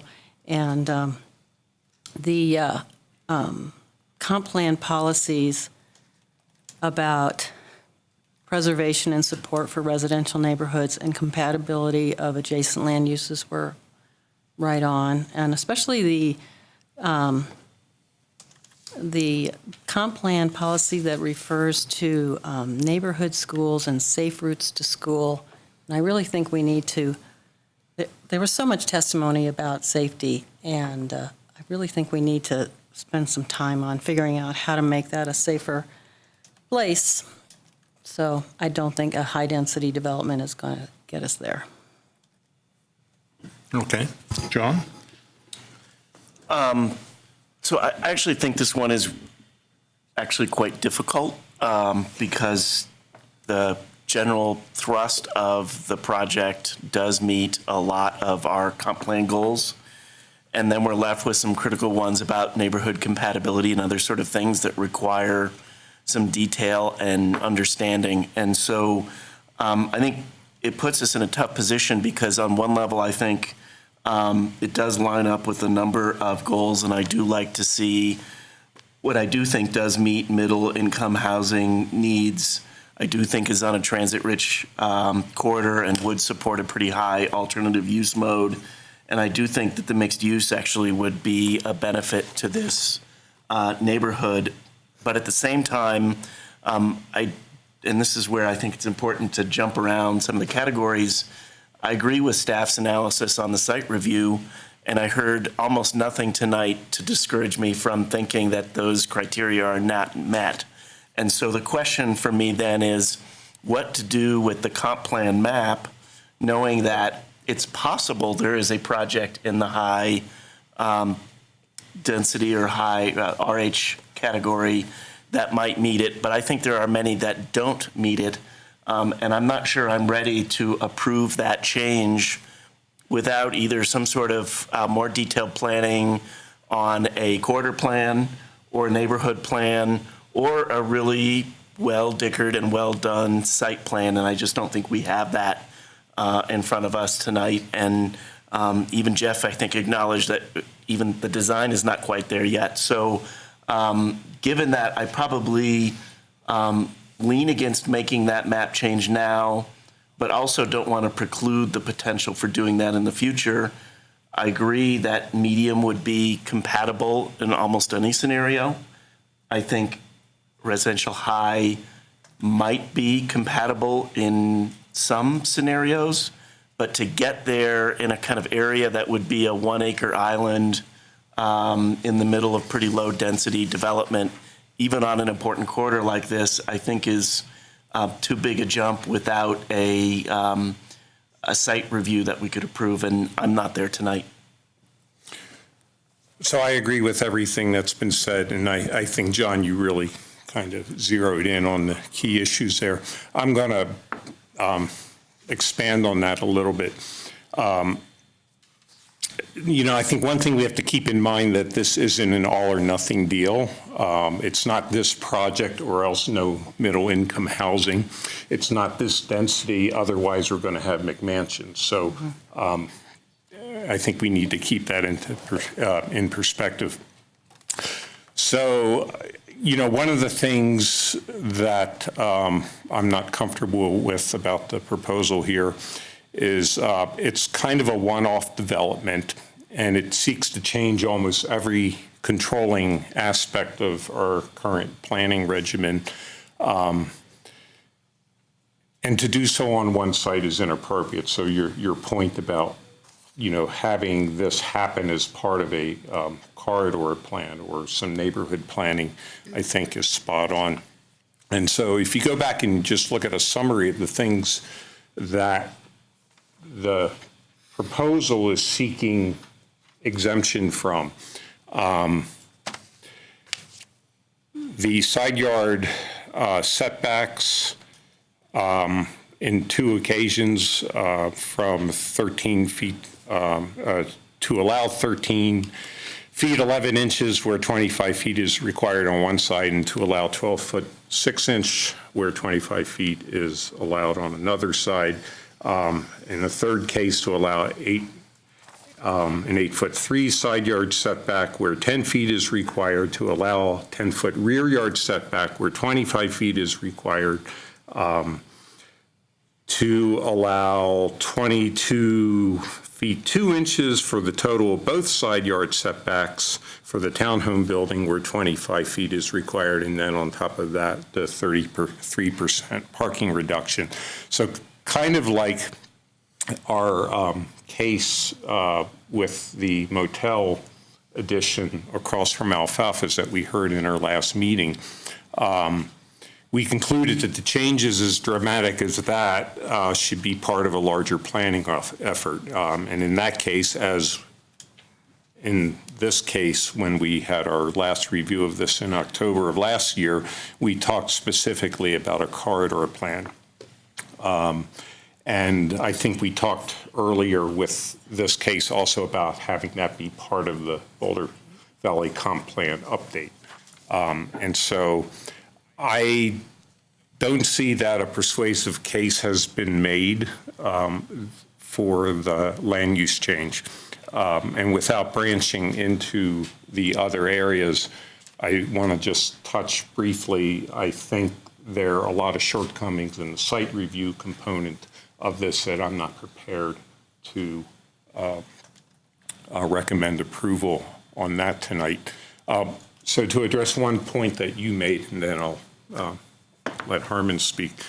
I think if we did this as part of a comp plan update, then we have an opportunity to create a land use category, which could then lead to another zoning category that's high density, but is not as broad as the current one. And I think that's where I see, maybe with some of the board members, I don't know where you are, and certainly with staff, a discomfort of making that leap in the RH2 from 14 to, what's the upper limit of it?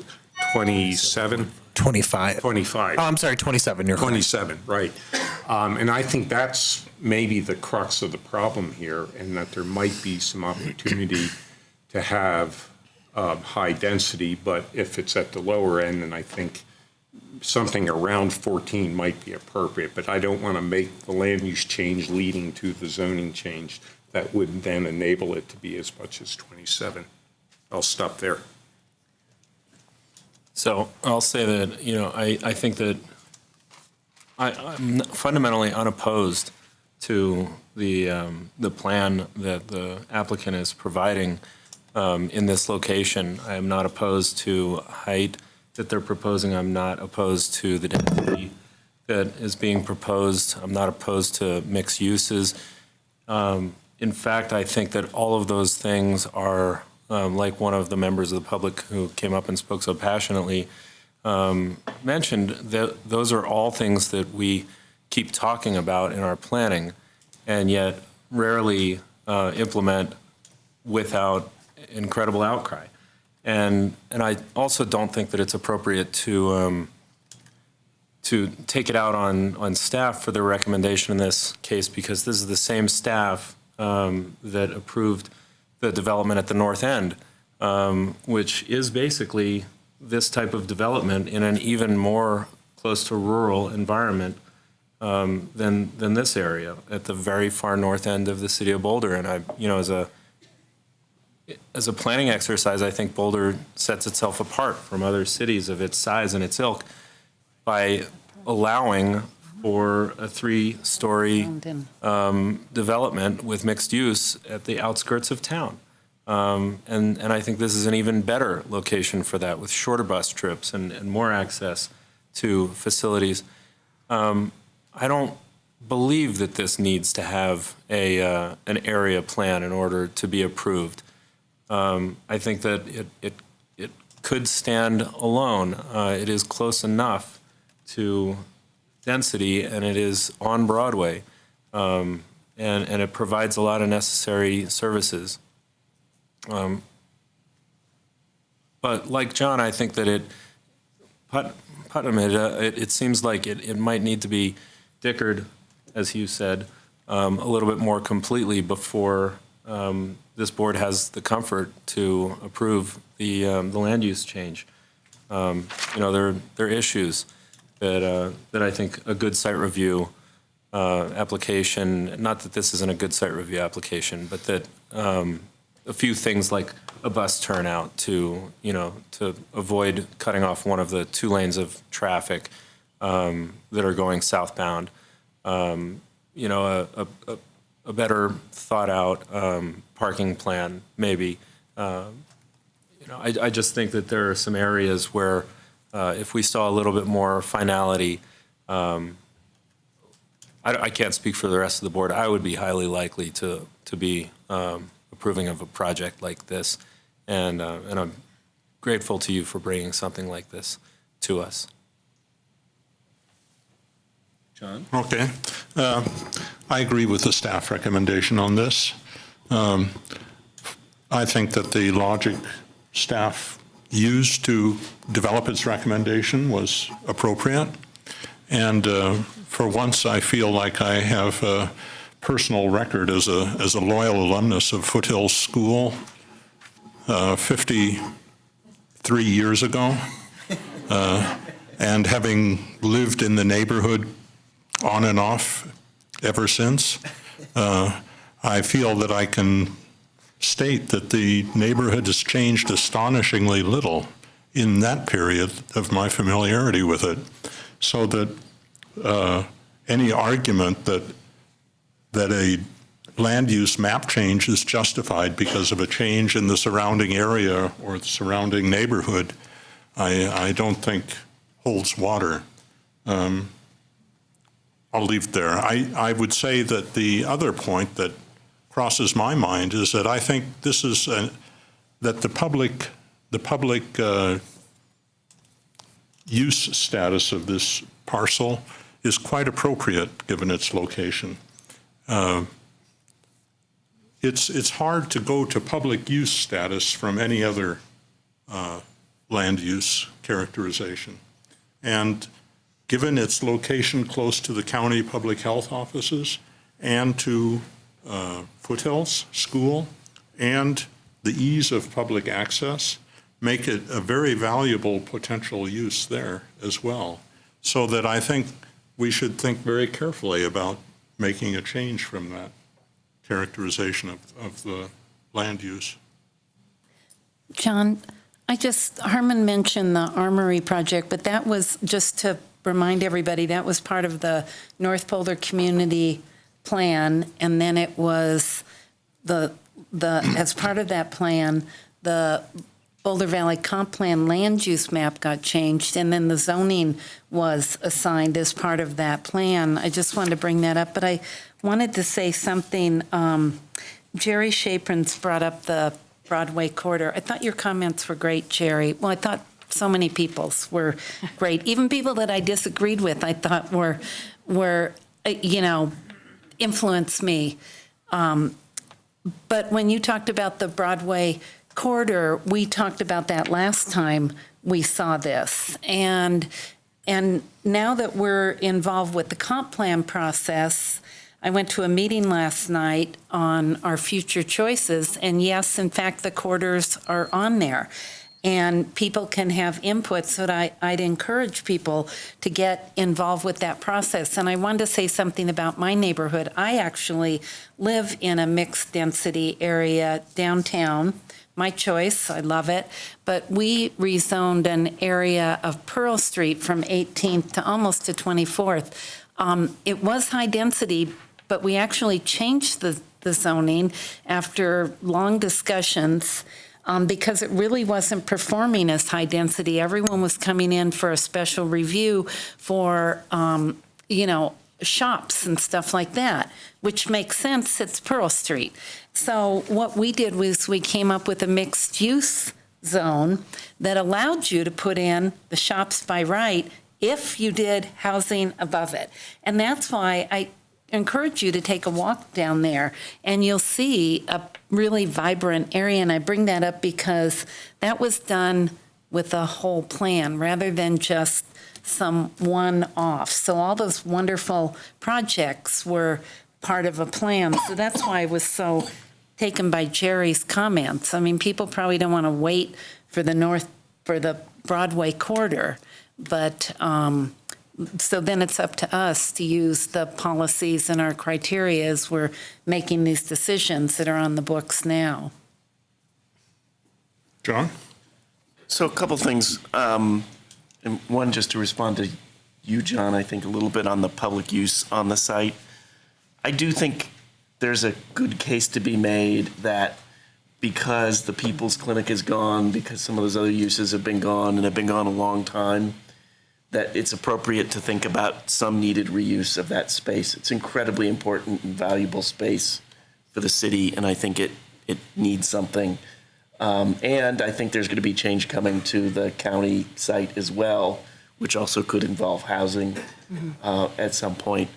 That being said, it's not clear to me that the case has been made tonight that we're ready to go to an RH status, which is why I may come to the same conclusion, maybe a somewhat different way in terms of the way that the logic works out. I don't think it would be great if we had a Boulder or a Broadway corridor plan or an area plan for it. I also know we've asked and suggested to council for a while and nothing has happened yet. And there are serious resource constraints on getting that, which is why I think it is possible to do it with a really well done site review, but I think the standard on that is exceptionally high. And from my perspective, we're not there yet. So. Well, I support a corridor plan because we have a site that's got, already there are all kinds of traffic and parking issues associated with the site, and whatever gets developed there, we won't, unless we have a plan that actually looks at all of those issues, we're just going to be kind of shoehorning into an existing problem. And I think if we could come up with a broader area plan that addressed and, head on some of those other problems, that maybe we could get a project here that, I don't know, made more sense. I think, and I just made this note, I think if we were really smart planners, we would figure out a way to have a development at this site that actually enhances the safety of the children walking and biking to school at this intersection. And I don't know how to do that, but I think it could be done, and I think we should set that as our goal, because these are elementary school kids, and they're crossing Broadway, and they're crossing 9th Street, and I don't know. To me, that seems like that should be our number one thing. So, I don't know, are we just sort of generally, because I have a lot of sort of general comments, but I don't want to go out of turn here or whatever. Let's do this systematically. Yeah. Okay. I think if you're ready to make a decision on the land use map change, so let's do so. I'm happy to make a motion just based on what I've heard so far, and I think that there's a record to support a motion right now that the Boulder Planning Board recommend to City Council. Actually, this is a two-body decision, so we would not make a land use change under the Boulder Valley Comprehensive Plan from public to high-density residential for the case LUR 2016-00089. But just a point of clarification, I don't think we recommend to City Council. That's what he said. I made that amendment. Great, thank you. Is there a second? I'll second. Harmon seconds. All in favor? That we unanimously agree on that? So now let's talk about the rezoning recommendation. John? Well, I'll just start to the extent that we don't have a compelling basis that this is consistent with the Boulder Valley Comp Plan. I'm not sure they've shown by clear and convincing evidence that this property should be rezoned. So I don't think that it's appropriate tonight. Right. The criteria for rezoning are pretty clear, and without the land use map change, we really don't have a good rationale for changing the. I see Mr. Byrne has some wisdom to share with us. I don't know if there's any wisdom, but I have a question whether decisions are being made right now in the site-specific development plan part of this, because I'm worried that we won't be able to do anything for another year if we don't withdraw before you vote. That is very concerning to us because this is all happening very quickly, and at the very least, I'd like a few moments to discuss this with my client before you proceed further. Normally, when we get to site review, if we look like we're disposed toward denial, we invite the applicant to withdraw. I'm not sure how we deal with the zoning, though, because that's quasi-judicial. That would be good to know, and maybe we could get some guidance from Hella on that. Yeah, I'd like to hear from Hella on this. Thank you for pointing that out. Thanks.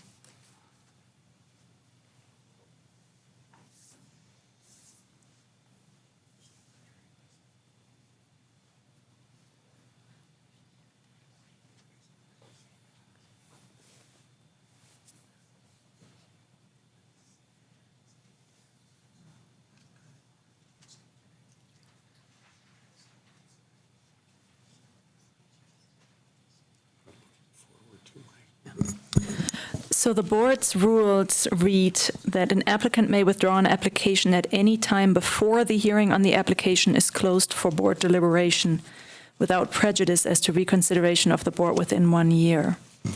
So you have already started your deliberations, but I haven't reviewed it yet. I seem to remember, too, that the same project can't come before the board within a year, but I think a different project can. And But, Hella, we haven't started our deliberations on the site review, have we? Isn't the zoning a separate issue from site review?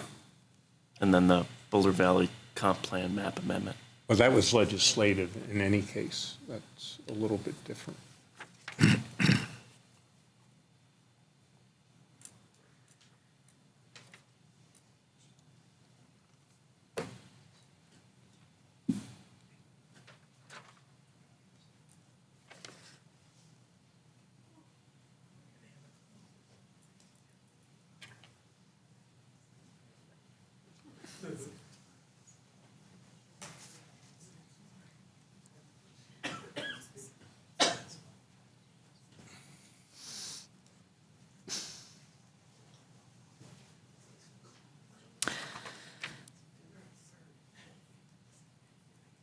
yeah, I guess the question is whether you have closed the hearing on the application, and I would consider hearing as the public hearing.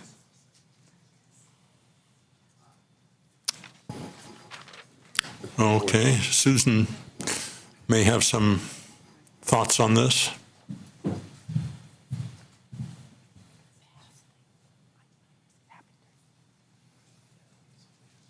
We can always err on the side of safety. Just give them the opportunity to withdraw. And you know what? They can waive their rules. Yeah, but we haven't. You mean on the comp plan? That's where they want to report it. Is it? Reopen the hearing on the other item. So one option that the board always has is to vote to amend the rules for a situation, and it's a vote of 4. Just like anything you vote on, you have to have a vote of 4. So if you voted to allow for a withdrawal, then that would certainly work. That's the board's desire. Can I ask a question? On the comp plan part of it, that's legislative. Is that treated any differently in terms of their inability to come back for a year with a new application, or does that restriction only apply to quasi-judicial? Well, so the restriction is generally only in your rules. So you could also vote to change that rule for this particular project. So that's one way to get around that. Well, my question on the comp plan part is, does that rule apply, the 1-year restriction apply to the quasi-judicial decision, on the legislative decision on the comp plan? Also. Or is it irrelevant? I think one thing to consider would be that if we set that rule, then maybe we're speaking for city council. Well, you set your own rules. Yeah. But the first question is, does that rule even apply to the legislative decision, or is it only the quasi-judicial decisions? Because we haven't made any other decisions. I think you could interpret it as not applying to the legislative decision. Okay. So we've already made a decision on number one. Right. And the question is, does it preclude them to coming back for a year? And I think the answer that we just got is that it does not. Right.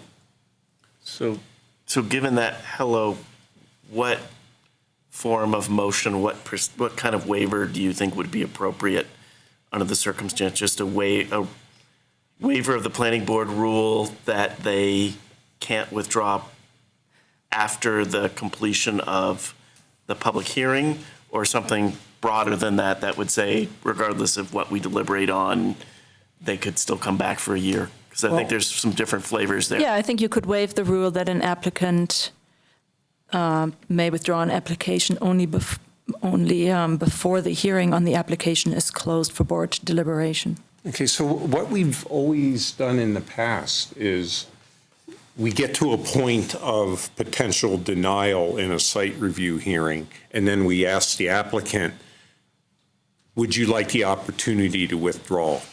And they generally do. And then the hearing's essentially continued, I guess not. continued. No, right, I'm confusing two things. We give them the opportunity to withdraw their application, and they do, and then they basically have a clean slate to come back with a new application at any time. Yeah, and I think there's certainly a way to do that here tonight. I don't remember. So we the don't need to application right waive now. any rule. That is the rule that we followed. I think we do have to waive the rule. I think you do have to waive the rule. But it sounds like it's a pertinent question for the applicant in terms of where they would like us to go at this point, so. But we all agree that the map change decision has been made, is that That's right? been Yes. Yeah, Okay, it's been that's so- on the record. Okay. So does the applicant wish to withdraw at this point? Is it possible we could take 5 minutes? To All right, just you have huddle 5 and minutes to figure out what our options are here. Thank you.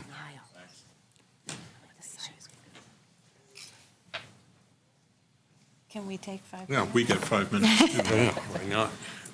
But we won't be talking about this issue. No. Yes, we will.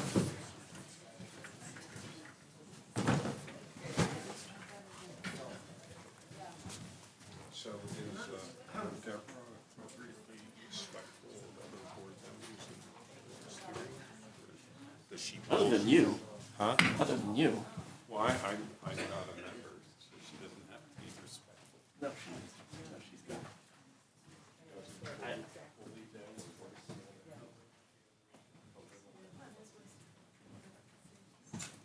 Either that or not, She's very different with him.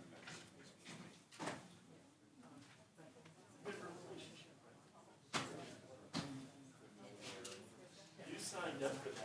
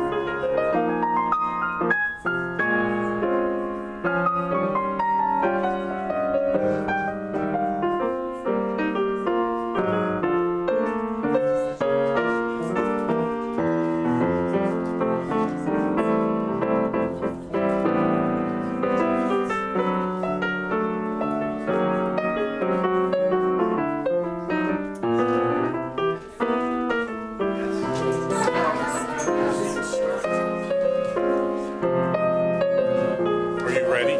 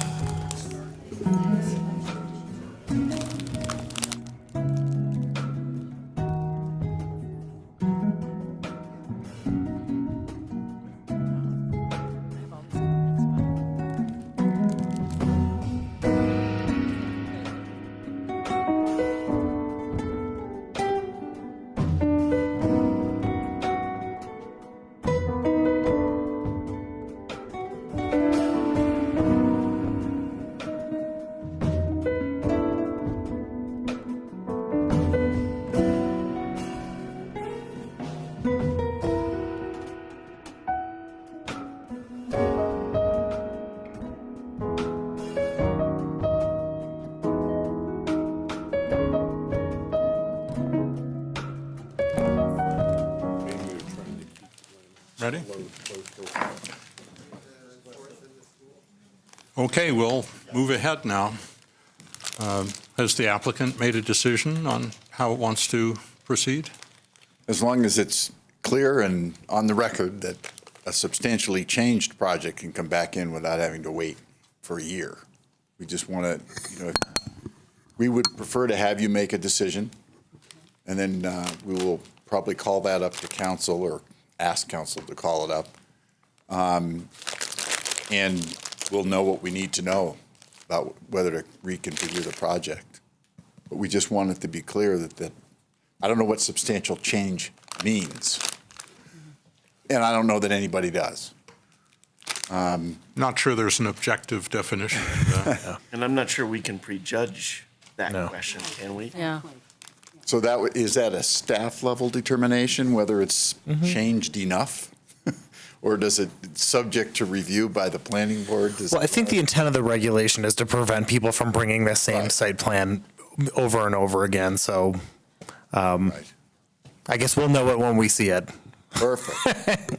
Well, So- if I could Go ahead, Harmon. just suggest some things that for me would create a substantially changed project. I think, again, I'm already on the record saying that I don't have a qualm about the density, the height, the number of stories. But I think that in the areas that staff identified and that the public identified and some planning board members identified where some more finality would be useful, like, when we talk about the mix of uses and what kind of parking requirements that's going to drive, pedestrian safety, vehicular efficiency and safety with bus pullouts and circulation. I think if you can hit some of those high points that were mentioned tonight, and I'm sure I missed a bunch of them, but I'm just in the interest of brevity. All of them. Yeah, in the interest of brevity, I think, just to hit a few of those, and for me, that would be enough. We're listening. We are listening. John? So to add to that list, I think. And I just wanted to clarify real quickly, the rules don't actually talk about a substantial change. It just says that you can't come back with the same application. No application can be reheard within the same year. Thank you. Okay, so one of the things for us to consider then, if they don't want to withdraw, that means we have to do the full site review deliberation. Well, so the question is, at 11:15, do we want to take that on? So as just a quick response to that, I think if we were going to go into a lot of detail that would vary from what's in the staff memo, I don't have that freshness, and I would probably agree with you to the extent that people are largely in agreement with the reasons in the staff memo. I'd be willing to do that tonight and maybe provide, if people are in that ballpark but have a few additional thoughts, to be at that level. But if it's a deeper conversation, I think it would benefit from fresh brains and fresh mouths rather than try to go too deep into the evening. Yeah, I agree with that. Crystal, what makes sense to you? I agree with that. So I do too. So it's a question of whether we largely adopt the staff recommendations and memo, or whether. So my recommendation is we at least take care of number 2 first, and then maybe we can raise that question when we get to 3 on site review, and maybe do a just quick poll down the dais to see where everybody stands on that front and whether people think they need a deeper discussion or one that's at variance with staff's memo, and based on that, we can decide whether to continue or move ahead. Okay. So we had already started on the rezoning a little bit. You spoke. No, you go, You well, spoke, and I'm not. on the rezoning? Yeah, I think I had started when Ed raised his concern, and which was, I think, helpful to have that conversation. So I think given what we did with the land use designation, I think it would make sense to deny that at this point, until we're at a position to change the BVCD land use designation. So I agree. I mean, I agree with the staff's findings that the applicant failed to meet its burden to demonstrate by a preponderance of the evidence that the rezoning request is consistent with the goals and policies of the Boulder Valley Comp Plan and the criteria of Section 9-2-19E, the Boulder Revised Code 1981. And so I just wanted to make sure that that's in the record, as would all the findings be. But I wanted to call that out. John? And I might just add, at least from my perspective and speaking for myself, despite the fact that that's where I am tonight, I don't preclude the chance that they may be able to make that showing, especially if they make some changes to the site plan. So I agree with everything that's been said, and just my add-on comment is I think what might be a solution to this site is to actually come up with a different zoning designation that has a narrower range within the high-density category. So would anyone like to I'd just like to form a make motion? one comment. Oh. I think given that without the land use map change, there is no change in the land use map to bring the zoning into conformity with, Right. and therefore I wouldn't be voting to approve the zoning change request if we were to vote on that. I would say that if we did have the land use map change in place, I could support the zoning change, probably on the 5th criterion regarding that the change would be in the public interest to encourage redevelopment in the area, recognizing changed character.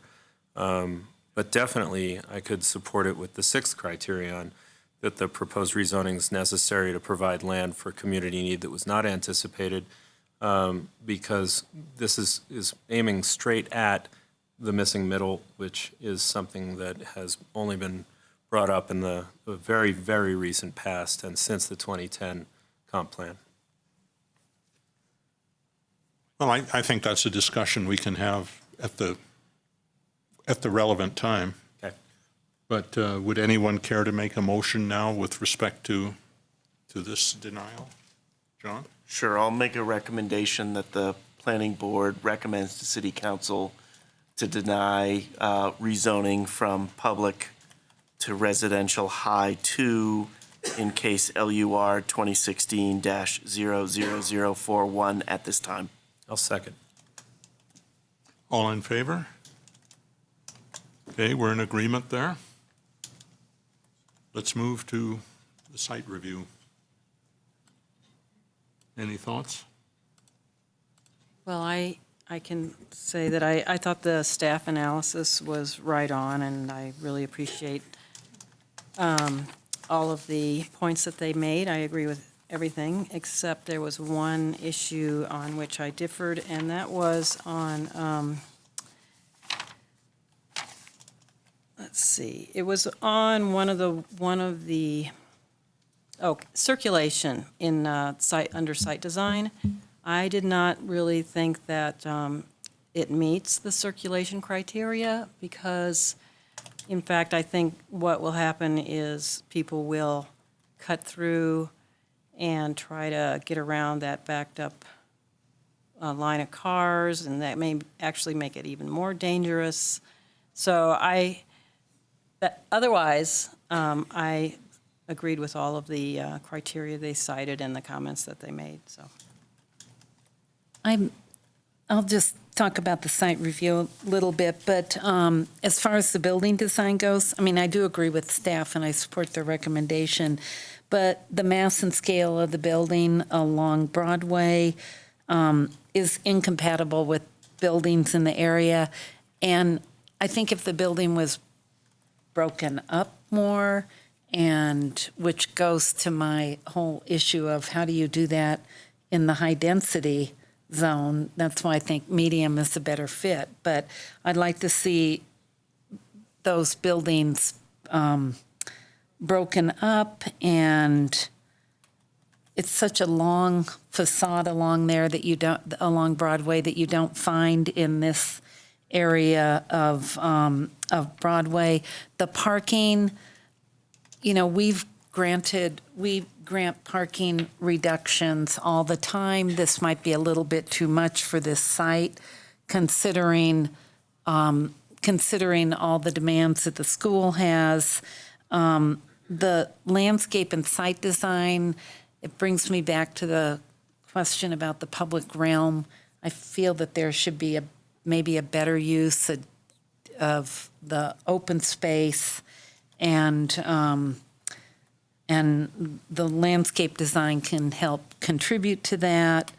Let's see what else. I think that's it for right now. I do feel that the number of units is also too high for that site. So I also generally agree with the staff analysis. I thought it was very well done and on point. A few comments just to reinforce a few things on it.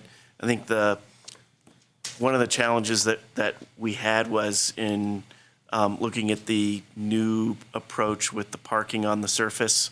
A lot of things were driven by parking, and it made for a space without a whole lot of useful open space. And I think that's a place that really could use some attention to figure out how to do it, which then drives some of the unit count related issues. It was really trying to achieve a lot to get that unit count in there.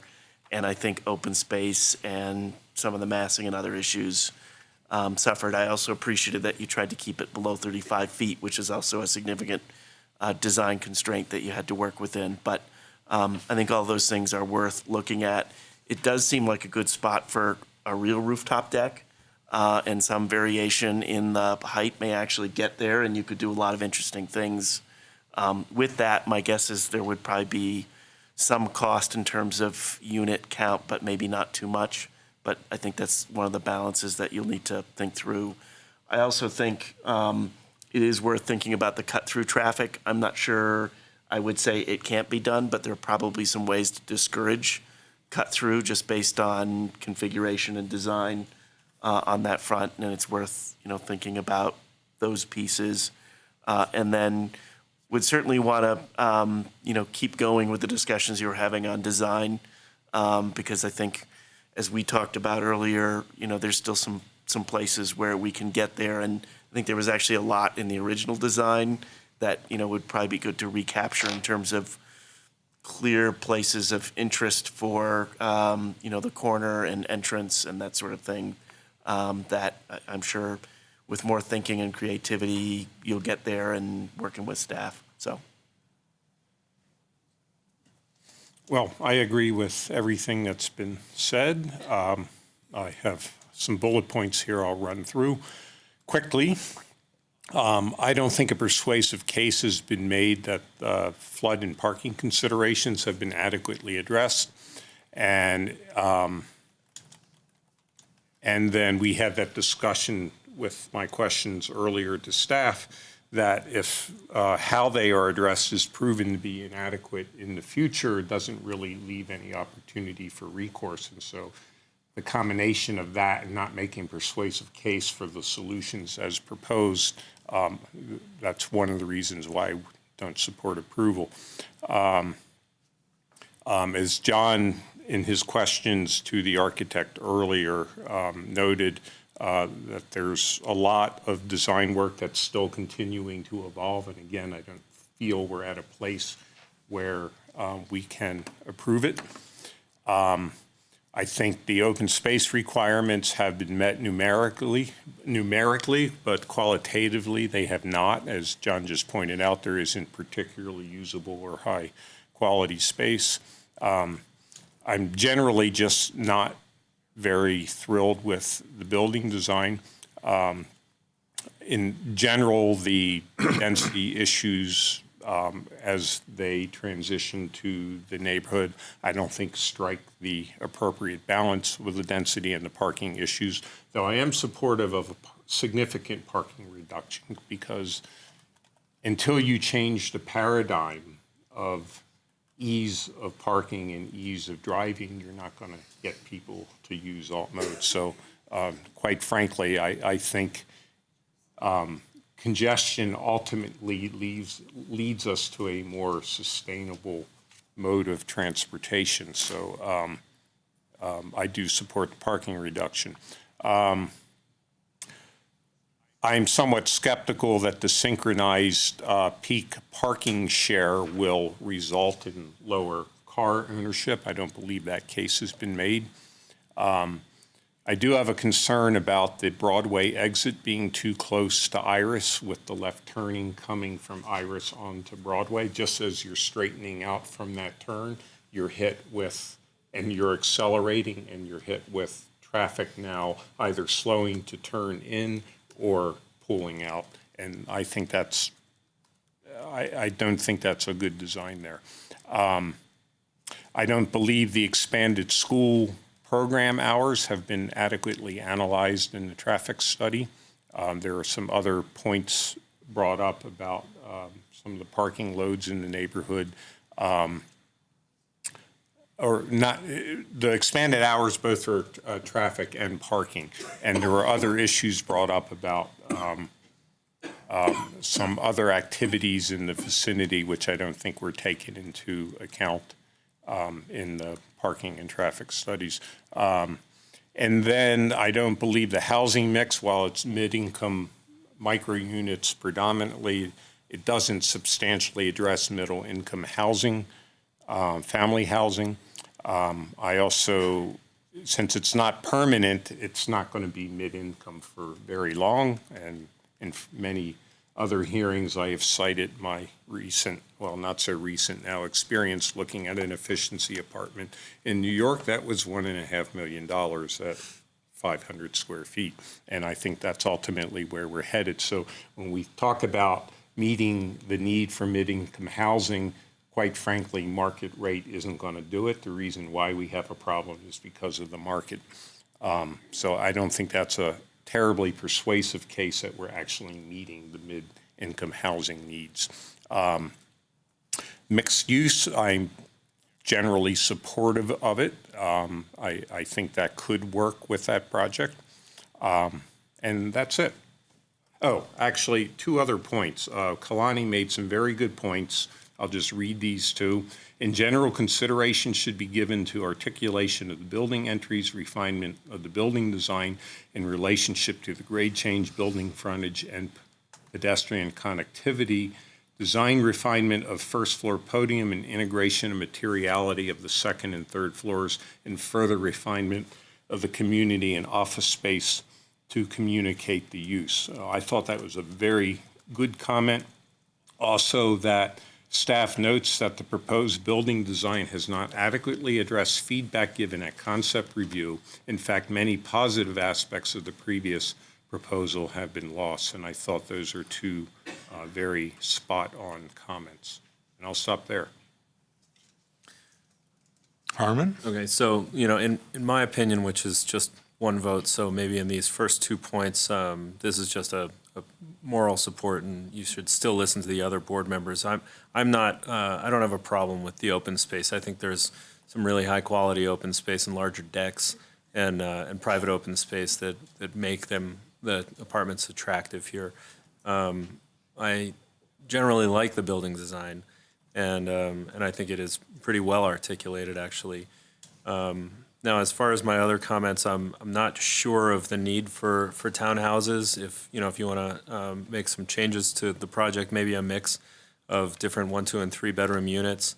Maybe with a building that is 2 buildings or is broken up in some way with a breezeway or something like that. I just don't know. For me, what the townhouses necessarily do. If you like them, and they're part of the project, that's your prerogative. In terms of some innovative design solutions that might set the project apart, we've heard that there's concern about flooding and there's concern about increased impervious surface. There's some communities in this country that have public sewer to collect stormwater and don't allow for any discharge into that public sewer system if that sewer system is completely full in certain areas. And so a developer simply has to contain all stormwater up to a certain design storm on site. We don't have those regulations in Boulder, but potentially, some stormwater management measures that aren't there now, green roof, vault, retention, whatever. If that is in your plan, that might help. And even more permeable surface might be a possibility with a slightly different parking design. So bus turnout, pedestrian safety features, those are a couple other examples of things that I think the original application we heard today could benefit from. Okay, I'll throw in my 2 cents worth. I won't repeat what you've heard already tonight. I think Leonard has covered my thoughts quite nicely. I also agree that, for me, I'm least concerned about the parking aspect of this proposal. I would be willing to accept less on-site parking than would be required by the code. And in fact, I found the analysis persuasive that was given to us tonight about parking. Otherwise, I agree with the comments that my colleagues have made and that staff has made. I thought they were perceptive and appropriate. John? So with that, I'll make a motion that the planning board deny site review number LUR 2016-00042, incorporating the staff memorandum and the attached criteria checklist as finding of fact, and incorporating the recommended findings of denial and the proceedings from this hearing. I'll second. All in favor? Okay. So we can move ahead to the use review. Any thoughts? Actually, one quick question. Given that the site review was denied, does the use review become moot, or do we still need to make a formal finding? I'd recommend that you make findings on it. And there are 2 uses. Yeah, right. John, Okay. I just wanted to say this is where I had some of the most most problems, and I totally agree with staff. Well, first of all, it didn't meet the efficiency living units, and the neighborhood business center didn't meet the use review criteria in section 9-2-15E of the Boulder Revised Code. And for some of the following reasons, I don't think the uses were defined, and that is extremely important. A wellness center, we heard someone testify that, that there could be a medical office there, which I don't believe is, I don't have my use table in front of me, but I don't know if that's a use that's allowed, but I thought that the neighborhood business center was just too large. And part of that is what is causing some of the other site problems. That's just my view. Now, does everyone want their little neighborhood place where they can go and grab something to eat? Well, sure. We heard the same argument for Washington School. And then they came back and they took all of the mixed use out and put units in that site. And I don't know what the economic dynamics to that are, but we've seen that on a number of different cases. I think even up on Dakota Ridge, we saw a switching out of some uses just recently. So it might be worth it to explore that just from a planning standpoint, not on this case specifically, but why aren't we getting little neighborhood centers, and what's the economic dynamic of that? But having said that, I think that the neighborhood business center just adds to the burden of the traffic and the nonconformity of the site, and I think it's trying to push too much into that site. And the efficiency living units, I think if there were fewer and there were more townhouses type of things, you'd have a better diversity of housing options at that site. So those are 2 things that concern me, and the reason I would deny the use review. Oh, okay. Well, yeah, I agree with everything you've just said, again. I didn't hear a lot of support from the neighborhood for the commercial aspects of it, and I did hear a lot of concern about the loading and the deliveries and where that would take place, and I don't see a provision for that in the plan. So, and staff mentioned it also, and their comments on it were right on. So, if that's the route that the applicant wants to take, I hope they will work more closely with the neighborhood and find out because it is supposed to serve, the language in the application was that it was going to serve the neighborhood. The neighborhood doesn't want it. Maybe you can come up with something that the neighborhood actually wants if it's really going to serve the neighborhood. So, and then with respect to the efficiency units, I just think that's a lost opportunity because we're right up against a elementary school.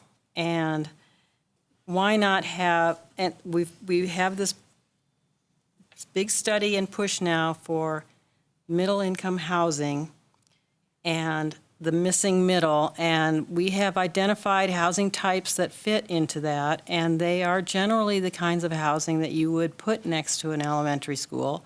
And I really encourage you to look at the missingmiddlehousing.com. I'm sure you're familiar with it, but they have a lot of housing types that I think would fit very nicely in this context and not be so foreign as what's been proposed. And so I'm talking about duplexes and townhomes and that kind of thing. And I appreciate that there are townhomes, but I think more of those and fewer efficiency units makes more sense up against an elementary school. I think it's a really lost opportunity to not have housing for families that would have kids, because that's the environmentally responsible thing. Someone was talking about environmentally responsible, but really, if you got people talk about wanting to live where they work. Well, how about wanting to live where their kids go to school? It just makes sense to me. And there were a lot of arguments about we need these, if not here, then where? Well, people needed to come out when the Rev was coming to us, or when the Armory was coming to us, or when, the other developments at Boulder Junction, and say, we want efficiency units at these places, because you could put efficiency units in all of those high-density places. And, but this is not a high-density neighborhood, and those are. So that's a little frustrating. Finally, on that efficiency thing, is that there really isn't any mechanism that ties putting an efficiency unit at Hawthorne and not building a house in Longmont. We don't, by building an efficiency unit at Hawthorne and Broadway, we don't somehow obtain the development rights for a house in Longmont. It doesn't prevent it doesn't prevent sprawl anywhere. Those houses are still going to get built. So that argument just doesn't really, I don't find that argument very compelling. But I appreciate people making the arguments, but I didn't find it compelling, so. So I'll recommend or support denial of the use review, given what we've said so far and for some of the reasons identified in the staff report. However, I'm not as negative about the efficiency units. I think this is a hard site because on one hand, yes, it is close to the elementary school. On the other hand, it's right next to the Broadway corridor, and I do think there's a big need for market affordable. And I know there's no guarantee there, but our middle income plan doesn't have a good mechanism for guarantee on that, and the best we can do is limit size. And so to the extent that we want to have a lower impact development here where people are more likely to take transit and use bikes and that sort of thing, it's more likely to be users of efficiencies than families like myself with kids who are more likely to have sprawling lifestyles and use cars more than we would like to. So I actually think there is a place for that, and it could actually work pretty well. That being said, I actually did like the townhomes because they do provide some of those family opportunities. So some mix to the extent that we can find it would be good, but I do think efficiencies have a role there and really could help support a parking reduction as well as the kind of overall footprint to make some of the usable open space. In terms of the mixed use and commercial elements, I agree completely with staff. I think we just need some better definition of what that's likely to be to help support some of those elements and make some of those findings. I actually don't think it was clear that all the community or that there wasn't support for it. I think we did hear a number of people in the community who would like it, and it is something that I think is consistent with our comp plan policy of giving people those walkable opportunities to be able to go to the coffee shop or some of those other neighborhood services. That being said, I think we have to be careful about the uses given the location, so it would be good to get those details. I agree. So, I think for the use review, we have an opportunity with a project like this to add to the fabric of a neighborhood, to add to the fabric of the city, and I'm definitely not in the camp of those who believe that neighborhood compatibility is the only criterion that needs to be met. Having one building that provides a lot of efficiency units in one neighborhood can be a wonderful thing. And we all go and travel, if we're lucky enough, to great places, and great places are almost always built that way. And if you go to the great neighborhoods in the United States, they're all built that way. Nobody talks about going to wonderful, sprawling, single-family neighborhoods for their vacation. And so, Boulder's got an opportunity to increase the weave in its fabric in a pretty terrific way. And I think that the uses that are being proposed are fine. I heard a lot of people come back at my comment about getting rid of the townhouses. I didn't hear anybody notice that I suggested a mix of apartments, 1, 2, and 3 bedrooms. That was just a comment. I think there could be a bigger mix, but I'll go back on that. And I'll say that, if it were to be all efficiency units, we have a city that's big enough that it can absorb a place that is almost all efficiency units in a single-family neighborhood, because it's right against Broadway and it's right on a bus line. And, this is something that I think we ought to make room for in this town. And so, I'd be ready with a more thorough application to advocate for that from this seat. Again, I think we've asked for more specificity when it comes to the uses in the retail, but I'm looking deeper into the staff report and seeing on page 360, there's a table of the uses that are being proposed, and all of them are listed by the actual category of use that would drive your parking requirements in our code.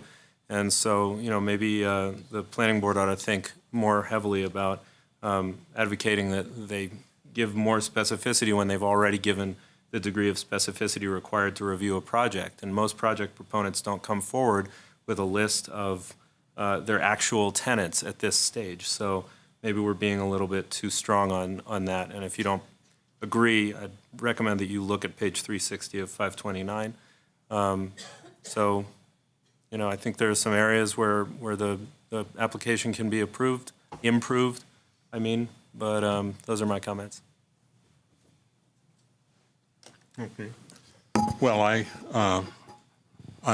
agree with the staff recommendations, and I also think that John Putnam's comments were absolutely relevant, both with respect to having some form of community, some local commercial activity, and having some efficiency apartments.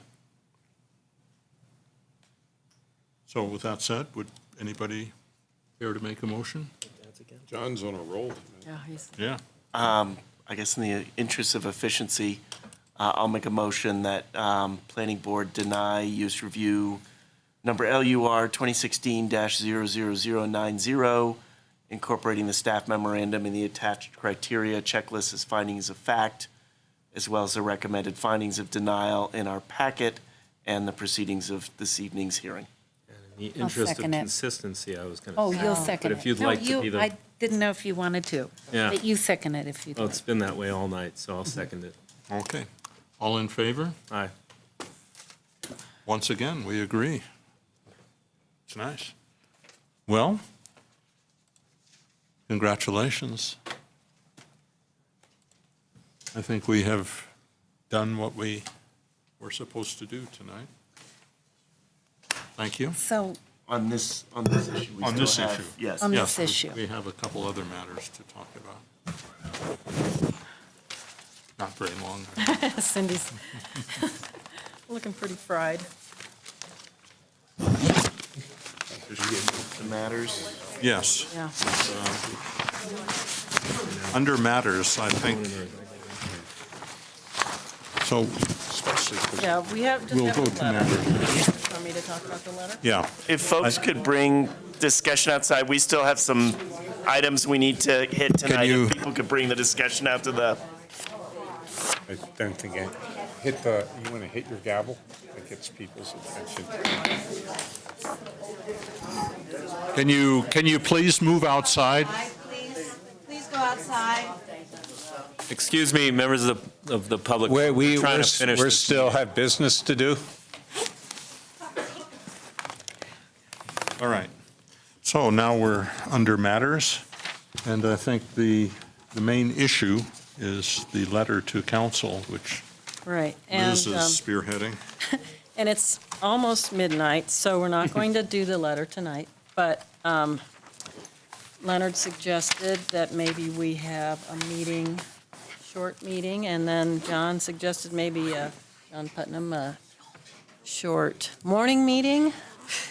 So I guess we'll try to schedule a meeting between now and I don't know, it should be within the next week because the letter's due on the 15th, isn't it?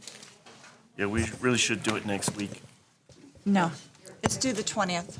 Okay, well, anyway, people have to write their sections and stuff. So if we could meet next week, that would be The only day I can meet next week is Monday. Monday morning? Yeah. I could do Monday morning. So this Monday is See, Monday The is- 5th? Yeah. And where? Where? My guess is we Meet up. need to have people go back and find space, but assume some downstairs, upstairs. Can we sit here at 8 in the morning? No? Well, wherever you could fit us in, Cindy, even the Olmsted room, as long as it's noticed and the public can get in. So we were talking maybe 8:30, 9. 9? What day, Whatever. what day is it? Are you able to do Monday the Monday? 5th? Monday Yeah, the 5th? I could do any time in the morning, even, up to 11 o'clock. Yeah, I'm fine. Works for me. You guys are the ones that commute and stuff, so you call it earlier or a little bit later. I'd say aim for 9-ish. 9? What are you gonna do? You gotta go to work, right? Take the morning off? I'll go down afterwards. Okay. Work. Because I would rather do Thank it you. early. If Yeah. I have a meeting downtown at noon, which is why I suggested 11 selfishly. But if I've got to go downtown twice between South Boulder and here, I'd rather do it as early as possible Yeah. so I don't have my whole morning Oh, chopped up. you want to do it at 8? Does that work for? What time, 8 Carmen, works for you? I've never 8? been up that early, but there's. Yeah, I'm not very coherent. You want to And say 8:30? where is staff on that too? Is 8 too early? 8:30, 9? Let's settle on, let's, Want to say 8:30? 8:30 yeah, works. let's go 8:30. Yeah. Olmsted is available. Okay, 8:30. How long do we need it? Hour. Just an hour? And just reserve it till 10 just to be safe. I can do that. What time did you want to start? I'm sorry. I missed- 8:30 to 8:30. 10. What room are we going to be in? Olmsted up in the, For that early in the morning, can we get a wake-up call? I think Bloody Mary's actually. Oh, that's even better. A reason to get. Wait a minute. We should bring it. Yeah, I to don't know where the Bloody Mary's. Olmsted Where's room the is. Olmsted room? it's, Third floor of Park Central. Oh, Oh, in the permit office, behind there, okay. Yeah. You know, last time when you talked about the letter, I said I would share some of our work plan stuff, so I just gave Yeah. a list of the top Can you email this? projects, Oh, and I was just going to give it to you. okay. That is just Okay. no, not just a Terrific. list Thank of you. some of the That's key- good. key stuff on our- Thank you. Thank you.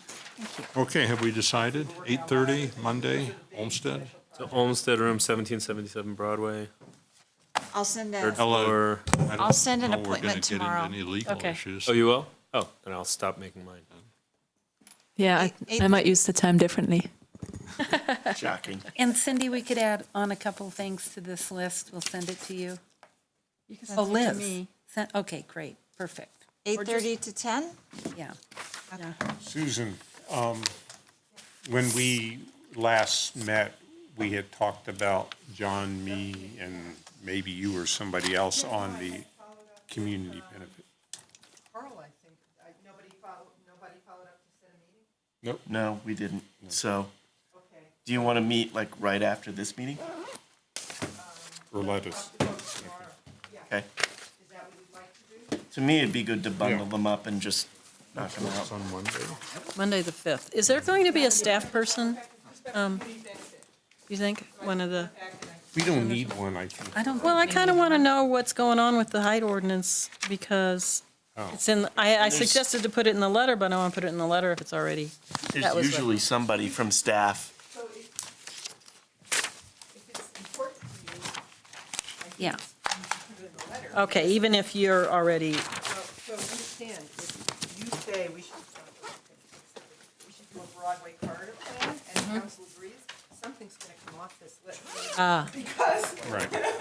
there's Snuff this. or some other list of things. None of them we're Okay. going to have to reallocate. Right. Instead of going to something else. So I think it's important that you be aware of what we're working on. If you think those are important things, good. And if you think other things are more important. But what about Okay. things like community benefit? That was That's on the why work. that's why I sort of put Brent, Oh, includes- because it's part of the comp Yeah. plan update we're working on. Okay, well, we might make a Quarters- note that we, quarters are in the about comp plan? these things, so. They are. There's no area, but right Yeah, now, we're I- working on the overall update, and I'm working on any specific. Very honestly, there's work going on in the central area, that's would be, CH and all that stuff. Yeah. Really where. Yeah. If you guys could just take in your cups. Okay. Okay, are we ready to adjourn? Are we done? Do we have Anyone any else? We've got our emails sorted out. That was the other topic. Yeah, thanks, to sort Cindy. out. So thank you to Cindy. For what? I'm sorry. Emails. Oh, my Okay, I gosh, think we're that was adjourned. crazy. Thank you.